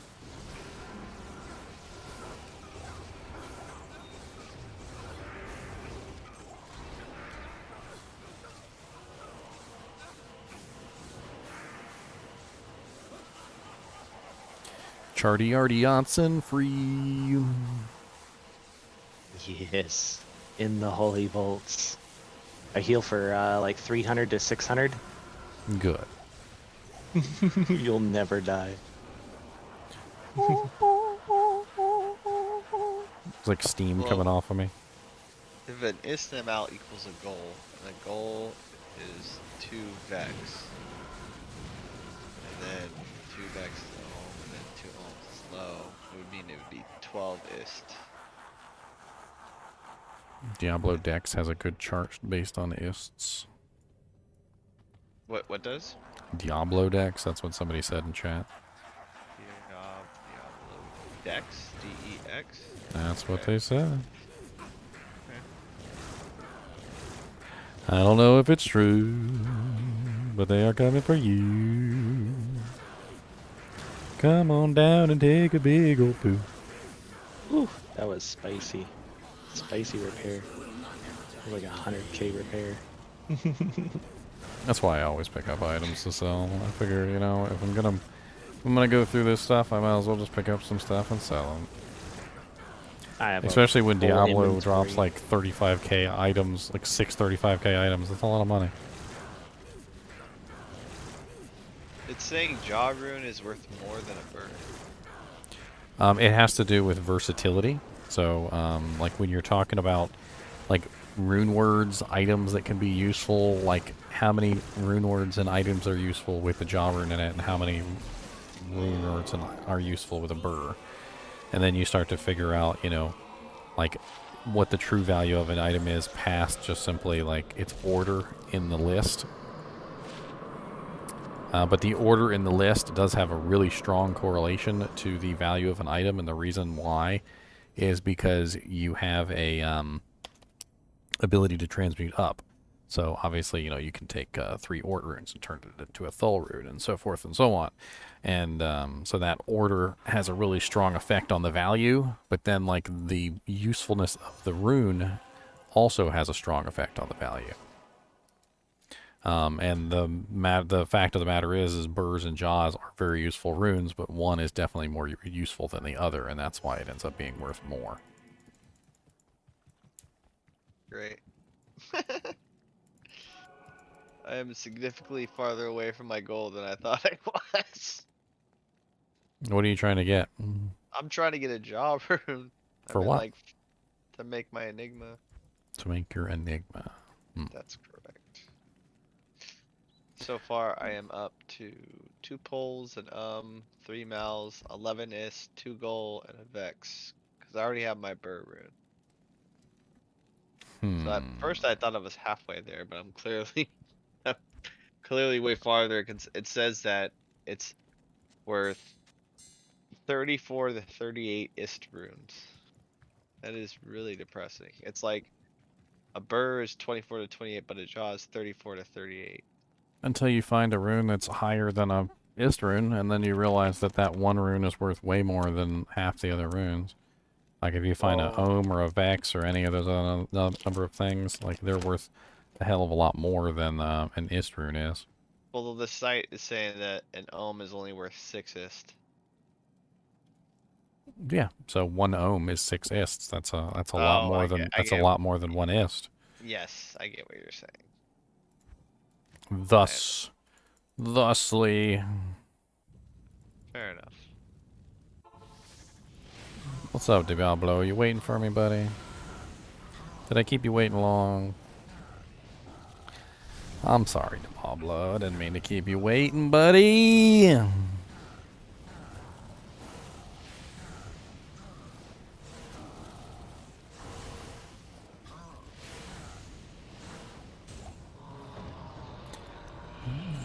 Karash shield. An ethereal Karash shield. It's actually not half bad with +2 and all res. It's too bad it's too bad the unique Paladin shields are just so freaking good. I don't generally Is drink ready. coffee, no, Ethan. Sometimes I'll imbibe in a you know, like an energy drink or something, but usually not. I try to avoid, quite honestly, sodas in general.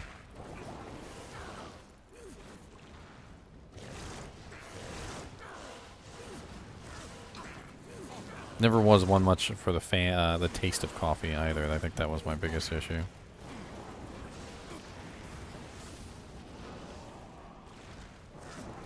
I can't stand coffee.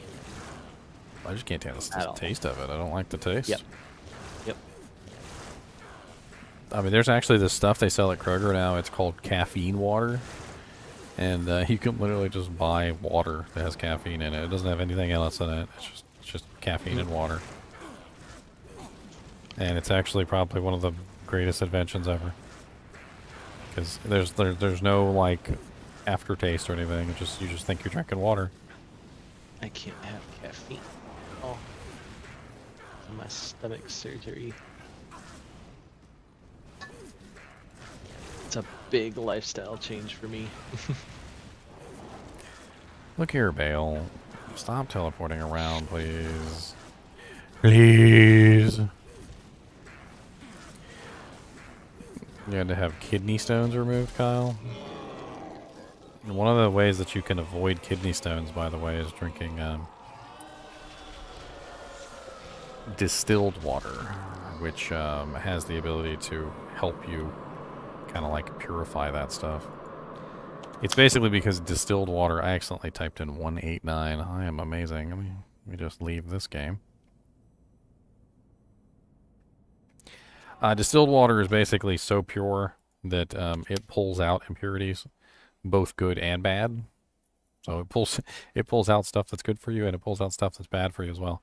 But it also helps out with like kidney stones and stuff like that. Salutations.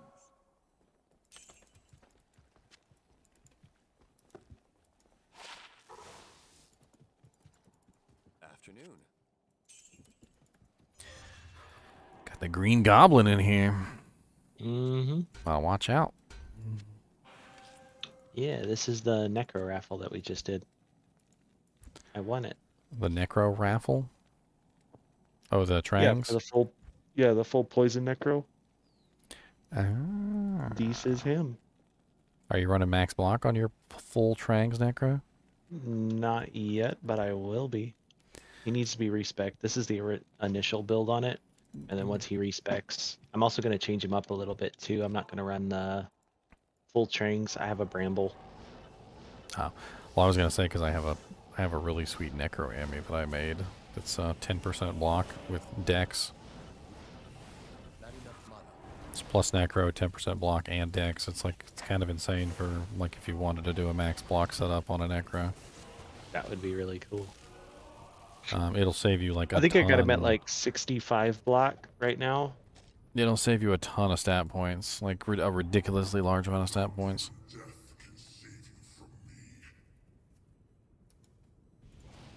Yeah, I think I'm at 65% block, which I was like, that's good enough for me. He's a necro. He's supposed to be kind of squishy. Yeah, but the beauty, well, that's why I was asking if you were in Trangs, because the beauty of Trangs is you can walk/run, and you get your full block and defense. Yeah. It's kind of like a no-brainer to run full max block on a Trang Necro, just because it's so ridiculously good. Absolutely.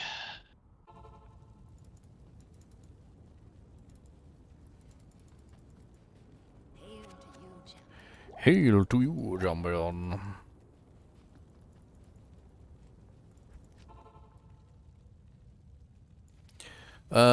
My latest drink that I've actually really kind of enjoyed is this Liquid Death. I don't know if you guys have ever actually tried this Liquid Death drink. It's actually pretty good. It's like a sparkling drink, but it doesn't have fake sugar in it. I can't stand like aspartame and sucralose and all those other crazy fake sugars. Like they're just, They tear me up. Like either they give me headaches, like aspartame usually gives me headaches, or like they give me diarrhea, or like I don't know what it is with fake sugars, but they're just not good for me. Like my body does not handle them well. But this one is a sparkling drink that doesn't have fake sugars in it. It's actually pretty good. It's got carbonated mountain water, agave nectar, natural passion fruit flavor, natural mixed berry flavor, natural hibiscus flavor, natural black cherry flavor. No sucralose, no aspartame, no nothing. It's pretty good. I actually really like it. My girlfriend doesn't. I don't know. Tell her.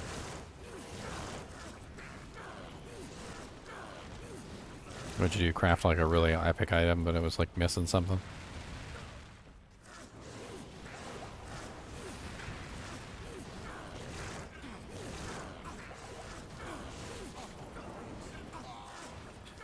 Freaking tentacles killed my merc. That is beautiful.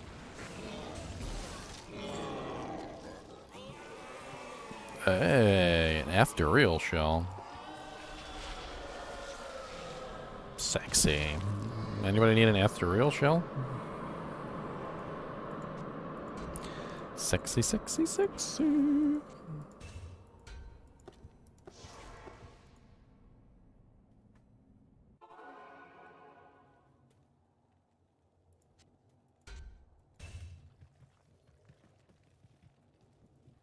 At your service.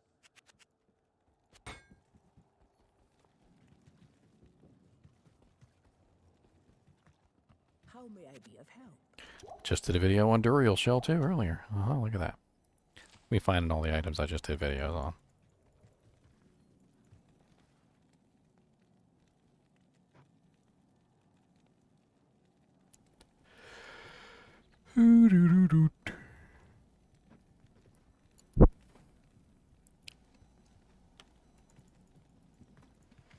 If anybody wants it, I'm going to drop it on the ground. I don't particularly need it for anything. It's obviously a really nice piece, though. Decent defense, too. Like 180%, I think it goes 200.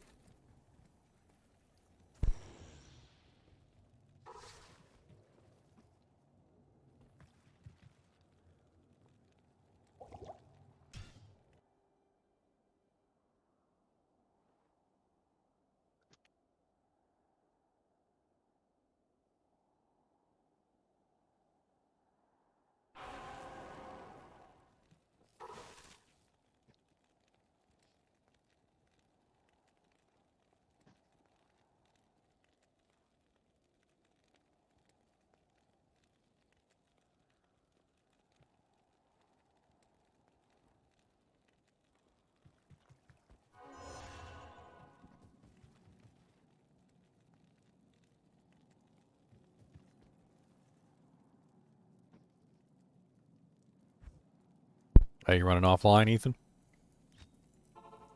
It's fun.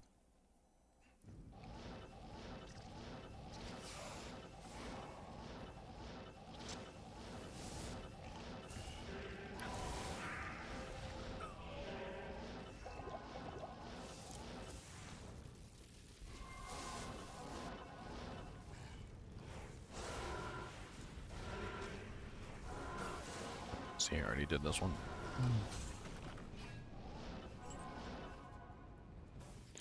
An Eld rune. The runiest of runes.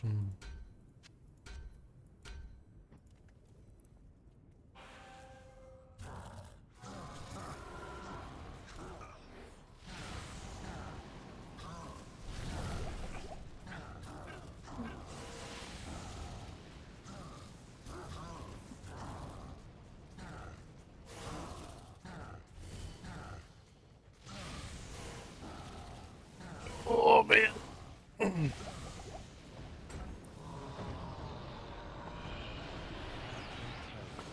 The Maiden's Bell.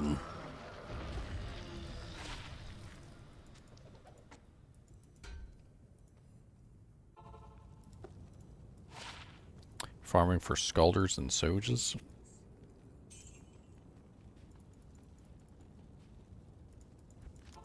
The Scalder Soge, the very rare Scalder Soge.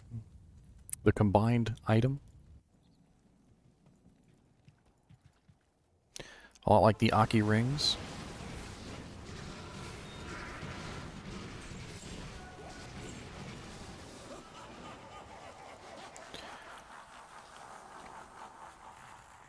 Oh, you're up.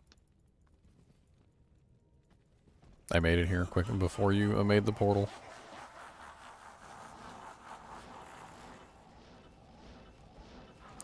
Where you at, Baal?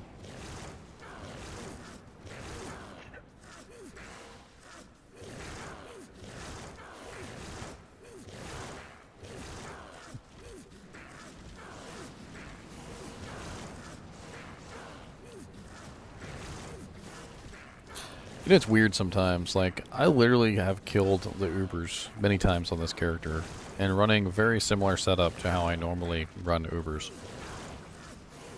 I can kill like Baal and Uber Diablo and Pandemonium Diablo and Uber Mephisto so ridiculously fast. And then I come and try and kill regular Baal, and I swear regular Baal takes longer than Uber Baal. And I don't know why.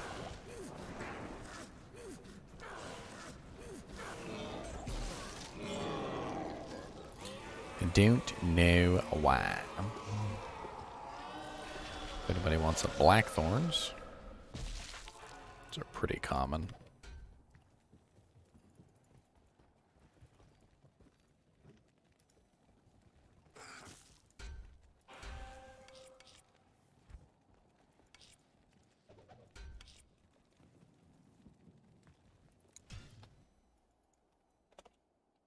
Hopefully you guys have enough time to do whatever kind of magic find runs you guys are running.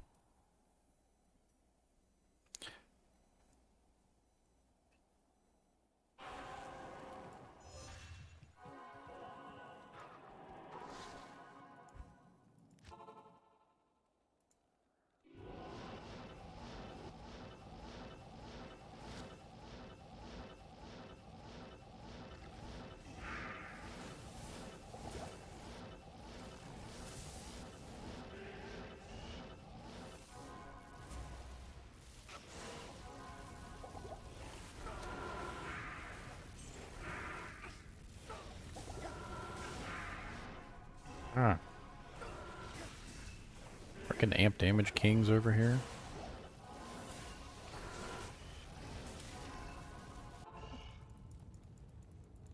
I didn't have any potions. I was like, oh, okay, I'm slowly dying. I was like, let me get a potion.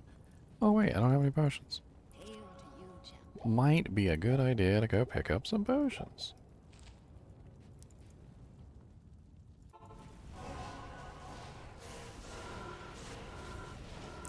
No, these cheeks don't get killed by murderous witches.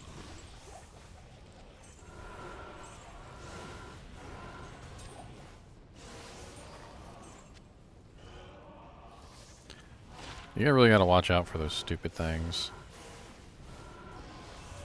It'll come help you get your body back. Oh, Squiddy. I'm still here. No.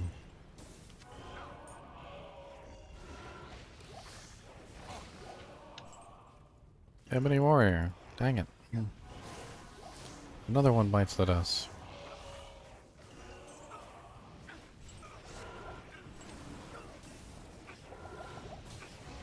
Death is not an option. I can't carry anymore.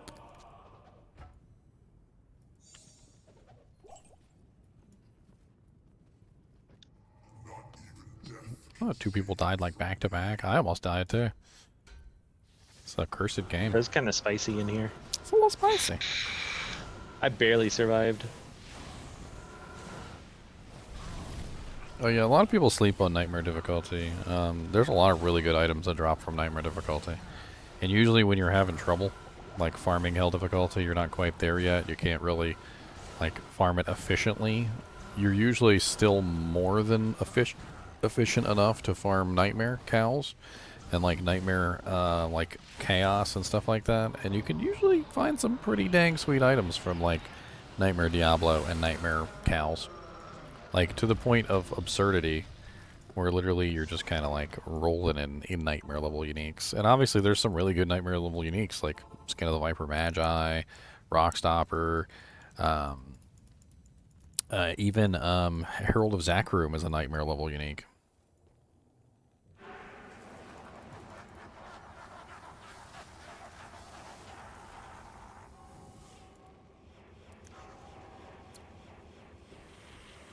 Did you get your body back yet? Yeah, he got it. Because I paused to get Ebony's body back, because then he died right after you did, and I was like, okay, stop dying, everybody.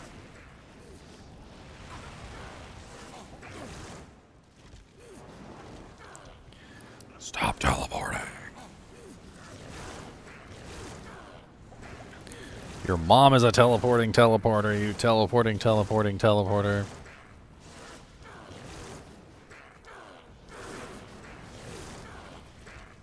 Yeah, Baal can totally drop Shakos. Nightmare Baal. It's like right there on the threshold. He's a lot higher level than a lot of people realize.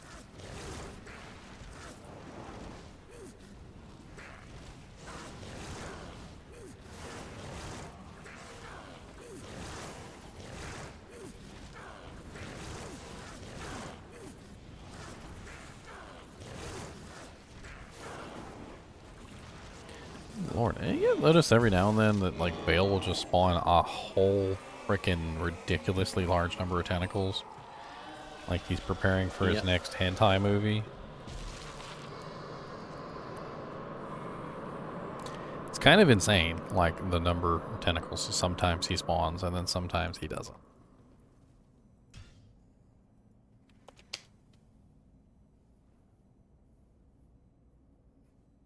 I found Shakos all over the place. They drop at the most random times.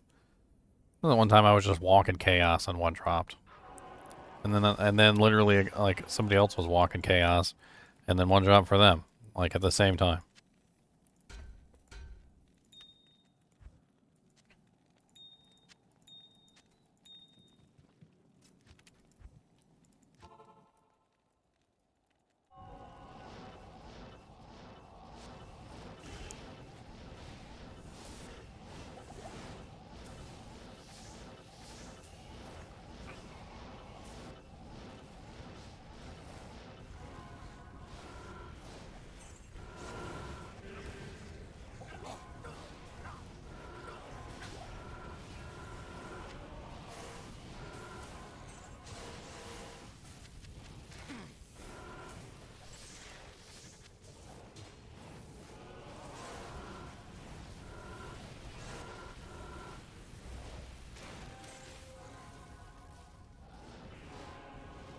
Just trying to get my Burke out of harm's way.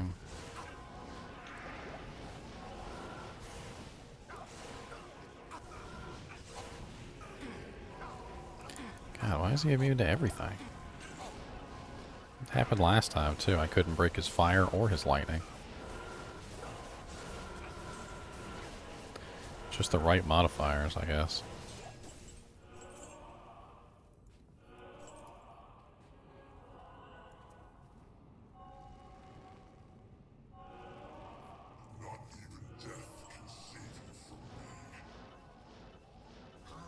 I found a Chico just walking around Cold Plains, I think it was. Just walking around the Cold Plains. I found so many good items on Cold Plains and Stonyfield, actually. I can't even lie. Like +1 skillers with like 30 to 40 life, like all sorts of crazy stuff. They're never capped 45 or anything or whatever the cap is, but like you can find some pretty crazy skillers there. Just running around killing random monsters. What's up, Steven? How's it been going, man? How's your new job treating you?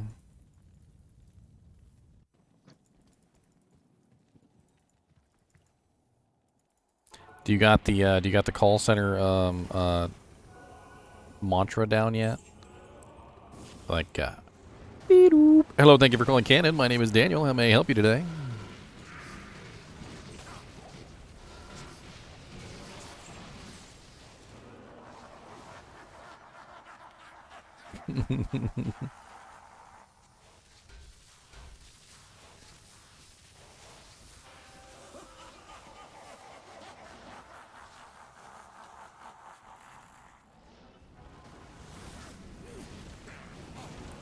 Not a call center. You know, it's funny because obviously, you know, I was a call center person for a while. And, you know, in a lot of ways, isn't this the same thing as kind of like a call center? Just a little bit. Like, doesn't it kind of like a little bit kind of revolve around the same sort of thing? I'm talking with people. They talk back, you know. They ask questions. I respond to the questions. I help them with stuff. I think maybe I might still be in the call center. They just changed my position. Yeah, we're going to put you in the call center today. You're going to be on the YouTuber call center side, all right? Don't make a fool out of us. You're going to be on live TV.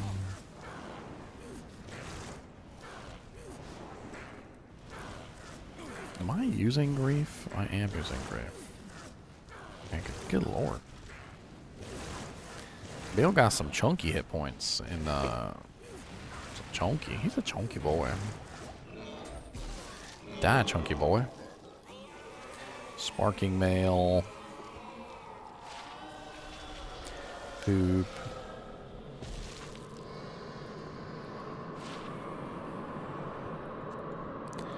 Worth some money at least. Got the headset and everything. That's right. Although at the call center, you only get one headphone. They don't give you two headphones. That's too expensive.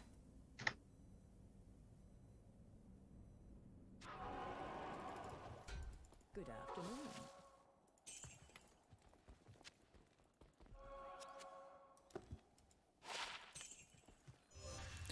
That's far too expensive.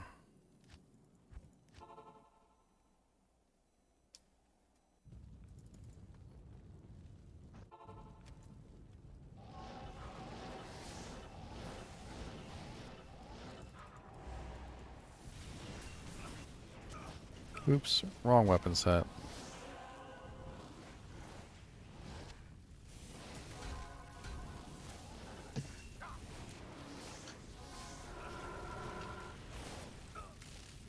Went right into that battle too, like I had it.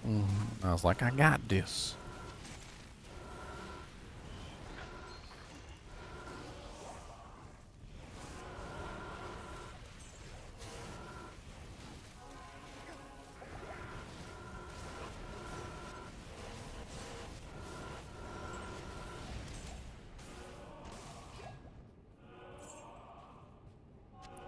Super Manta Potion.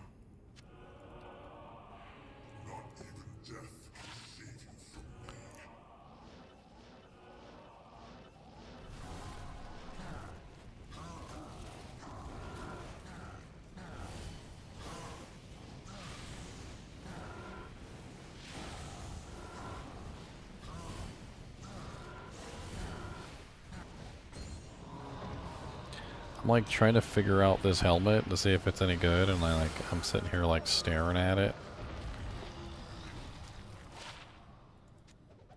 Like the helmet literally has 2 sockets in it.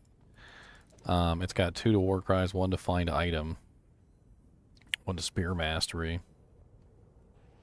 And the 2 open sockets kind of is interesting. I don't really know though. I mean, you could throw like 2 15% IAS jewels in there or something.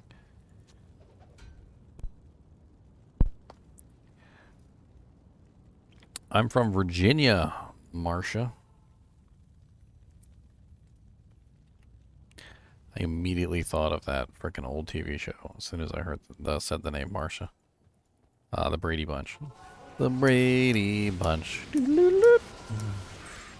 The Demon Bunch. Oh, Baal and Mephisto and Diablo and Ariel and Duriel too.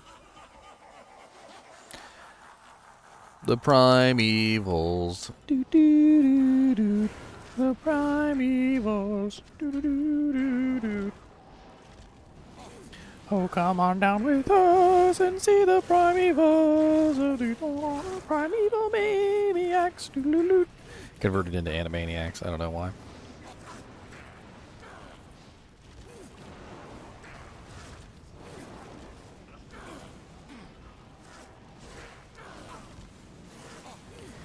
Baal, I'm gonna have to politely ask you to stop spawning tentacles up my butthole and trying to kill my merc with them. It's rude, okay? It's rude even in bird language.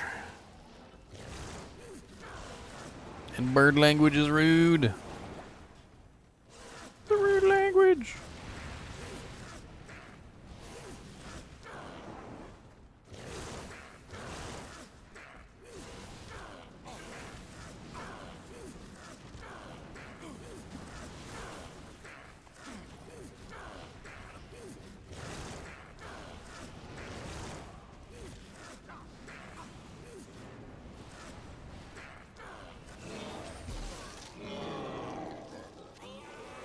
His royal shield of poopiness.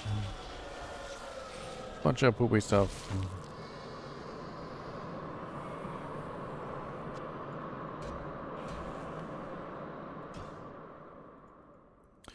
$23. I'm actually making pretty good progress, I think, as far as EXP goes, because I haven't really been at this for very long today. 4 hours, basically. I feel like I've made more progress today than I did the previous days running only bales. And honestly, the whole first part of today was literally experimenting and trying to figure out exactly how to make this work.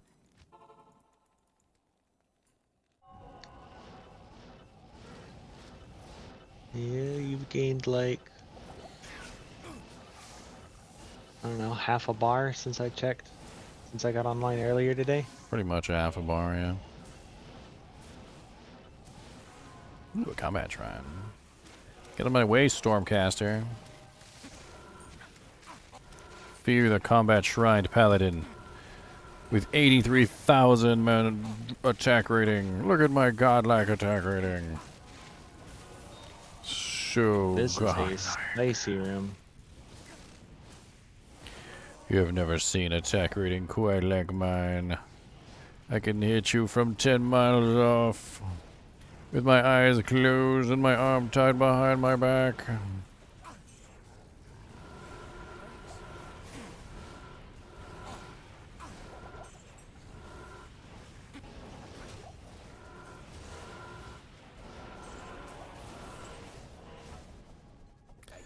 Hey, it's a bow stave.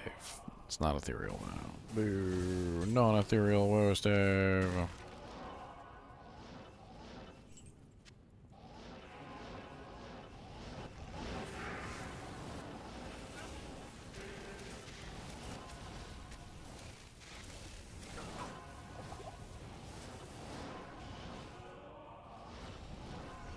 Jesus. Oh, it's spicy.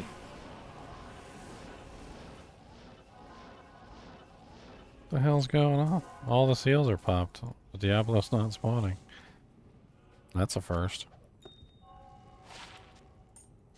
Or at least I think they're all popped.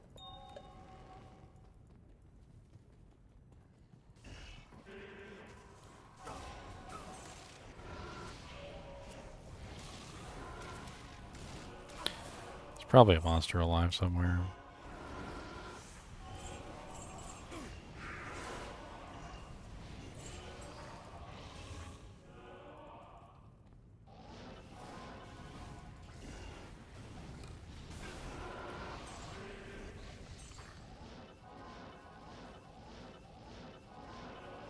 No, you didn't kill Grand Visor of Chaos. You big silly head. You big silly willy.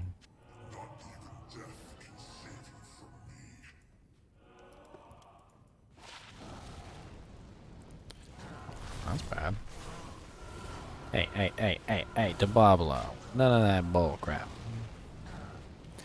Okay? Okay.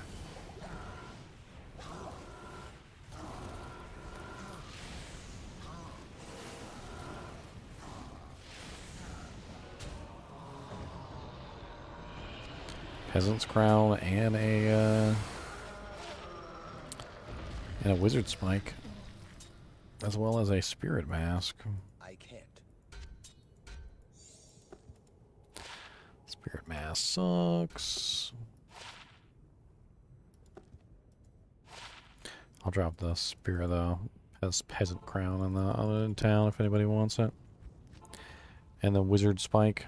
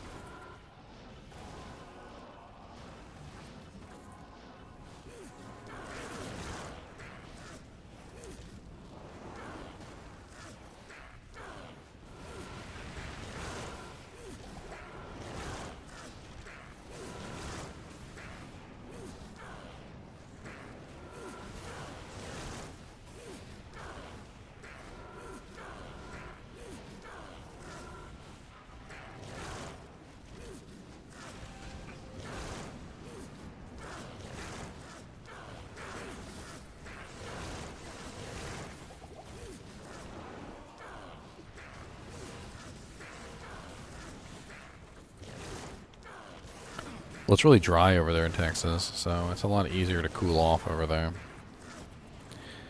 There's a whole thing, it's called evaporative cooling. The body does it. You know, there's air conditioners that do evaporative cooling. There's all sorts of cool ways that you can have evaporative cooling.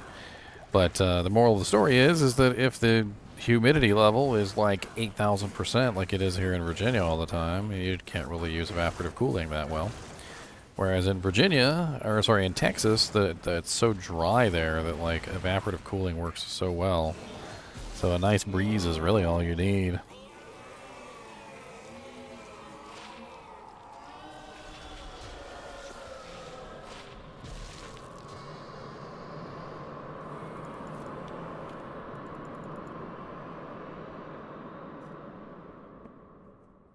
What's up, Agroscape? Tennessee is miserable. It's getting pretty hot here in Virginia too, not gonna lie. Like it's pretty steamy. today. It's pretty steamy. Nice 95 degrees outside. There's definitely been some steam rising for sure.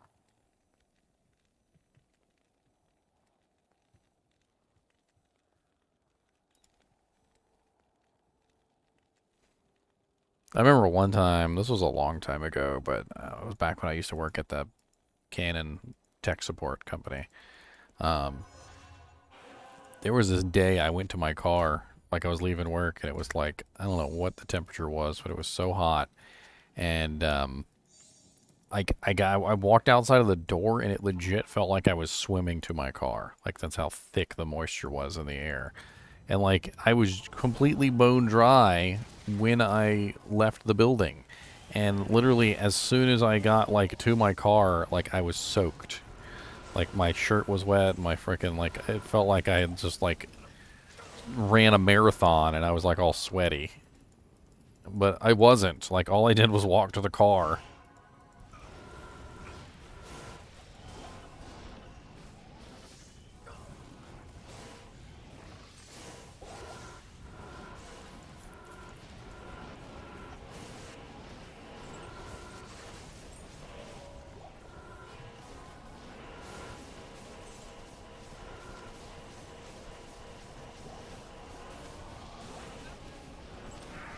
Is he hiding around the corner? He's hiding around the corner. I see him.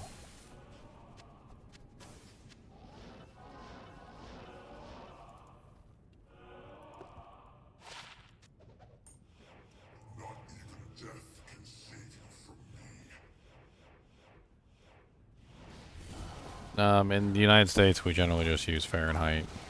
We don't really use Celsius that much. I'm sure there's people in chat that use Celsius. It's pretty common in a lot of the other countries. I personally prefer Fahrenheit. I think it's much easier to read. You don't have to go into the negatives to start figuring things out. 0 degrees is cold, 100 degrees is hot. I mean, it's really self-explanatory.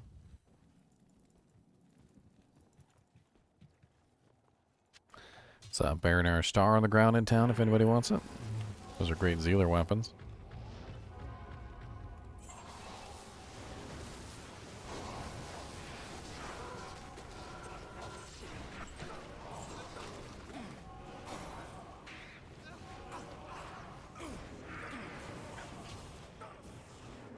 I always like to say that Fahrenheit is very easy to understand compared to Celsius. Like I was just saying earlier, 100 degrees is hot. 0 degrees is cold. Like it doesn't get much more self-explanatory than that. And anything in between is pretty self-explanatory too. 50 degrees is still pretty cold.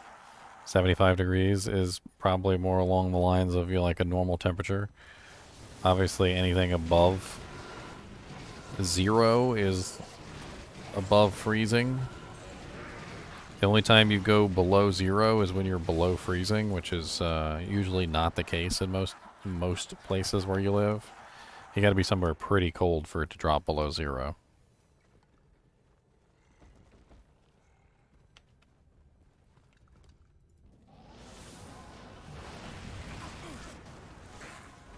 The coldest temperature I've ever seen is 17 degrees. Did you know that for the longest time they thought that 0 was the lowest temperature because it was very difficult to measure below 0? They found out that ice, especially, like, and various things when they freeze, actually insulate themselves against, like, further decrease in temperature. And so it's very difficult to go below 0 in certain situations. They'll even take, like, orange trees down in Florida, like if it gets below freezing, they will spray the trees with water, basically coating them with ice, and the ice essentially insulates them from below freezing temperatures and saves the trees.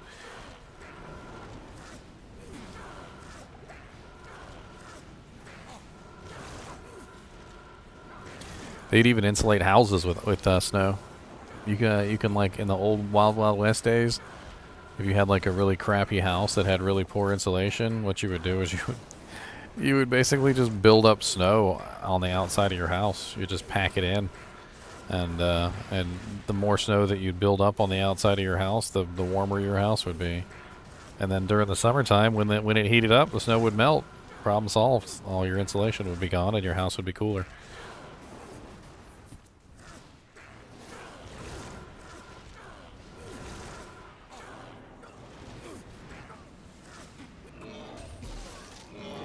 A trident.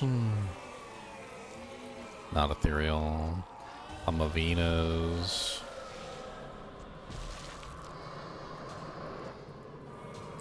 Bunch of junk. Bunch of junk. That trident is pretty good for a low level character, but I'm always looking for the ethereal versions. Because you usually use them on a merc.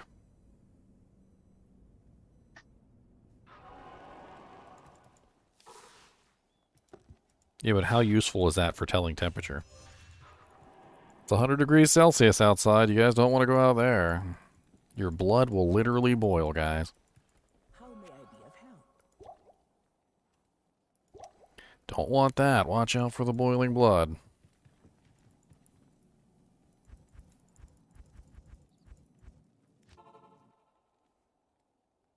The blood boils. That's why I've always said that Fahrenheit is much better for like actually telling the temperature and knowing exactly what it feels like at that temperature, whereas Celsius is better for like science experiments.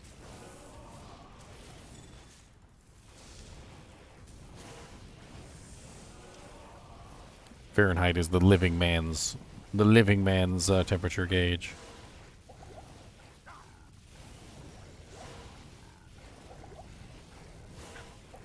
Ow, stop being rude to me, Infector of Souls. Just because you're... Oh, I'm using fanaticism, that would be why. I was like, why isn't he dying? Keep forgetting to swap my helmet back, and keep forgetting to swap my weapon sets back. Could definitely be useful.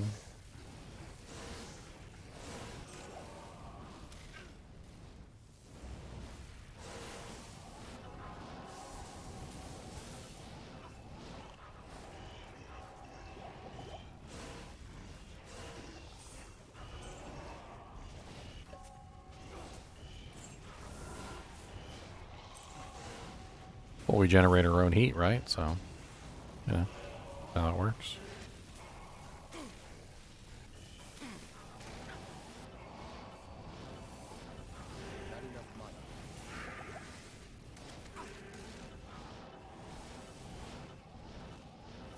Oh, you died up here. My bad. You gotta watch out for Lord DC so he can kick your butt. He's good at it too.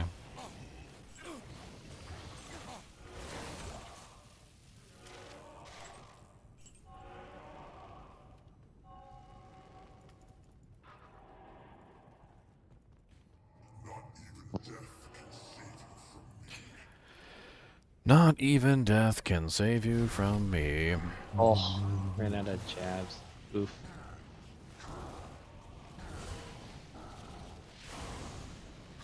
Punch them right in the udder. I really need to give them a second set of Titans. Yeah. They ain't even got to be S at this point. They just need to be Titans. Nice, a Gladiator's Bane. Or anything is backups. Really? Ooh, wow. Sexy Gladiator's Bane. I think that's perfect. Is that perfect?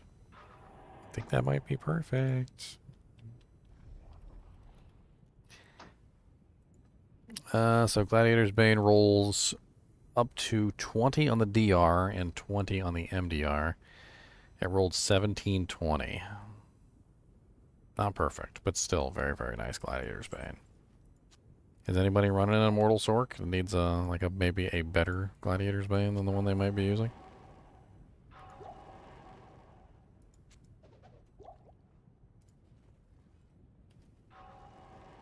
Yay, nay? I'm pretty sure I'm just gonna hold on to him for somebody. Cause I'm not making a Sork this ladder, so. I'm gonna drop it in Act 5 by the stash if anybody wants the Gladiator's Bane. If nobody gets it, I'll pick it up before I leave.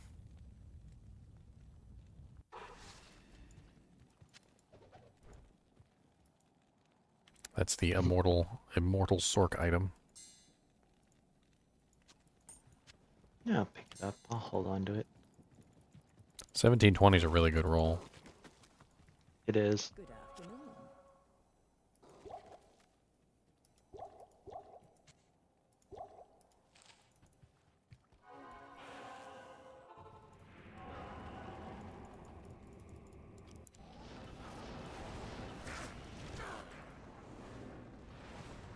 Immediately teleports away.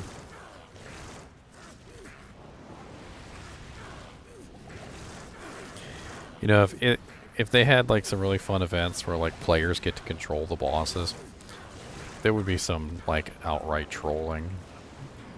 Like you guys know, like Baal, like you would just teleport around everywhere. You would teleport to the dumbest places. Like you were just all the way up in the corner and then all the way back down. You'd just be teleport spamming. Or like Diablo, you would just be spamming bone prisons on everybody just for lulz. Believe it or not, the bone prisons are really deadly, and I think if Diablo was in the hands of a player, he could probably kill quite a few people. Because you got to think about it, you can dodge the lightning inferno that he does, which is pretty deadly to players who don't have their resistances maxed. But if he bone prisons you and then lightning infernos, and then bone prisons you and then lightning infernos, and bone prisons and then lightning infernos, eventually he's gonna catch you. It's gonna be it's only a matter of time before he eventually catches you, and he could probably kill quite a few players that way. Duriel, I think, would be a freaking powerhouse. Like if somebody could control Duriel, because honestly, whoever he attacks usually ends up either A, dying, or B, you know, like being able to tank the damage. But like if you could specifically choose, say, the sorceress that you know can't tank the damage, you would just like rip the sorceress to shreds. There'd be so much fun to be had, literally just running around like as act bosses, just being a douche.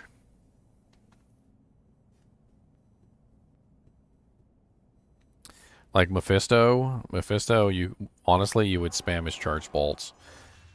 His charge bolt and that orb, those are like his two best abilities. You would just spam those over and over again. Especially back to back. Like you would pretty much always use them together. Yeah, you're more than welcome to hop in. We're just doing like solo Diablos and solo Baals, and then like everybody else is magic finding and whatever else you want to do. If you want to join us for the Baals or Diablo, that's cool too. But it's kind of like a weird scenario where we're basically seal popping and we're we're forcing the whole thing to go faster than it otherwise normally would go. So you kind of have to be able to hang in here, like by yourself, essentially.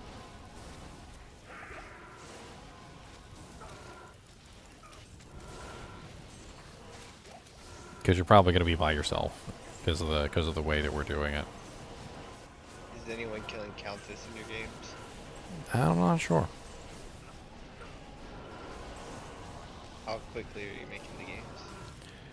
I haven't really timed them, but it is pretty fast. Basically the time span of like one chaos run.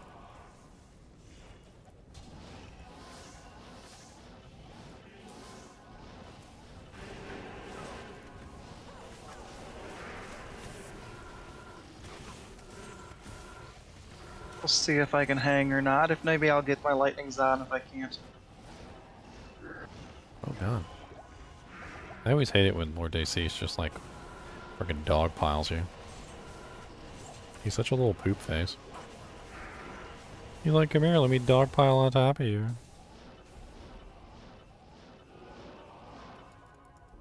Grab the CXP shrine.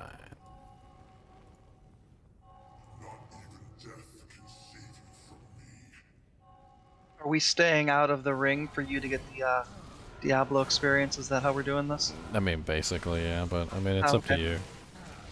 I'm not gonna force anybody to like give me the Diablo kill. There's so many Diablo kills that I've got to do over a very long like period of time that it's just it'd be insane for me to be like, okay, every single Diablo kill from now until like the end of time is all mine.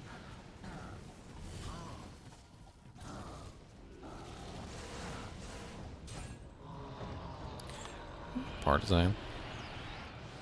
Non-F. Pierre tombe le compte. I don't even need to identify them. I already know what they are. Which number are you guys up to? 26.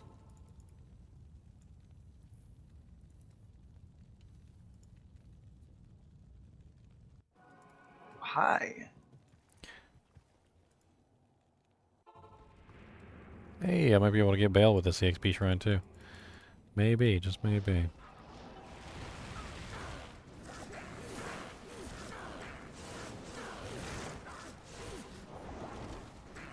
Nah, that's right. I forgot Baal curses with that HP curse.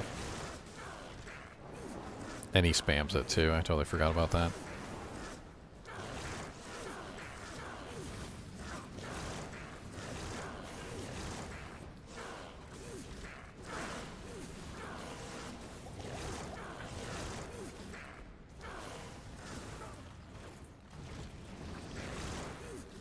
All these dang tentacles, go away. I'm trying to do my job.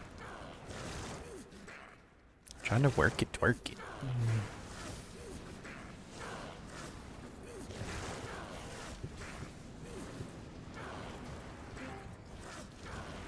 Hi. Oh, somebody's talking, but you're really low. Well, let me kill Baal real quick and I'll turn you up. Okay. What's going on? Just hanging out. About to hop on some Diablo. The bubble-lobble-lobbles? Yeah. I don't know if you guys heard of Diablo before, but it's a pretty fun game. It's a pretty cool game. I don't know. I have to check it out. I think it's fun. Dear Lord Jesus, I Baal just will not die. If you like the color red. Alright, who is that talking? Aggro? No, That's inertia. Oh yeah, you're really low inertia.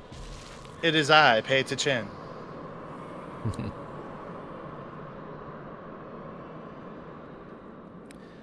All right, next. Do I have a Discord? Yes, I do have a Discord. Yes. Just type in exclamation point Discord.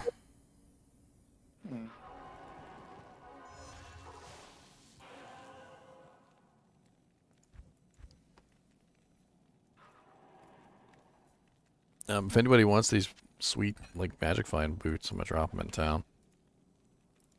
Oh, perfect Travs? Nice. They might be better than Perfect Drafts, depending on your build. Oh, wow. That's actually kind of sick. Just because they're dual res, 30% faster run walk, rares. Oh, that is nice.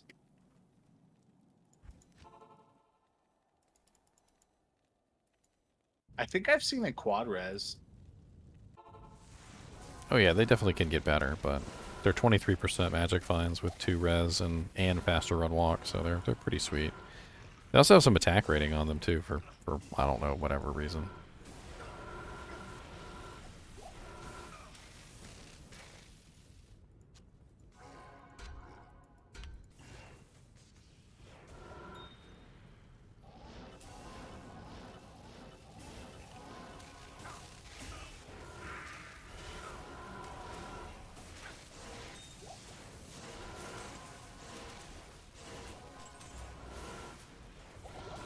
Oh.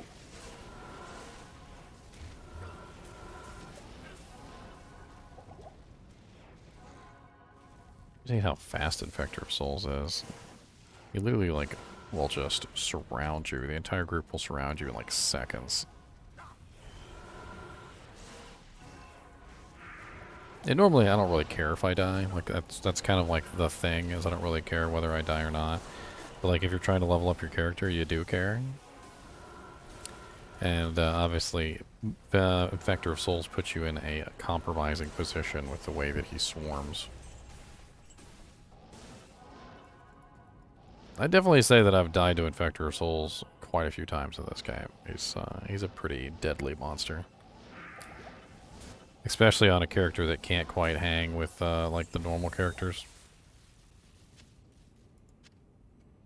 Like if you're a sorceress or like a character that really can't quite take any melee damage, he'll swarm you like in seconds, and before you even know what's going on, you're dead.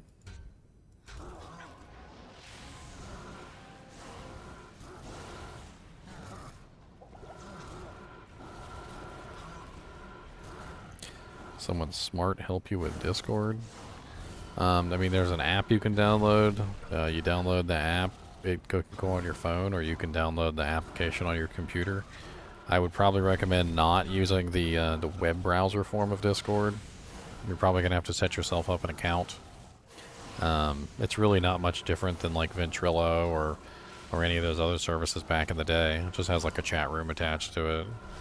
It's just a more advanced form of Ventrilo. If you gamed back in the day, you probably were on Vent at some point or another. Yep. I remember the Ventrilo harassment YouTube videos. Is that what you're talking about? No, like Vent, it used to be instead of Discord. That was Okay. I'm thinking of chat rooms where there's like Duke Nukem clips being used to harass people. That link is how you find me, Marsha. You use that link, and that link will take you directly to my server. That is the invite link. So when you click on that link, it's going to bring you up to a thing, and it's going to say, "Would you like to join, Ginger Gaming Mentor's server?" I'm pretty sure it's even called Ginger Gaming Mentor, because it's a server. Pretty sure too. Because it's a server for my YouTube channel. That's the entire point of the server. It's not a Diablo server. It's not a horror game server or a Transformer server. It's just a channel for my YouTube channel. There's games though. We do games here. We definitely do games. Diablo may have taken over for now. You may be sent to the Shadow Realm as well. It's Yes, possible. the Shadow Realm is also a possibility. Watch out for that. Hey, I'm at 777 million. Look at me. 777 million. 777 million. That many viewers, huh? That's pretty sick. 777 million viewers? Wish I Yeah. could see how many likes I have, though. Only 54 likes for 777 million viewers? Come on, guys. 55. I liked it. Also, I Gotta was trying pump to those help numbers out up. Yeah, gotta pump them The rookie numbers. Those are rookie numbers. I was trying to help out the people on the side there for you. Yeah, die. Also, don't forget you have your scary game night. I honestly have never watched a single one of those, but if you do Alan Wake, let me know, and I'll at least try to watch it. I did the entire Alan Wake series already. Oh, well, then I know what I need to watch the next time I'm really bored at work. I mean, On a break. You mean Yeah. while you're working? That's what you mean. sure. Yes. Okay. Yeah, that one. Yeah, I have I I have a might work. lot of horror games that I've already done. Like before I became popular, even like I was doing horror games, and so there's like a lot of horror games on the horror game playlist that they don't really have a lot of views, but you know it comes par for the course to like, because as you're building a channel, like some of your older stuff just gets left in the dust. Maybe one day when I become uber popular, people will go back and watch some of my older stuff and laugh at how silly I was. But I did Visage, which was a really cool horror game. That was a 3-part series. It's really interesting. I did the Little Nightmares games, both Little Nightmares 1 and Little Nightmares 2, with the expansions. Those were pretty fun. I did At Dead of Night, which was a really cool horror game. Night in the Woods was kind of like a horror game, but kind of not. That was like 3 parts. I also did a lot of, what is it called? Puppet Combo. You ever heard of Puppet Combo games? I haven't heard of a single one of these things you've mentioned here. So Puppet Combo is this like indie developer that makes games like in the vein of like old PS1 games, basically. So like they have like PS1 graphics, but they're like freaking amazing little horror games. Some of them are really crazy, and some of them are not so crazy, but they're always really good. And so I did Murder House. Murder House was a horror game that was done by Puppet Combo. Phasmophobia is kind of an interesting one revolving around like ghost hunting, like legit ghost hunting with like all the little ghost hunting tools and EMF readers and all that crazy stuff. Fran Bow is a really crazy horror one. That was like 7 hours and 42 minutes. I did the full thing in one sitting. It was kind of nuts. I got Duende. A lot of these are like little short horror games, which is kind of cool. I did one called Dark, spelt with a Q, which is not really a horror game. It's more like a puzzle game, but it was advertised as a horror game. Not a lot of horror element to that game. Not really sure why it was advertised that way, but well, so be it.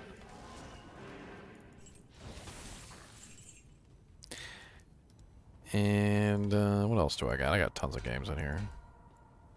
The Beast Inside, that was an interesting one. Amnesia Dark Descent, I did a full playthrough of Amnesia. Really enjoyed the Amnesia games.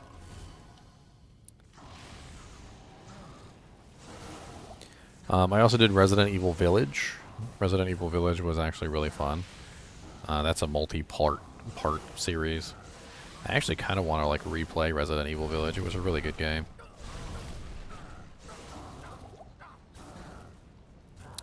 I did I'm on Observation Duty, which is this like really weird kind of like I Spy sort of a horror game, where basically you're like a security guard who sits in a booth, and you basically like watch over this building, and as you're watching over the building, things change, and you're basically told by the owner who hired you that if anything changes, you need to report it. So like if a chair moves, or if like a painting like falls off the thing, or like, you know, there's all sorts of crazy things that happen while you're watching. And basically very slowly, like, you realize that something's really wrong with this place. And you know, if you fail to report more than a certain number of objects, like, you literally die. So you have to keep reporting the objects, and making sure that you're on top of the on top of all of the like moving objects and missing objects and Rune. We take pretty those. crazy stuff. There's also a really interesting one I played called House. It's a very pixel game, but basically like you go around the house trying to escape. And every single time you die, you basically start back at the beginning, kind of like Groundhog's Day, and you have to figure out how to save your family, essentially. Like your mom is like gets killed, and you have to figure out how to save her. Like your sister gets killed, and you got to figure out how to save her. Your dad gets killed, and you got to figure out how to save him. And like every single time you make a mistake, basically, it kind of like restarts back at the beginning. That was kind of a really cool one. It sounds like a predecessor to, what was that, 12 Minutes or something? Yeah, then there was Summer of '58. That was pretty good. I think I've actually done 12 Minutes. I did 12 Minutes as well, I'm pretty sure. I think I remember seeing you do that. God, that was or like at least catching part of it, and a then I left. literal sea of tentacles. I also did Bendy and the Ink Machine. That was a really fun one. Let's see. I did Down Below, Mannequin House, Haunted Package Delivery, Night Delivery. That was a pretty fun one. Burger and Frights, Security Booth, which I think they're actually coming out with a new version of that game. I'm going to have to do the new one when it comes out. Noctambulant, which was this really creepy one about, like, mannequin doll puppet things, or what's it called? Ventriloquist dolls? Dolls are always creepy. Wrong Floor, Little Hope, Doki Doki Literature Club, which was totally a horror game, although it's an anime game at the same time. Inscription, that one was really fun. It's basically a card game. If you guys like Yu-Gi-Oh! and like Pokemon cards and stuff like that, Inscription is this game where basically you're held captive inside of a cabin by a guy who basically forces you to play the card game with him.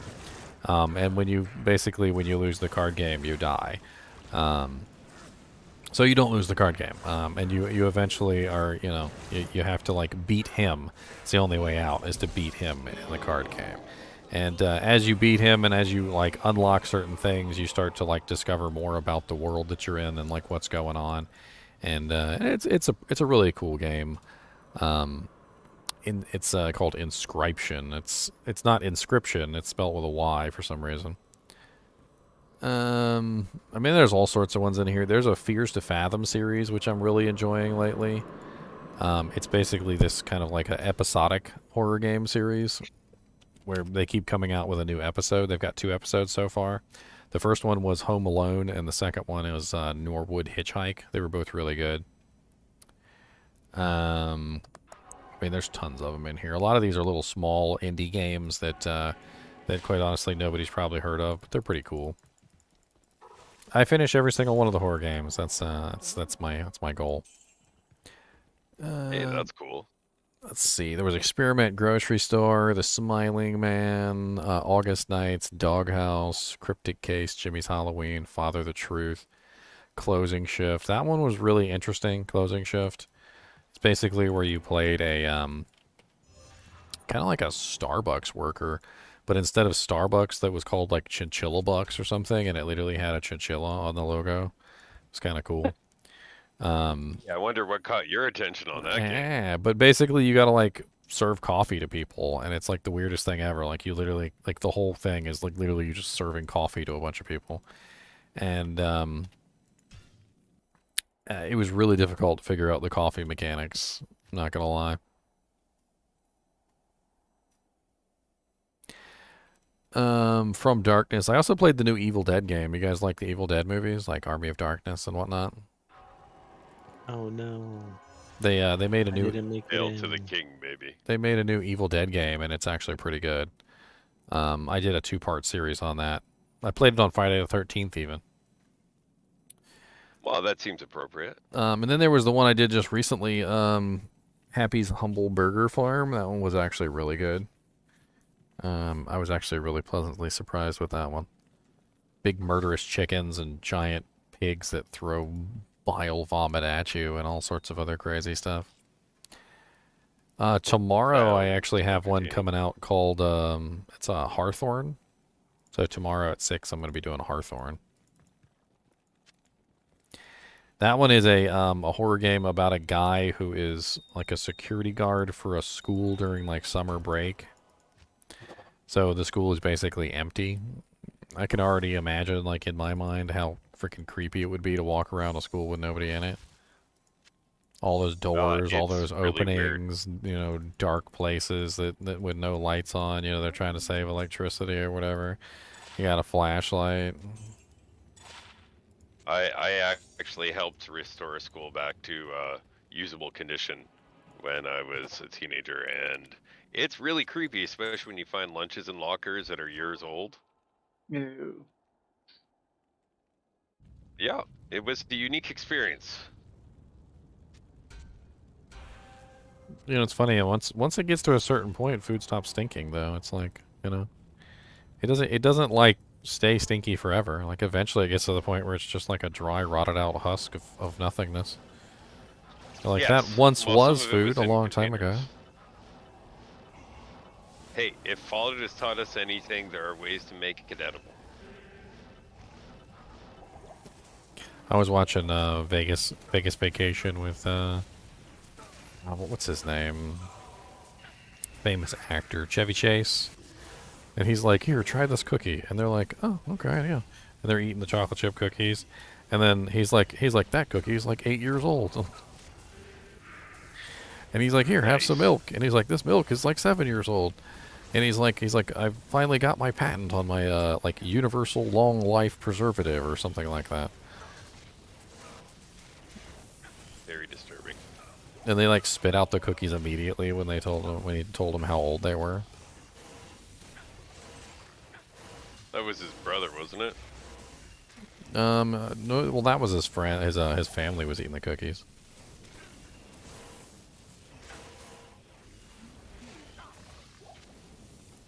I just realized I'm on the wrong weapon set. I'm over here just like struggling. It does make a difference. I'm dying. I mean, it's because it's really weird though, because like some monsters I can kill faster with one weapon set than the other, but like my main weapon set obviously is like universally more powerful than the others. That does make sense.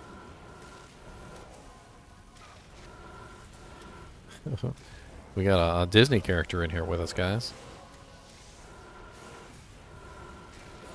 Yeah. Yep.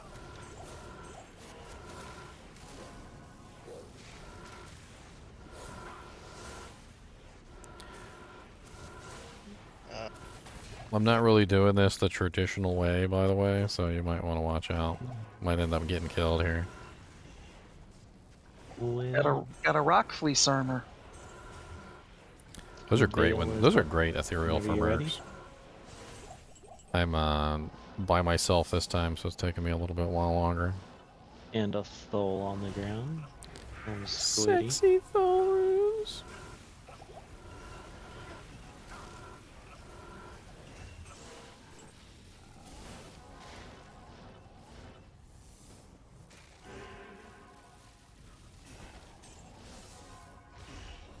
Oh god, that's a lot of monsters there. I think I might die. Don't do that. That was like a whole lot of pain right there. Just like absolute pain. They heard you were coming. Well, they were Sure, just after all your grouped up. It Chinchilla. was like so many Oblivion Knights and so many Oblivion mages, like all in like one little tight little package. They're after Mr. NiNi. Of course they are. Well, they heard he can do warp speed, so I mean, obviously he's very valuable.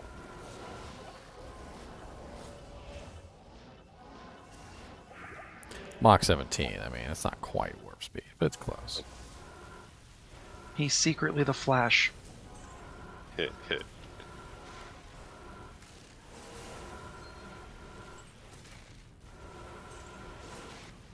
He's like the super animals from Dexter's Laboratory. I was thinking Bolt.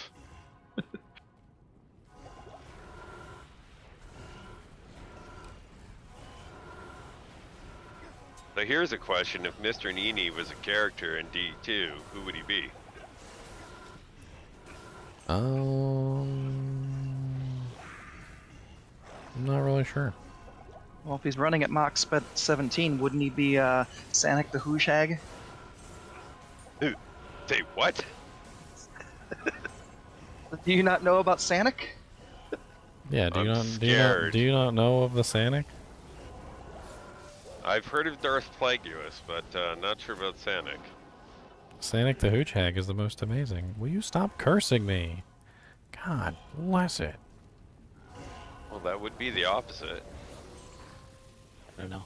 I just want to see a movie about Revan and Malik. Sanic the Hooch Hag is Ginger's theory-crafted barbarian with maximum fast run walk with maximum fury. Why are these guys ripping me to shreds? I'll be honest, I don't normally catch his live streams. That's not. I don't even think this was a live stream. I'm pretty sure it's just a theory craft I did. He runs so fast, he breaks the sound barrier. Well, that's fun. I went a long time without dying. I'm proud of that. Yes, you did. Especially since I'm not supporting you at all. I was actually kind of impressed. I was worried about you, but I can't really help you out, sir. Yeah, no, it's You want fine. help? I actually died right after I leveled, so it's perfect. So 20% IAS gloves on the ground if you want.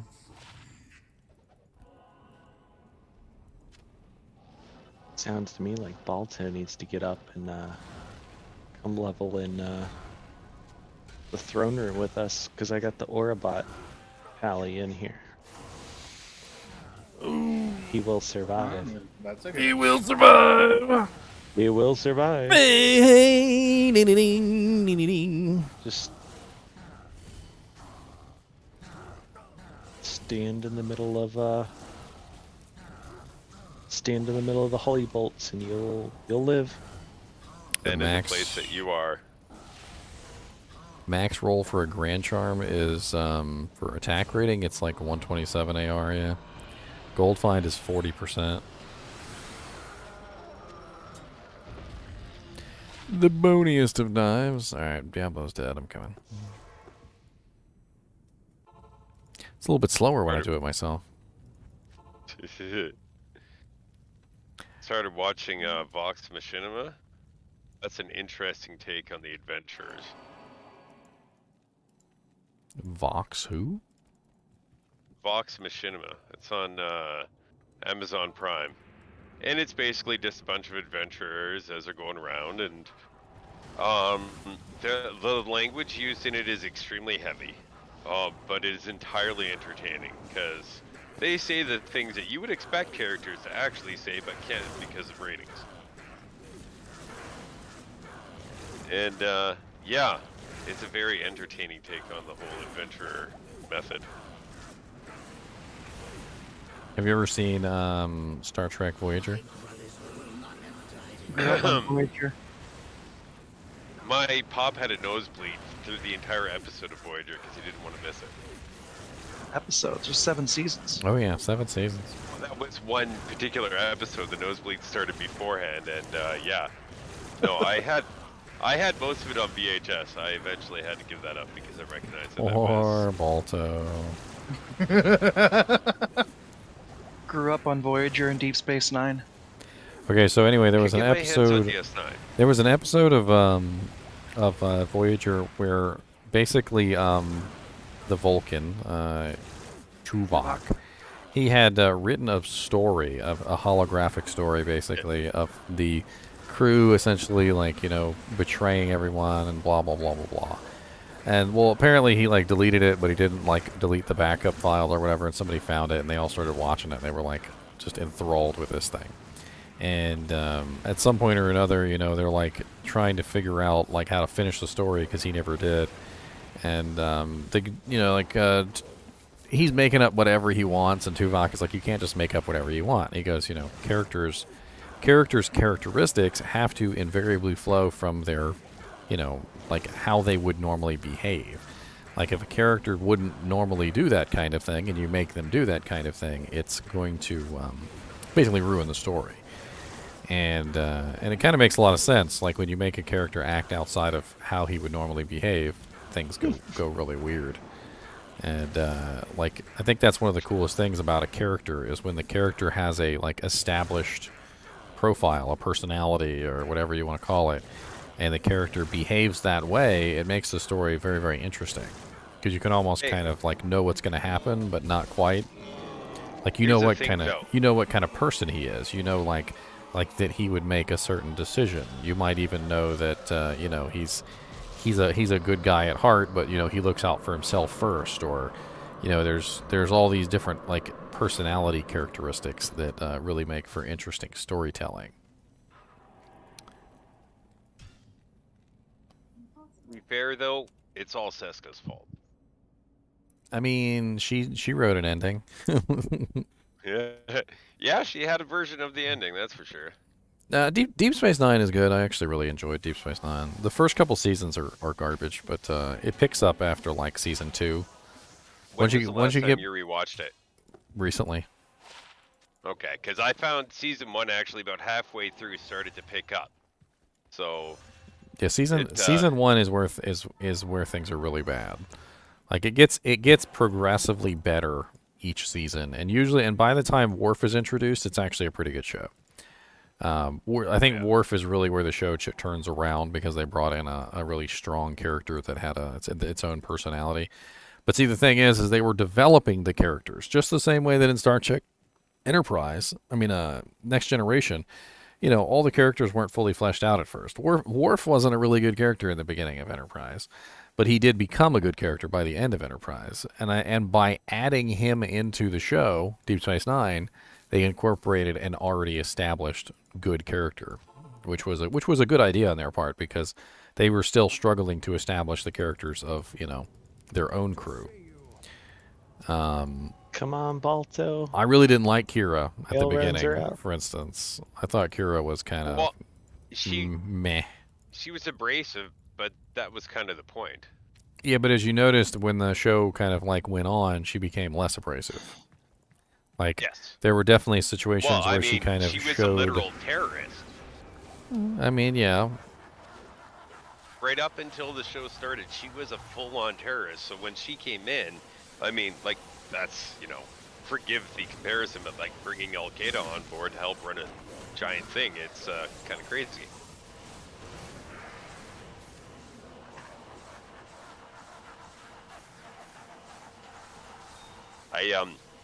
I'm actually a Patreon for the 7th Rule, where it was originally started by Jake and Nog until Nog passed away. They watch through the entire series, and sometimes they bring in other actors, and you get a really good view of the show from the actor's point of view. Well, no, I like to have the fantasy of the actors. Like, well, I mean, I've seen the show so many times. Like, sometimes the actor themselves is not really that great of a person or a personality, and sometimes seeing the actor's real personality can sometimes ruin the character. Take Cisco, for instance. He is I won't argue that point at all. Very crazy and wacky dude. Like there are some people in the Star Trek universe that are very close to, I think, honestly, their real selves. Like, I think Captain Kirk is very close to his real self. Like, when you see William Shatner, like, I think he just kind of acted like himself. Like, not so much an actor, so much as just simply like that's just who he was. And a lot of people are like that, you know, like I think I remember people talking about it before. They're like, he's not really singing, he's just kind of talking in a sing-songy voice. Like, he's not really acting, he's just kind of acting in, like, his own normal persona. That's kind of how I feel about some of the actors. But, like, some of them are just kind of really crazy, weird actors. oh yeah, I mean that's fair to say though, because an actor is not their role; they're quite different from their role. Yeah, but the more you learn about the actor itself, the more you see that actor in the acting, and things get different. Like, it's a little different. Like, the first time I saw Cisco, there's that one TV show. It's called like Meeting the Captains or something, where Shatner goes around and talks to all the captains, including Janeway. And Cisco is just like Honestly, I think like sort of viably insane. I think he might actually be insane. Do you know why he was acting like that though? He wasn't given a choice to be there. He was straight up told to be there, and they treated Deep Space Nine like the ugly stepchild. So he said, fine, if you guys are going to force me into this and force it into this way, because the actor for Cisco has been very vocal about how he feels about different things. It's, yeah, he just straight up said, fine, this is a joke and I'll treat it like a joke. Because they do discuss that in the show. Like, Jake and Dog, actually, their characters and the people they are, because they were both younger as the show was starting. The difference between them is really just what generation, or like what century you live in. Because Dog as an individual honestly hit me harder when he passed than my dad when he passed. Because he was such an incredible individual, and he was like, he didn't care if he was supposed to be a big star to anybody. He was himself, and that's who he was. And if people didn't like it, then whatever. He was just a genuine, absolutely amazing fella. Sorry, that was kind of a long rant. I apologize. Every Godzilla needs a good dog. I don't know. Some things were terrible about Deep Space Nine, though. Like, they definitely should not have killed off Jadzia. That was a really bad move on their part. In fact, I think the entire last season was very lackluster because of it. The reason why they did that is because she's like, hey, I want to get paid the same as everyone else. They're like, no. Why? No, that's not what I heard. Do What I heard is, and I researched it because, of course, everybody wants to know why she left the show. And the more I researched it, basically what I found out was she had other obligations, and she wanted to become a part-time employee on the set. Apparently, there was two things. There was either a full-time employee, a full-time actor, or a part-time actor. And full-time actors were required, according to their contract, to be in every single episode of the show. She wanted basically to be only a part-time actor for the last season. And they basically told her that she couldn't be a part-time actor for the last season.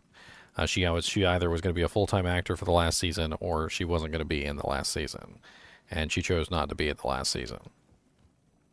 Baal waves up.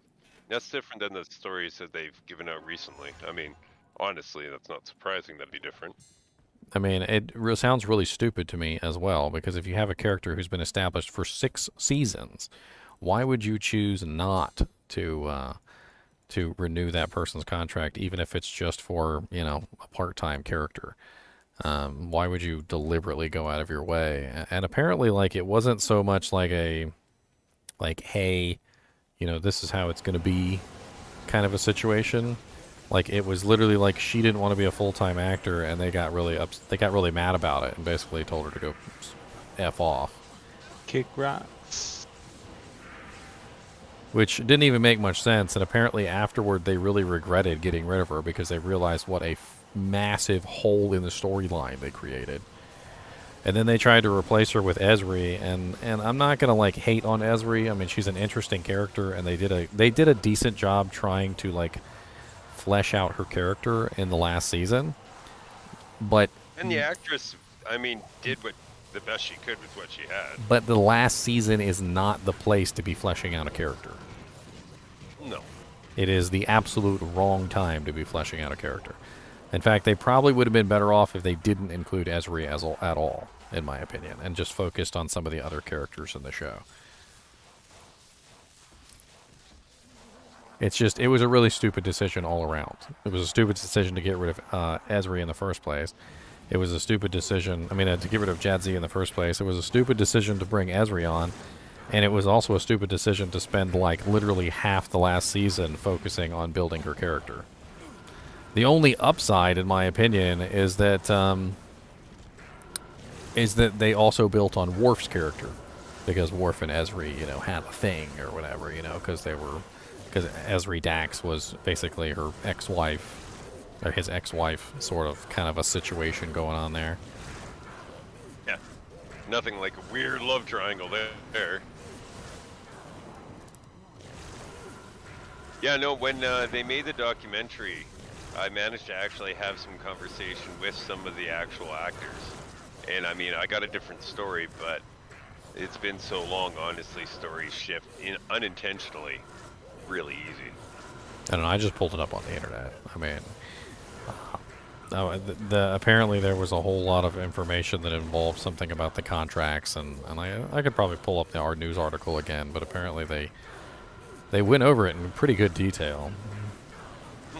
Oh, and I'm just presenting the stuff that I had heard from people you would assume would give you the straight answer, but yeah, I mean, honestly, Well, the two stories that we have are completely different.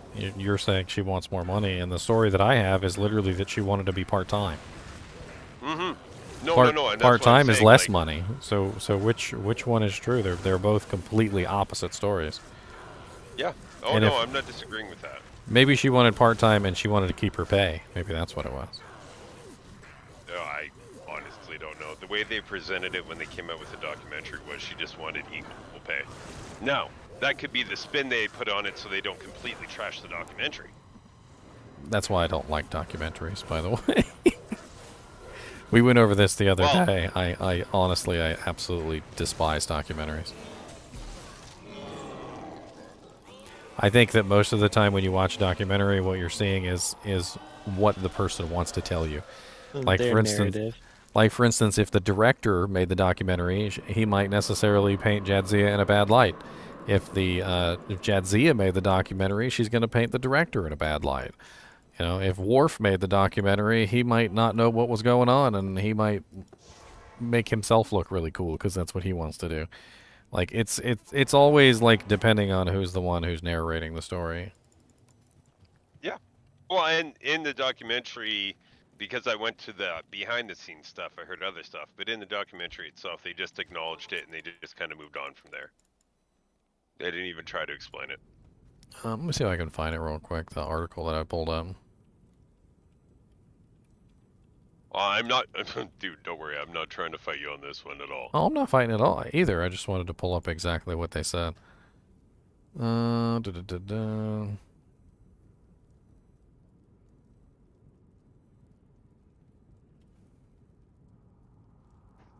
Where's Squid?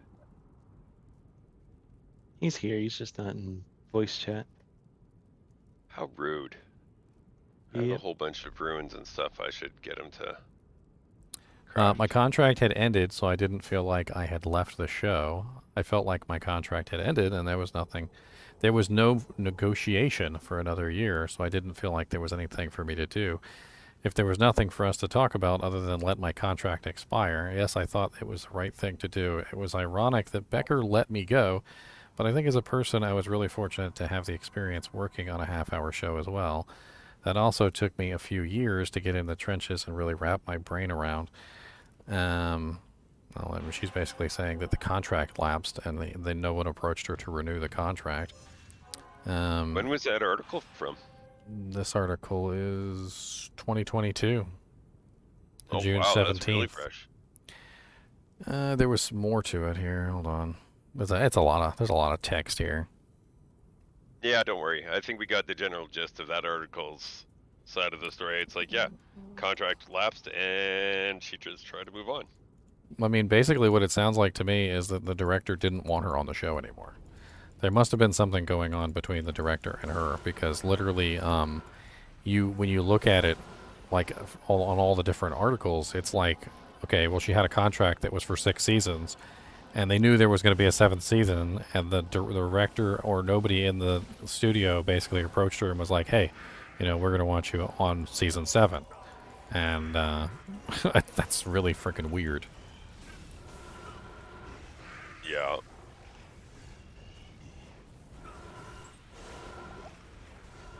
It sucks for everybody, because I think, honestly, that series has aged the best out of all of them. Personal opinion, of course. I still enjoy going back and watching, The Next Generation, but now they moved all of that to Paramount Plus. You can't even watch it on Netflix anymore. Really bummed about that. Well, I like... My first credit card, I bought the entire TNG season series in one shot. Maxed my first credit card out like that. great adult choice right there. I mean, there's Actually, a that lot of sounds like a good move because it'll never be taken from you unless it like it's destroyed. there's a lot of fun things in Deep Space Nine. I think, like the war with the Dominion, I think was really cool. The That was awesome. Worf's character development, I think, was really cool. I'm gonna be honest with you, I didn't really like the whole changeling thing. Like, I thought it was kind of forced. I don't know. I feel like they added Odo as a changeling, and they just kind of like tried to make it work. Like, you know how like every Star Trek show has that one character who's like the special character, you know, like Data or Spock or whatever.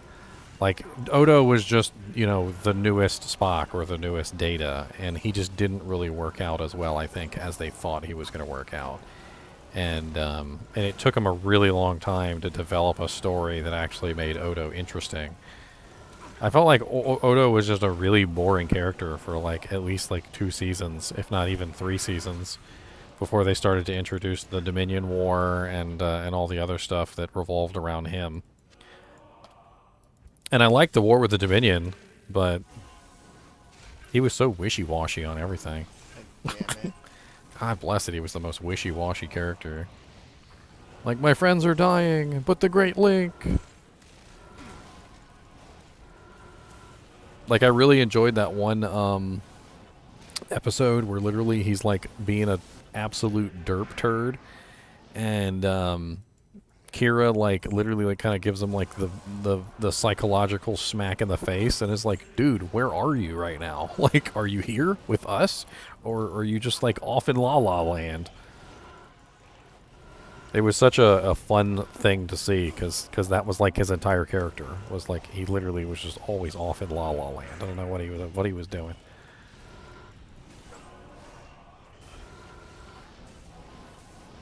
Kira's character was way more fleshed out than Odo's ever was.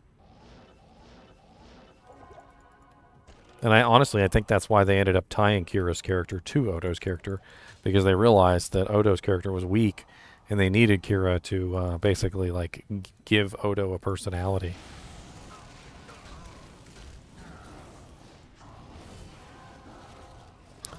Well, I can't say I agree with all your takes, but I definitely understand where you're coming from with them. I mean, toward the end, like season 4, season 5, season 6, Odo's character became more fleshed out. He started to like get more backstory, like the story where they go to the Terok Nor and they see him make his mistake that he had buried in his mind.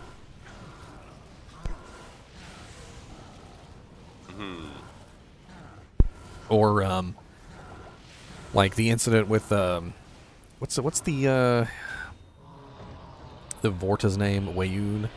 Like the incident where Wayun basically like goes to him and pretends that he's a god, and like he spends the entire time trying to tell him he's not a god, and like all these other things, and then eventually like he dies, and he blesses him at the end. Like that was like some character development for Odo. Like there was definitely a little bit of character development there. I mean, I think a lot of the characters in Deep Space Nine suffered from that issue, though. Like, they were all really bland characters in Season 1. Like, they didn't really have much face to them. Like, you didn't really care that they existed. Yeah, it took a while for them to find their way. By the time he shaved his head, it was getting better. By the time he grew the goatee, it was good. Honestly, one of the coolest characters, or like, I mean, if I had to say, like pick the characters that had the best, like, initial and the really cool, like, growth, Nog was one of them. Nog had a really cool initial impression.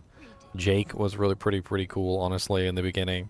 And they both grew very well together, like, as characters. And by the time you got to, like, Season 3, Season 4, you were, like, invested in those characters. You really wanted to see Nog become a Starfleet officer, and you really wanted to see Jake, you know, become a writer. And same thing with Nog's father, Rom. Like, Rom was a really kind of a stupid, derpy character who grew into his own pretty quickly. You know, kind of like got rid of his brother, moved on to become an engineer, ended up saving the Alpha Quadrant by making the mines. like all sorts of cool stuff with Nog. As you can tell, I've seen Deep Space Nine a lot of times. Way Yeah, way too many I hear times. I don't think. No. You can't say too many times. That's not okay. No, there is no too many times. I don't know if you knew how many times I've seen each Star Trek like season, you might say it could be on the borderline of excessive. Young man, I have a few years on you. Yeah, but I literally would play video games and just watch the seasons while I'm playing video games. Like hundreds and hundreds, if not thousands of hours, literally like just playing a video game with like Star Trek Next Generation or Star Trek Deep Space Nine or Star Trek Enterprise, like just over on the other monitor, like literally playing in my headset. You had 2 monitors? Holy cow, I had to use a TV that couldn't pick up any aerial reception, and all I could use was a VHS with a DVD player I brought with me. I got 3 monitors now. Oh, GC. So, yeah, no, you had it way better than me because you could watch it easier. For me, I always had to find a way to play it through different means. Well, I mean, in the beginning, it was obviously not that way. I mean, in the very beginning, when I first started watching Star Trek, it was me sneaking into the bedroom. I mean, into the family room, where my dad was watching Star Trek because he worked night shift, and he'd come home at like 2 a.m. at night, and he'd start watching Star Trek on TV, and I'd hide behind the couch and listen to Star Trek while he was watching it, and steal some of his Twinkies while he wasn't looking. That sounds amazing. I love that story. Occasionally he would My catch dad me got and me. he would send me to bed, or he would catch me and like he'd like come up here on the couch or something. Yeah, we'd watch TV together. My dad got That me sounds into GT nice. as well.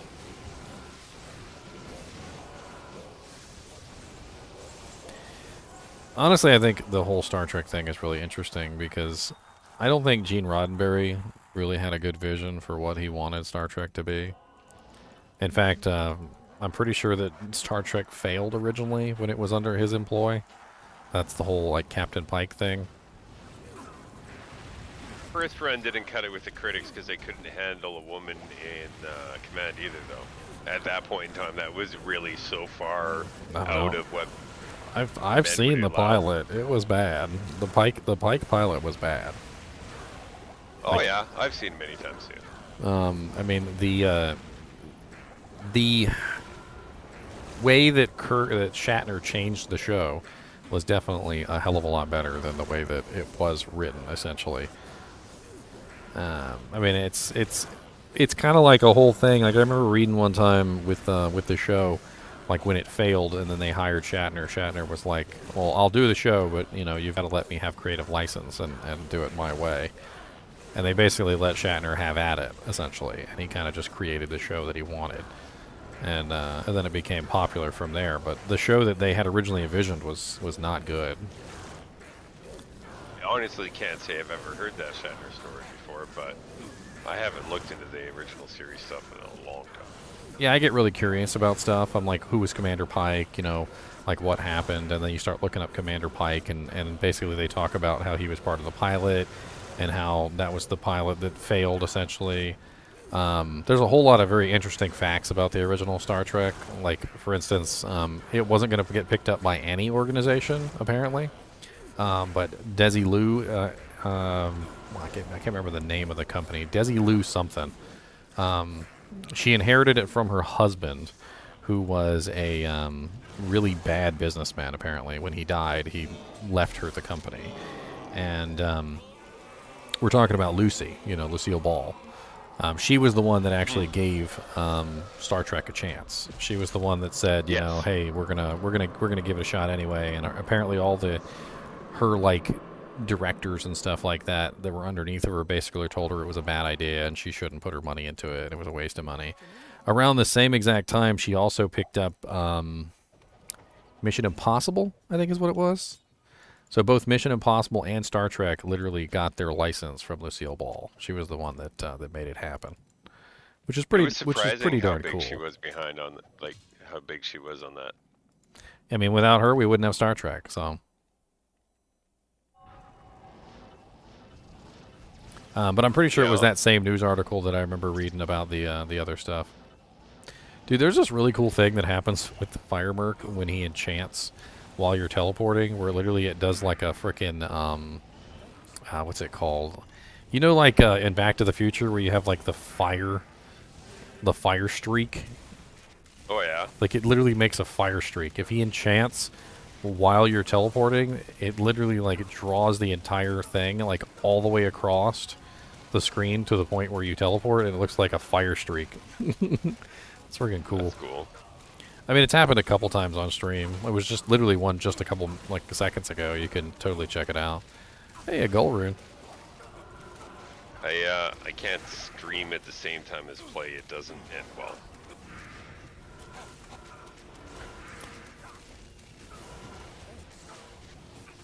Bad internet bandwidth. I don't think my computer likes it when I'm running too many things at once. And with Diablo and video going and it being in Discord at the same time, it all of it seems to just take its toll. I don't know. I do rather enjoy Gene Roddenberry's wife being in there like forever. She's the voice of the computer. She was the nurse. She was the commander and the original pilot. You know, obviously she's Deanna Troy's mother. You know, she appears in multiple episodes. Like, you remember when I was talking about how Odo's character was kind of sucky and he didn't really have much dimension? One of the episodes that really kind of built on his crappy character was literally the episode where he interacts with Loxana Troy. That's literally one of the best episodes that develops his character. Like, he, you know... Do you remember the name of Deanna's sister? Not right off the top of my head. I remember the episode though. I tried to get I tried to convince my wife to use that name for her daughter, but she didn't let me. It was Kestra. Yeah, Kestra. Good old Kestra. Yeah. I keep calling my daughter Little One though, so that way at least I get to do that.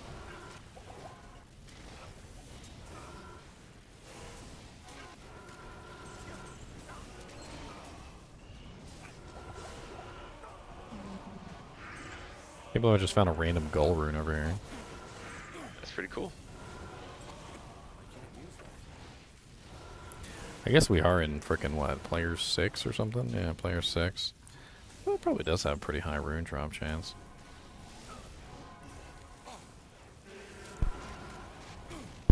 Hey, I've got a Ormus that has a static field on it. You want it? For what? I thought you were using a static. Oh, I got the enchantment. That's an awesome Ormus. It's got +3 to static. Yeah. But it's only 11 lightning. What's the res on it? I don't think Ormus has res. Oh shit! Sorry, I'm 20 mixing that up. FCR with cold lightning fire damage, then the skill. I'm mixing 14 that up defense with and the other one. Viper I'm Magi. mixing it up with the Viper Magi. Yeah, my bad. Sorry. How yeah, dare you? The Ormus is the black one, right? Not the blue one. The dusk robe, if you will. Yeah.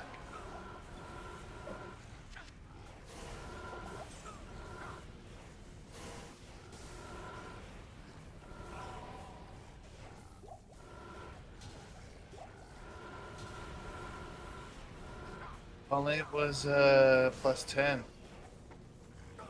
That could have been really nice. +10 what? On the amulet Squiddy just posted. It was +8% to FCR. Had some really nice stuff on it. If it was +10, it could have been really nice.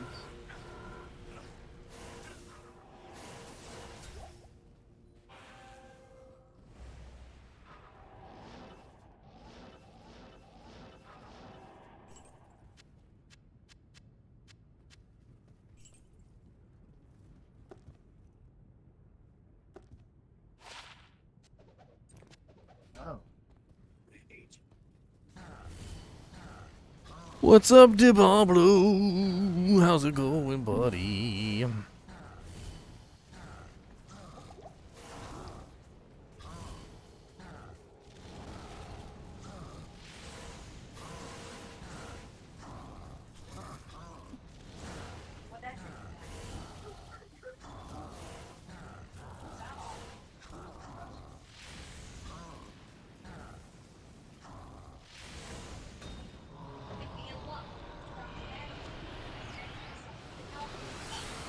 A hurly bat.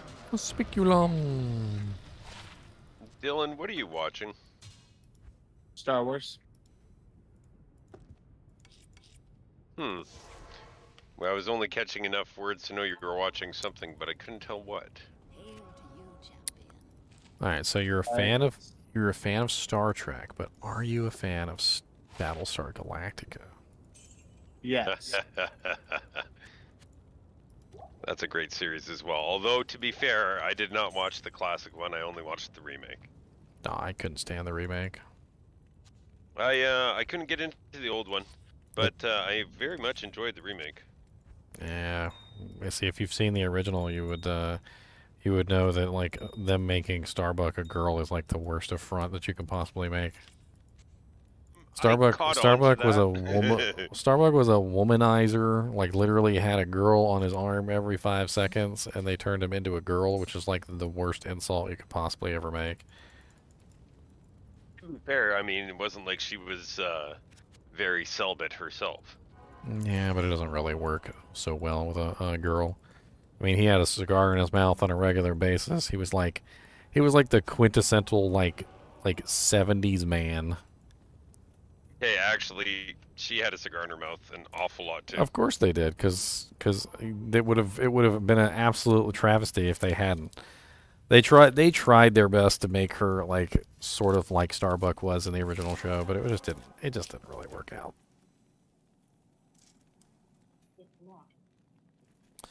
And honestly, I like the person that they picked for Adama in the remake. Oh, he's amazing. But the person that was playing Adama in the original was so much better. Like, it didn't matter how good he did at that role. He was never going to live up to the... The shoes were just impossible. It was impossible to fill that role. It's like trying to be a Superman without being Christopher Reeve. The Metal Grid. Yeah, he just did such a good job with that role. And then at the end of Battlestar Galactica, you know, it's been out for a long time, so if you guys haven't seen the end of Battlestar Galactica, the remake, I don't know what to tell you. The whole ending... 5 to 10 minutes could have been skipped. The whole ending to that thing is just stupid. Like, it was absolutely dumb. They could have skipped the last 5 to 10 minutes and it would have been fine. I mean, the whole cool thing about the original Battlestar Galactica is that the freaking enemies were actually robots. And then they're like, well, we're going to make the enemies bioorganic robots, and you won't be able to tell the difference. And then at the end, they're just like, everybody's a bioorganic robot. You guys can't tell the difference. Ha. Yeah. I enjoyed it at the time. I watched it while it was coming out. I don't know, if you've seen the original, you would know just how vastly different the two are from each other. They really went a left field with the remake. Well, and I mean, at the same time, though, I also very much enjoyed New Who. But I can't get into the older stuff. It's not made for binge watching in the way that we do nowadays. What, Doctor Who? You can't Yeah, you can't binge watch Doctor Who. It's like impossible to find all the episodes. A lot of them were lost. Like they literally had some sort of fire or something, and a lot of the masters were lost. They used to record over some of the tapes, and then the fire took care of the other tapes they had. And overall, they've been hunting down people's copies of voice recordings or anything. Yeah. And in some of them, they've actually mastered them with just animation. But I had, as of 2010, I had everything that was available at that point in time. It says here as a result, 97 of 253 episodes from the program's first 6 years are currently missing from seasons 3 to 5, leaving 26 serials incomplete. Many were considered lost until recovered from various sources, mostly overseas broadcasters. I mean, I tried to binge watch the original like seasons, and it's like next to impossible to get all the episodes. Like you just it's so piecemeal that you can't really put the story together because it like skips like the episodes that are missing are like crucial plot developments. Well, and the old episodes weren't made to binge either. Trying to watch those back to back is painful. I don't really want to go to sleep, but it is Father's Day tomorrow, and I was planning to go visit my dad. So I kind of wanted to not sleep all day. Isn't Father's Day Sunday? Tomorrow's Saturday. Oh, Father's Day is Sunday? Maybe I can go visit him on Sunday. Pretty sure. Yeah, it's Sunday. That's right, I gotta do something. Sunday at the Hampton Coliseum. The only reason I'm still awake, I slept for 8 hours earlier. I'm not tired. I actually really enjoy British comedy. Like, I've seen a lot of British comedy shows. Usually on the WHRO, by the way, because that's usually where they were. Oh, that's a really nice obedience base. Great poleaxe. Ethereal 5-socket. Anybody need an obedience? I've got an extra foul rune.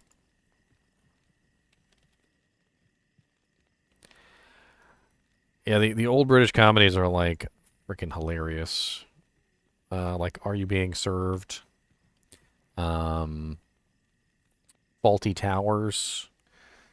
Trying to remember all the names of them. Black Adder. That one's like a classic if you like Mr. Bean. Mr. Bean's hilarious. I love Mr. Bean. Yeah, Black Adder is like one of his earlier works, and it's pretty funny too. He basically plays kind of like, I guess, like a count, I guess, or like a prince or something. He's like not in power, but he's not like he's aristocratic or aristocracy, I guess, or whatever you want to call it. What are some of the other ones? Monty Python's obviously that's an obvious one, but like Keeping Up Appearances with Mrs. Bouquet. It's the Bouquet residence, lady of the house speaking. There's a newer one that's on Netflix right now. It's called Still Game. It's like a Scottish. They speak in like a terrible broken English. I can't do it. I can't do it at all. Is that Demon Hide Boots? Was that Rite of Passage? Yeah. Anyway, there's tons of really good like just British comedies. If you've never seen Faulty Towers, that's with John Cleese. You probably recognize him from a lot of his other shows that he's done. Trying to think of one like really iconic one that he did that kind of made him famous. Obviously Monty Python. Obviously Monty Python is one, but he's got like freaking hundreds. Like I don't even. I'm trying to think of like one that's like really iconic that like nobody could ignore. I mean, he was in the Day the Earth Stood Still. Yeah, he did a lot of video games too. Fable 2 or 3, I think it was. He was the voice for one of them. He was nearly Headless Nick in Harry Potter and the Sorcerer's Stone. I remember that.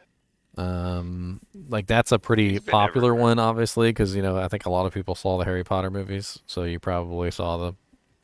He was in The Meaning of Life, obviously, which he was also in the Meaning of Life video game. I've heard of Harry Potter before. I think I've heard of that before. You've heard of that? You think so? Yeah, I think I may have. Maybe, eh? Heard of that before. Anyway, if it gives you any point of reference, Faulty Towers is like really early in his career. I believe it's like 1970s.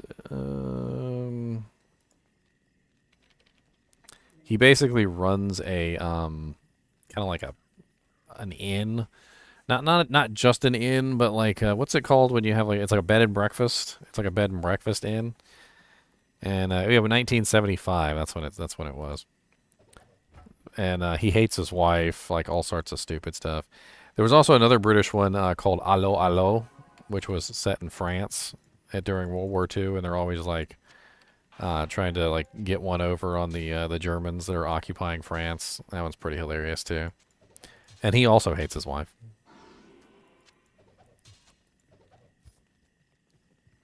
Seems to be a pretty common theme. Yes, yes, indeed. Indeedly, doodly, doodly. Alright. I want to try out my Phoenix Shield on my Zonalon. My Zonazon.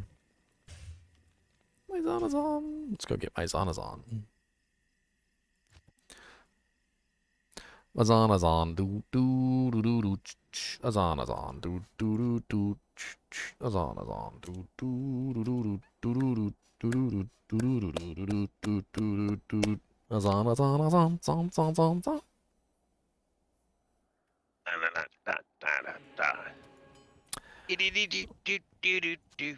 Bink.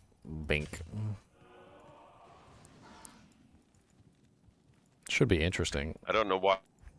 I really have too much fun doing Torrential in Hell with my energy shield sorcerer. Energy. So my damage should be pretty good running Duress, Phoenix, F Titans upgraded. Like that should be hitting pretty hard. Plus concentration aura.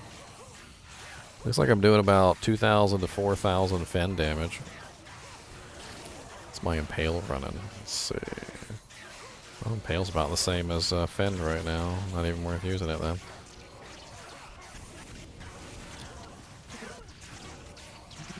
It certainly makes me insanely tanky.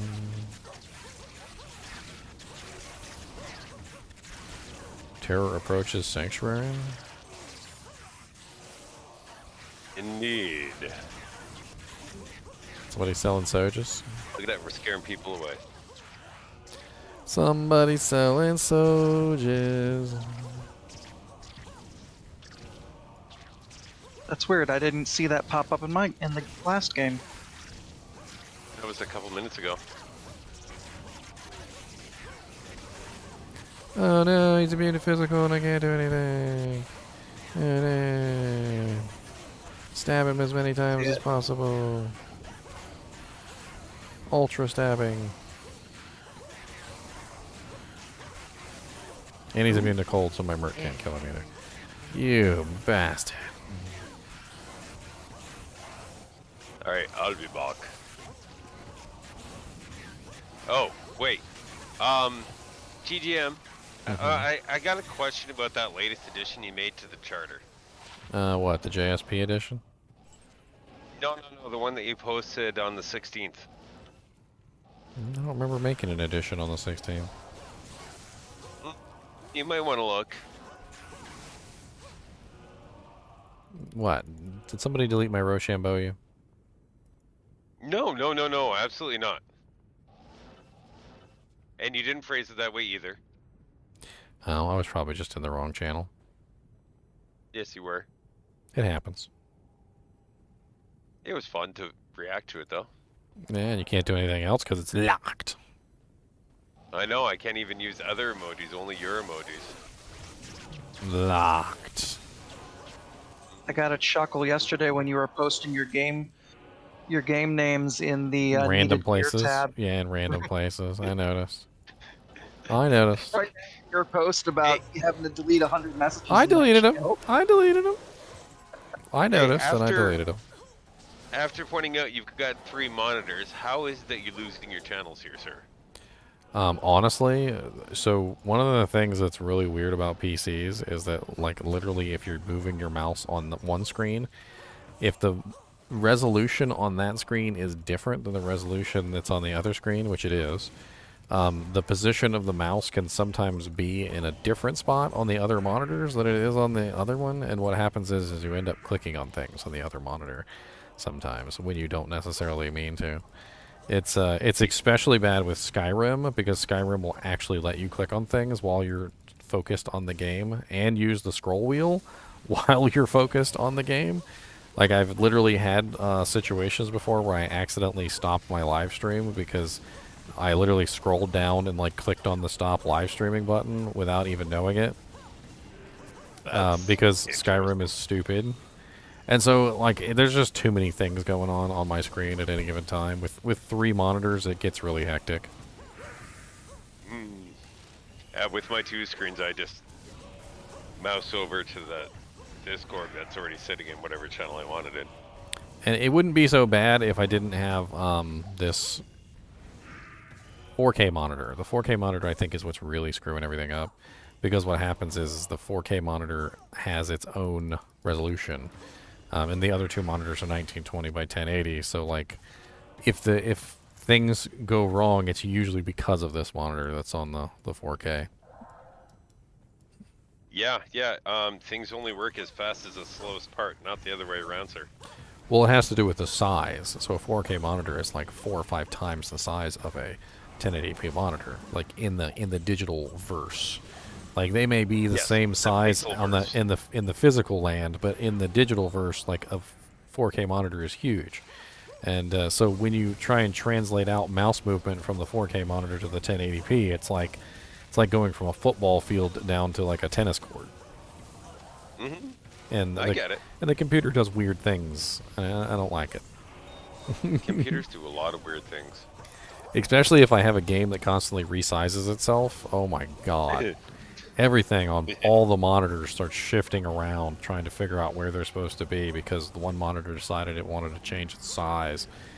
And it's like, why? Why do these 2 monitors have to like reconfigure themselves? Because this game over here that's on this monitor wants to be in 1080p or you know, like 144p or something like that. It's so stupid. Makes sense to me. Anyhow, have fun. Meow. Meow. Yeah, that's not bad. Anybody want a 61 attack rating, 33 life large charm? I'll drop it in Diablo's Star of Justice.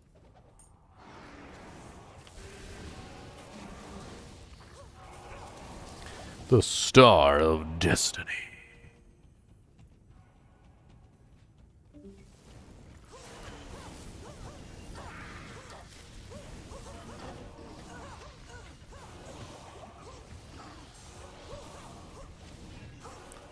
Sacred Rondash.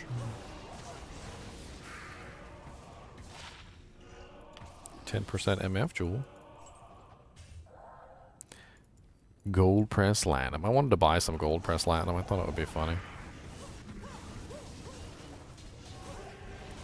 Apparently there's some people on Etsy who make it and sell it. Some of it's made out of plastic, though. I don't want to be made out of plastic. It's got to be made out of, like bismuth or something.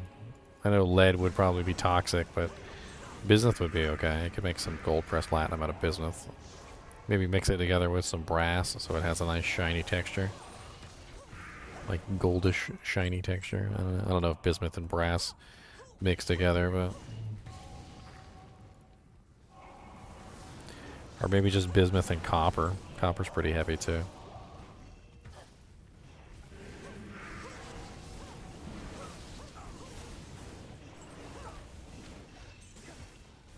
I didn't even mean to pick up that charm.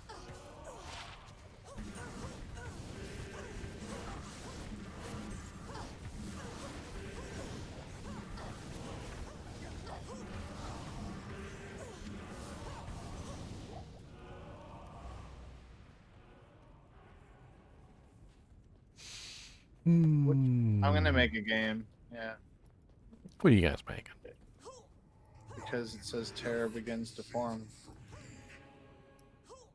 Isn't it only at 3 out of 6? I don't know.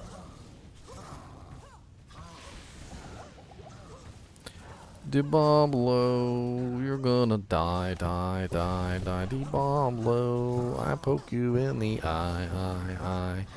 Come on down to town and I will pound. Gonna kill you dead, and that's just what we read. Hey, the Fist of the Heavens scepter. The Hand of the Blessed Light. Anybody running an FOH Paladin want a Hand of the Blessed Light? It's that really nice one with +2 Pally and +2 Fist of the Heavens and +4 Holy Bolt with regenerate mana on it.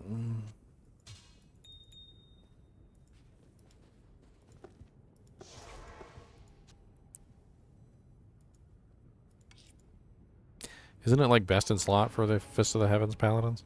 Because it has, what, 4 Fists of the Heavens and 6 Holy Bolt?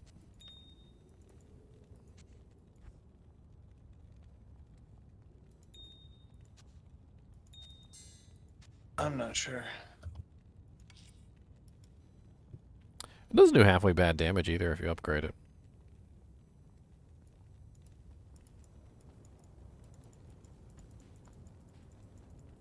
What do you need? What Ooh, that's do a lot of you need? runes.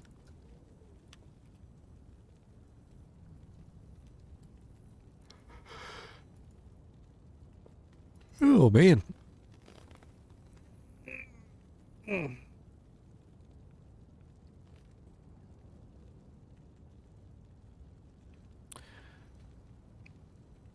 I got a green screen cover for my chair. I think it's hilarious. You guys can't see my chair anymore. You're a floating ghost. Well, it's even what's even funnier is my chinchilla sits on the chair, and You so know now what's funny? he's floating. I can kind of see your chair, but it's like ethereal. Yep, I got an ethereal chair now. I mostly can't see it, but like Just a little there's bit. like a Just a there's tiny. like you can almost like sense the outline a little bit, Just a little bit. A but little only bit. because you said something. Yeah, watch. I'll turn off the filter, and you guys will be able to see it. Yeah, see, my green screen chair. It's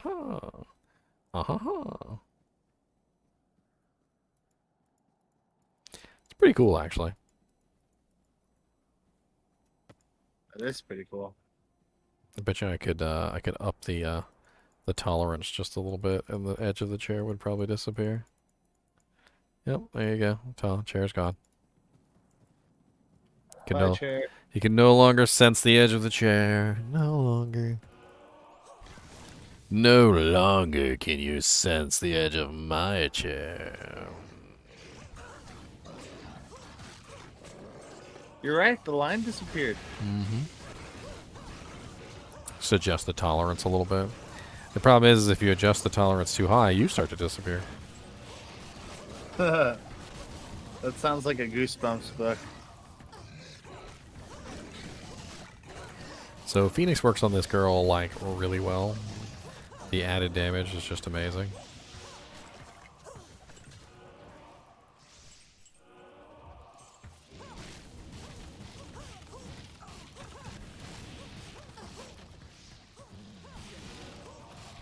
Plus, the entire goal was to make the character as tanky as possible, which is hilarious because you know the Phoenix definitely does that. It's definitely part of the goal. I will slurp up your body.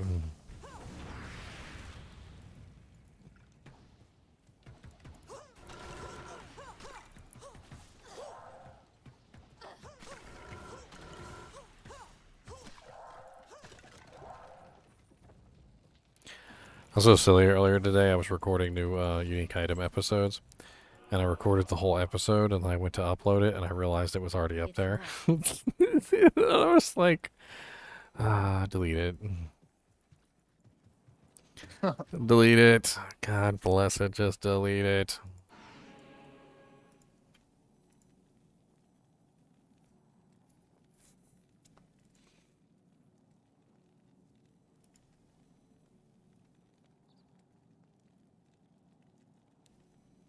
Just delete it, delete it. All you wanna do is delete it.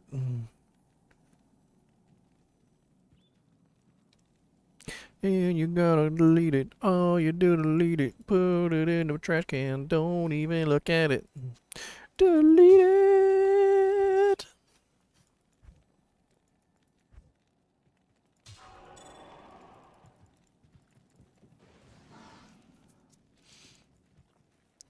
I blame those infomercials from the frickin' 80s and 90s where they always had those crazy things on there. Like, you can own today the songs of the 80s on one volume hit.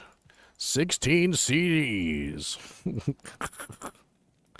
for only 6 payments of $29.95. But act now, and we will double your order and give you a second set that you can give to your friends. Lol. That is how to do it. But wait, act now and we'll take 1 of the 6 payments away, and you only need to pay 5 payments of $29.95. They always did this weird stuff too, where they're like, you know what, Jen, you know what, I'm an idiot, I am a fool, but you know what, I'm taking an extra payment off of this if you act right now, and we're throwing in free shipping. I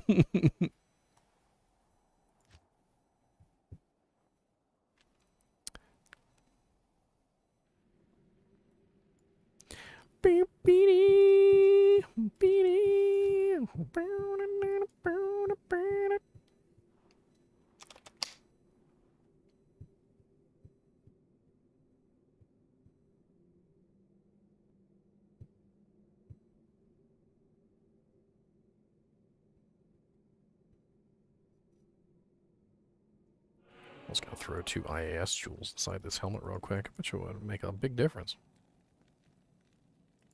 Got a demon damage 1. 5 defense. Let's check that out real quick. Just for testing purposes. I found Hand of the Blessed Light.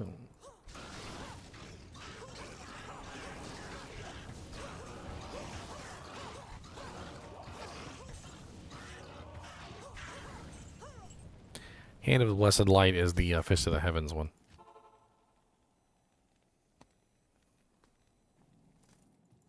It even has Fist of the Heaven procs.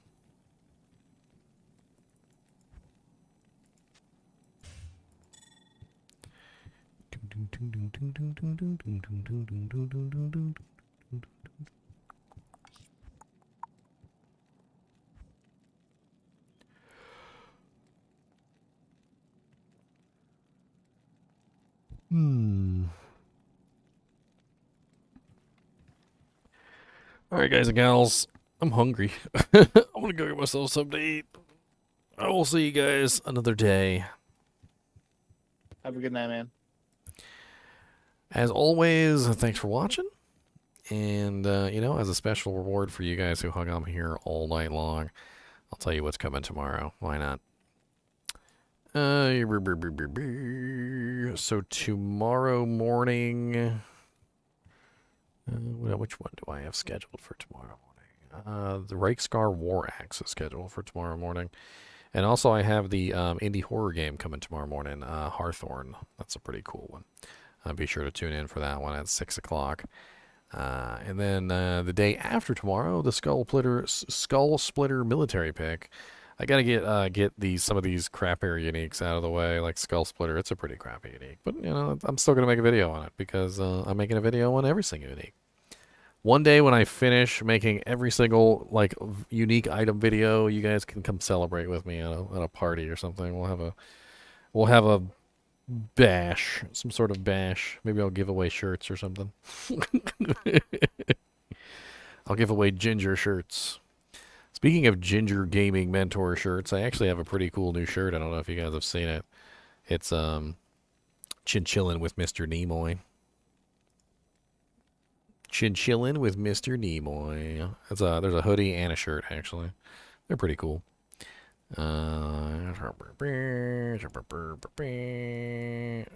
Right here. This is what they look like. See? There you go. Got the Chinchillin' with Mr. Nimoy shirt. And hoodie. Where's the shirt? There it is right there. That's pretty cool. It's literally has Mr. Nimoy on it, by the way. That's literally him.